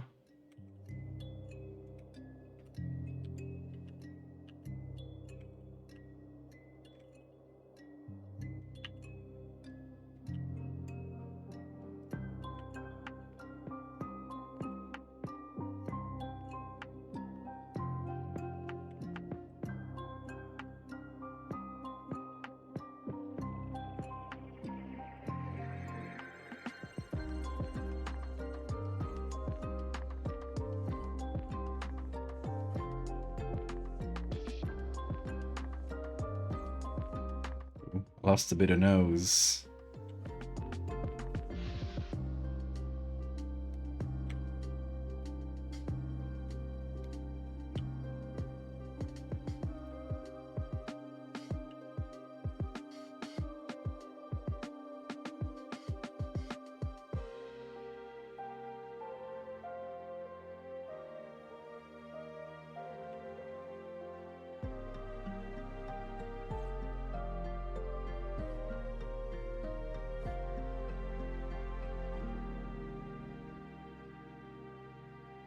Okay, get some good sleep, Howie. Thanks for coming in.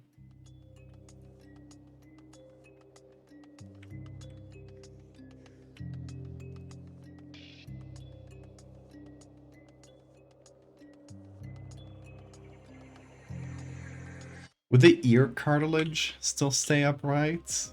I think that might be funny. Like, it's the only thing that survives.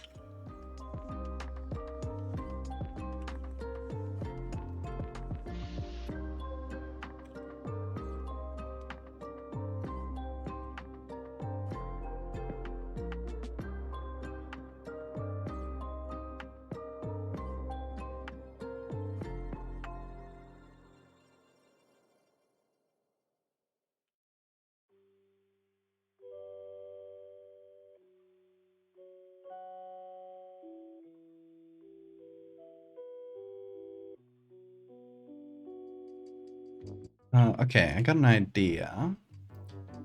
Because we gotta flatten the whole face, and I feel like this side of the face would kind of go out to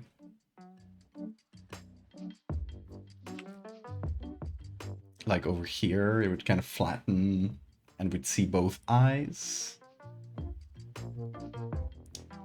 So let me see. What are the other pictures I got?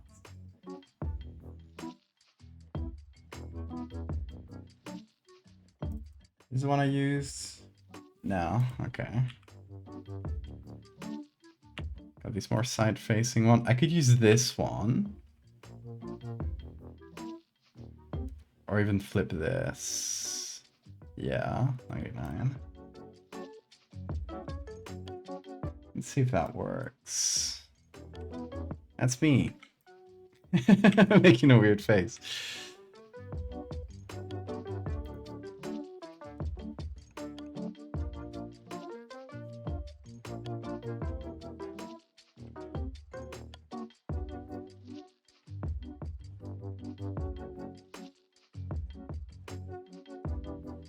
Oh shit, I got it slightly different in terms of size.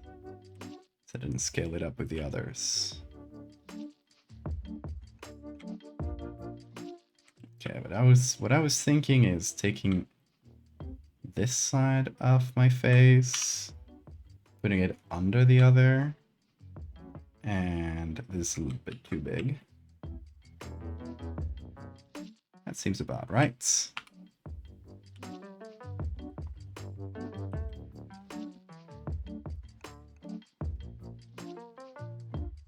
And if I put that here,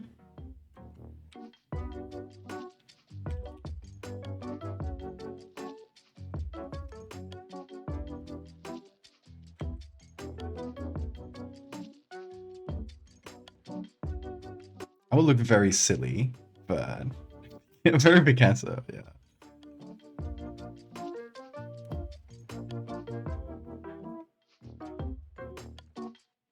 I'd remove the hair. No, not yet. We'll keep it for now.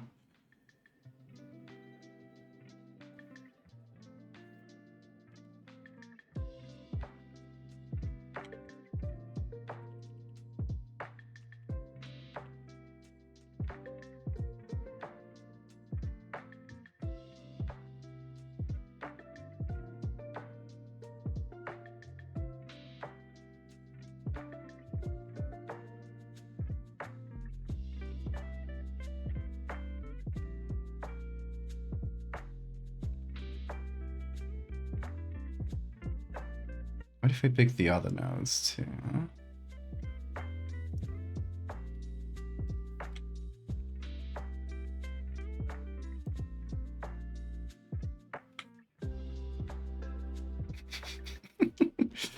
Pretty silly, I like it.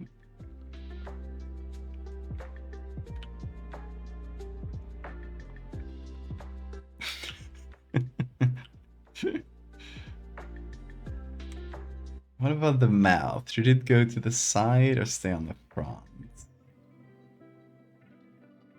Flounder situation, yeah.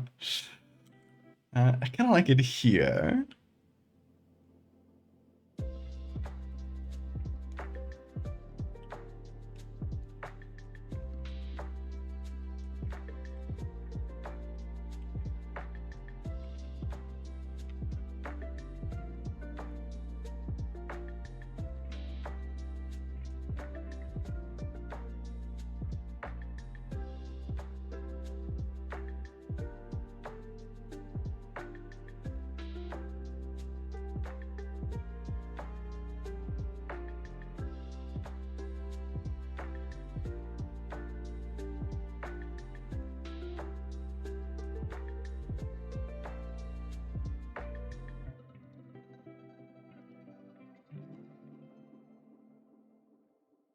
This is Valdevia, exactly.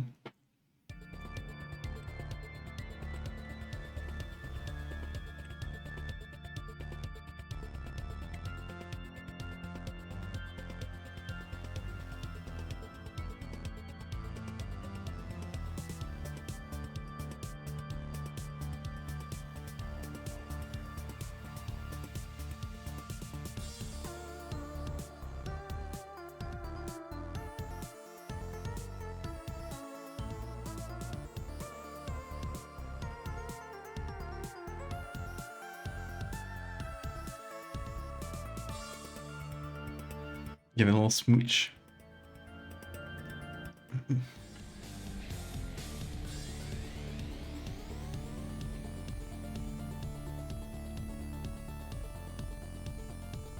And with a PSB shade. What's up with this document?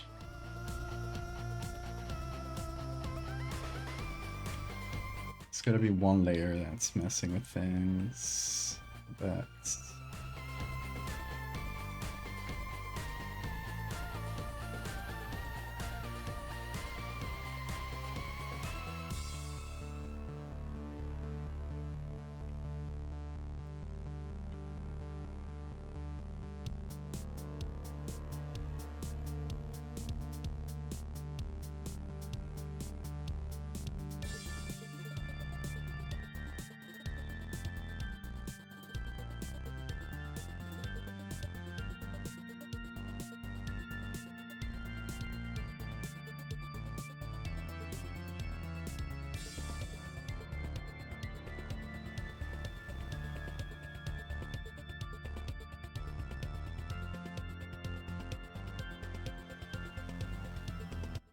cried Bell's great googly mooglies, exactly.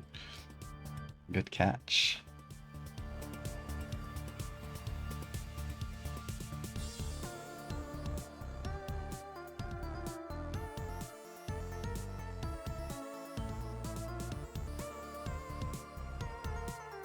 Hell yeah, everybody put it in points. We're 88%. We might yet reach 90% in this stream. So close.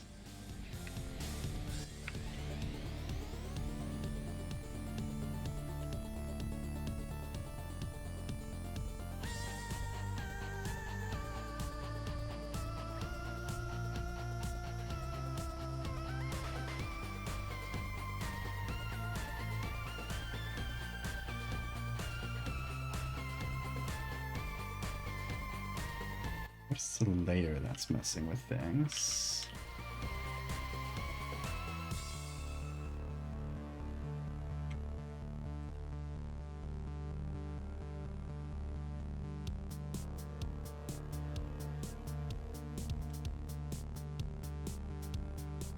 Oh, probably Bingus.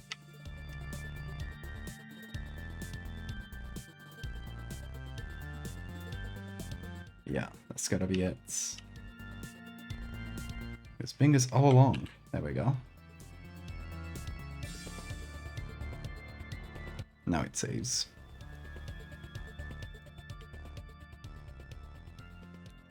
The eyes are intimidating like a thread display.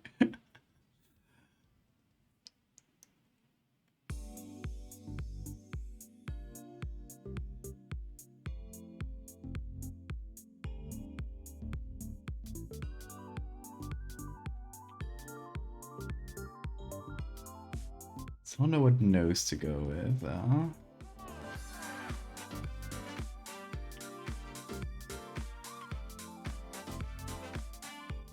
smells pretty good. I think I would leave the nose on, like, normal.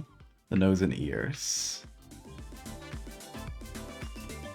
Like, the cartilage was the only thing not affected by this. You got no bones anymore. Stay strong.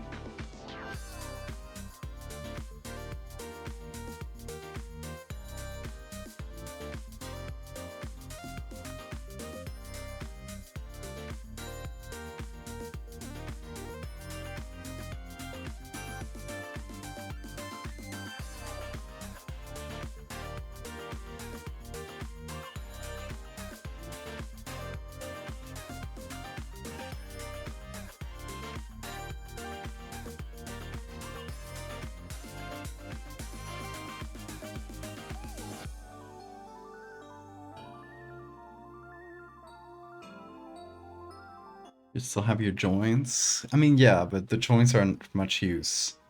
But there's no bone to support them, I guess.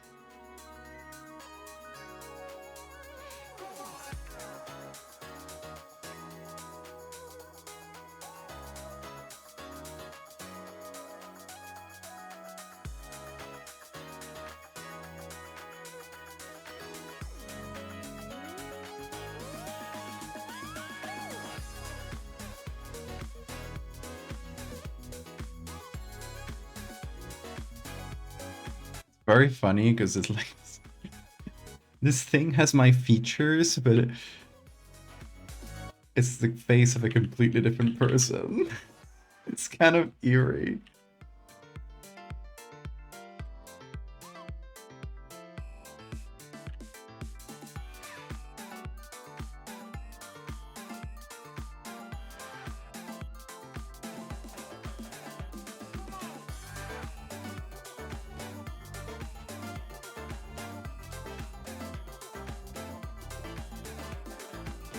Valdeviant.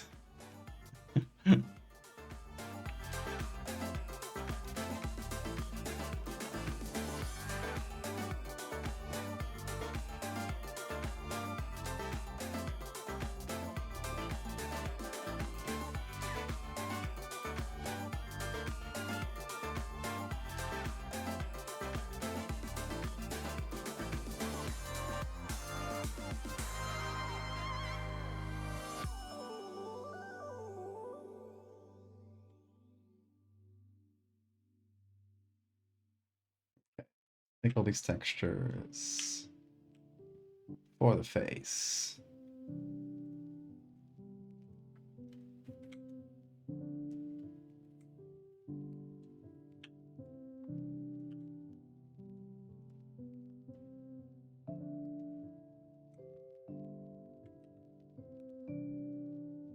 A rare Valdevia pole.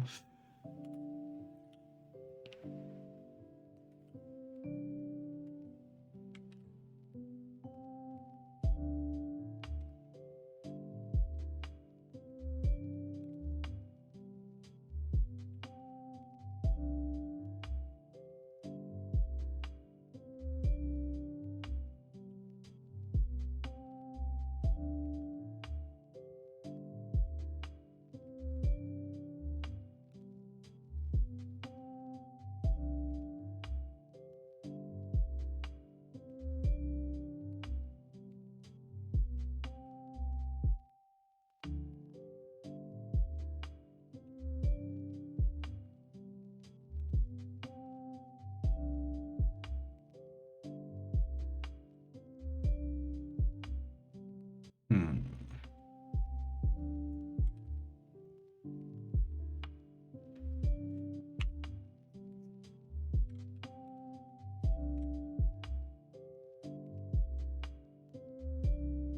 No, too twisted.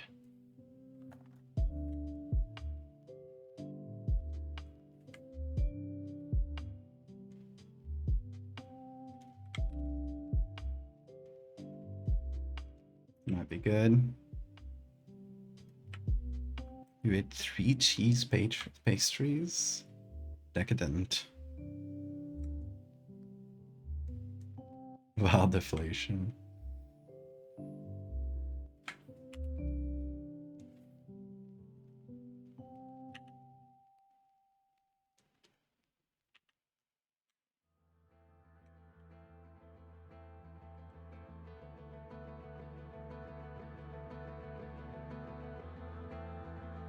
Where's E?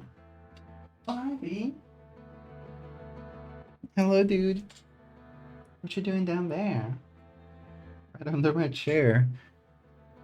Good thing I didn't pull my chair back. Could have crushed the guy. You doing good there? Yeah, he's sleeping.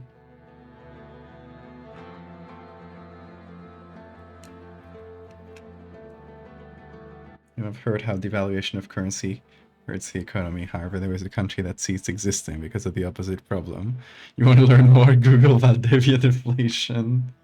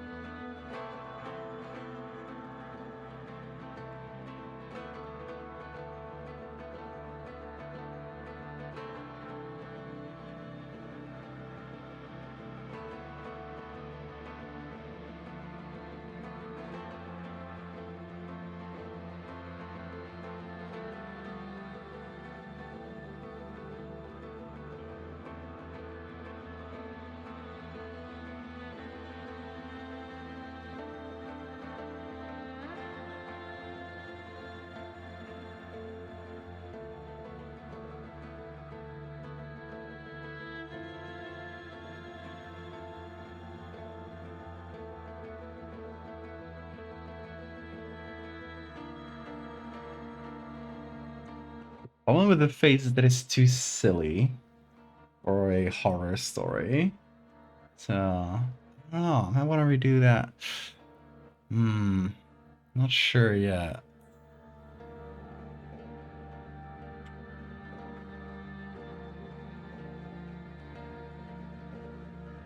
Like, I could just flatten it the normal way, like this way. That'll be harder though.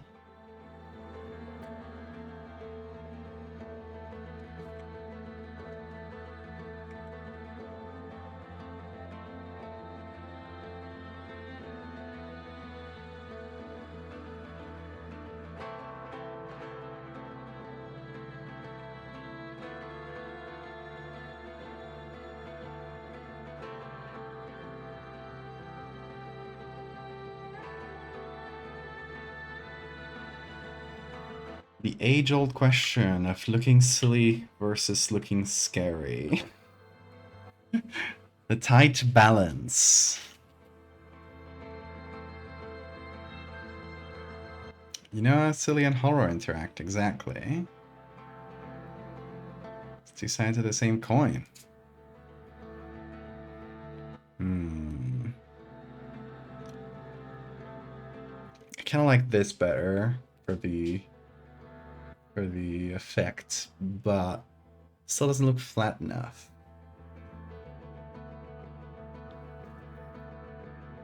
I like the wrinkliness of it, but it still looks too full.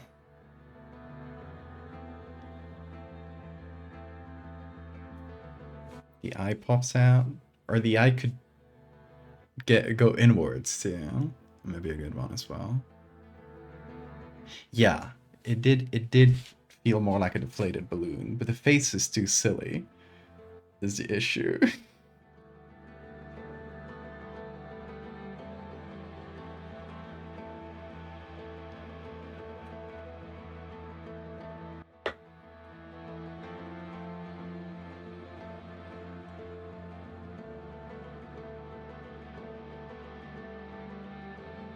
So that's where the problem lies.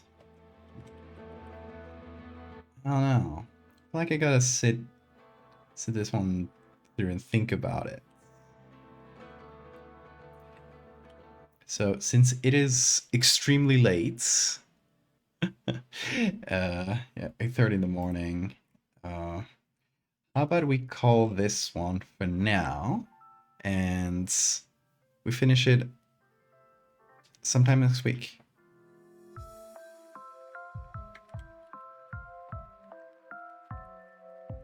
Because we got the pictures and stuff. We're just missing the effects. And I may take new pictures as well, considering what we've learned. Since I already got the setup there, so I just need to like go there and shoot more. Valflation Monday. Valdeflation. Valflation is when it inflates. And I won't do that. There's too many people who are into that. I'm well aware that there's people who are into deflation as well, but it's very niche, so I don't care. And it's body horror to me anyway. But yeah, I think I might just like sit down with this one and kind of think about it for a bit. Because I'm not sure where to, like, which direction to take it. So I'm kind of stuck. So yeah, rather than think here, like sit here and ponder for hours, not very interesting. I'll probably just do it on a stream next week and shoot some material before that. But yeah, we have finished this edit, so I am happy with this stream. In case you didn't see it, that's what we did in the first part of the stream and in the second part of yesterday's stream. So honestly, we have done so much this week. Let's do a little review of the week in art, because honestly, pretty good, I think. We started with the teeth weevils. Let me make it smaller so you guys can see the weevil. teeth weevils that drill through your enamel and lay their eggs in there, so they eat your teeth from the inside out to then escape when they rot. The second day we did the class of 48. This is based on nightmares. Well, the first one is based on nightmares where your teeth fall, obviously. The second one is based on nightmares where people's like faces distort, and also the ones where you go back to school. This one is based on the fears and nightmares about monsters living under your bed. So we made that real. We turned it into a real spider that makes a burrow under your bed and then attacks you when your ankle pops out a bit too much and fills you with venom, and then throws you to its brood. So its tiny little spiders can eat you while you're still alive. Then we did this one based on someone's specific nightmare that's their veins were growing out like roots out of their skin. So that's exactly what we did. We turned it into a little medical horror disease. And then, stuff I haven't posted yet. We have done the bottomless hole. I'll be posting the rest of them over next week. But yeah, the bottomless hole and someone who fell into it and was never found again, never recovered. I still feel like this one needs a little oomph, like a little something a little more interesting, because these are just pictures of a hole. So it's one I might come back to before posting and do maybe like a third picture where it's like a drone that was sent inside the hole or a camera that was sent inside, and there's something like strange in there. I don't know. I still haven't fully decided what to do with it.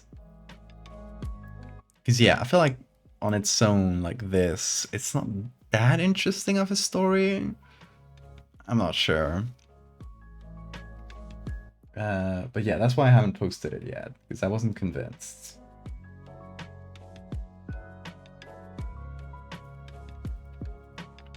Rocks glowing a dim red. No, it needs to be something. It needs to be something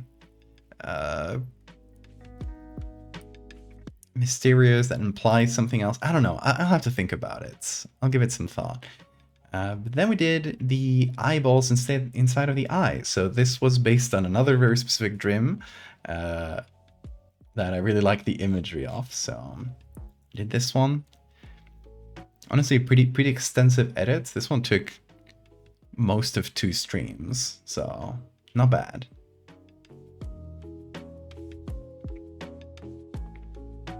Shunji Ito's perfect holes. Yeah, I don't want to redo a story that already exists though. But yeah, I'll give that some thought. The hole and the deflation. The deflated thing, I know more or less where I want to take it, like story-wise, like the writing of it. But the image itself, then I gotta think about a bit more.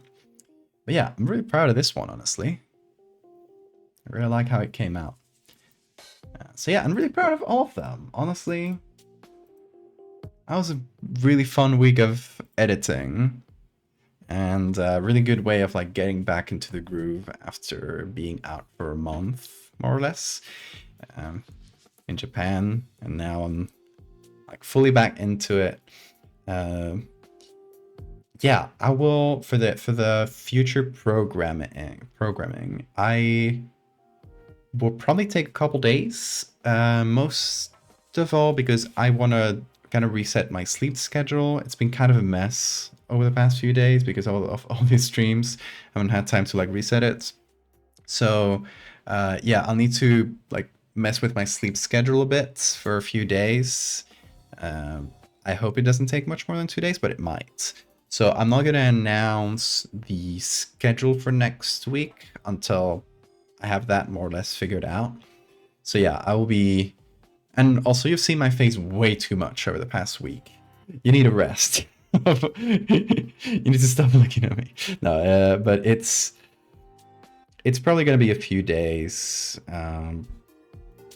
Hopefully not too many. I want to do like hopefully 3 to 4 streams next week. We'll see the days though.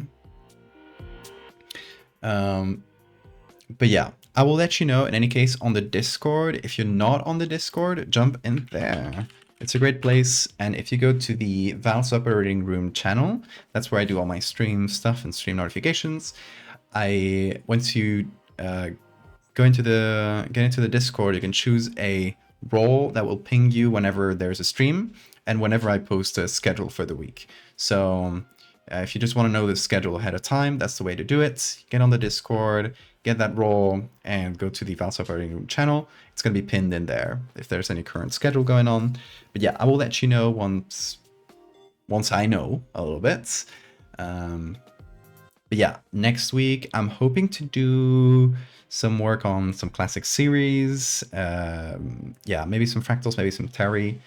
Maybe other things. I don't know. I haven't decided yet. I will probably try to finish the deflated one that we started today, and maybe if I end up doing another picture for the bottomless hole, I might do that.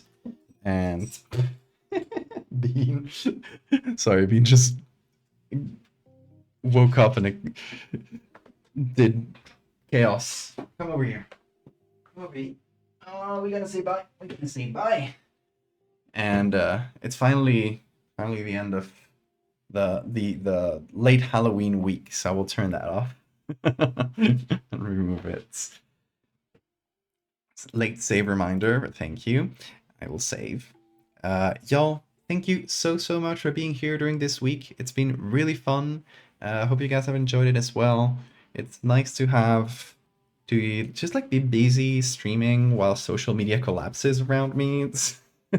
It's pretty nice because it keeps my mind off of that. That's pretty stressful sometimes. So yeah, thank you for being here with me, and I'll see you sometime next week. Date unspecified. Bean will be waiting for you, won't he? Yes, he will. And until then, folks, have a great time zone.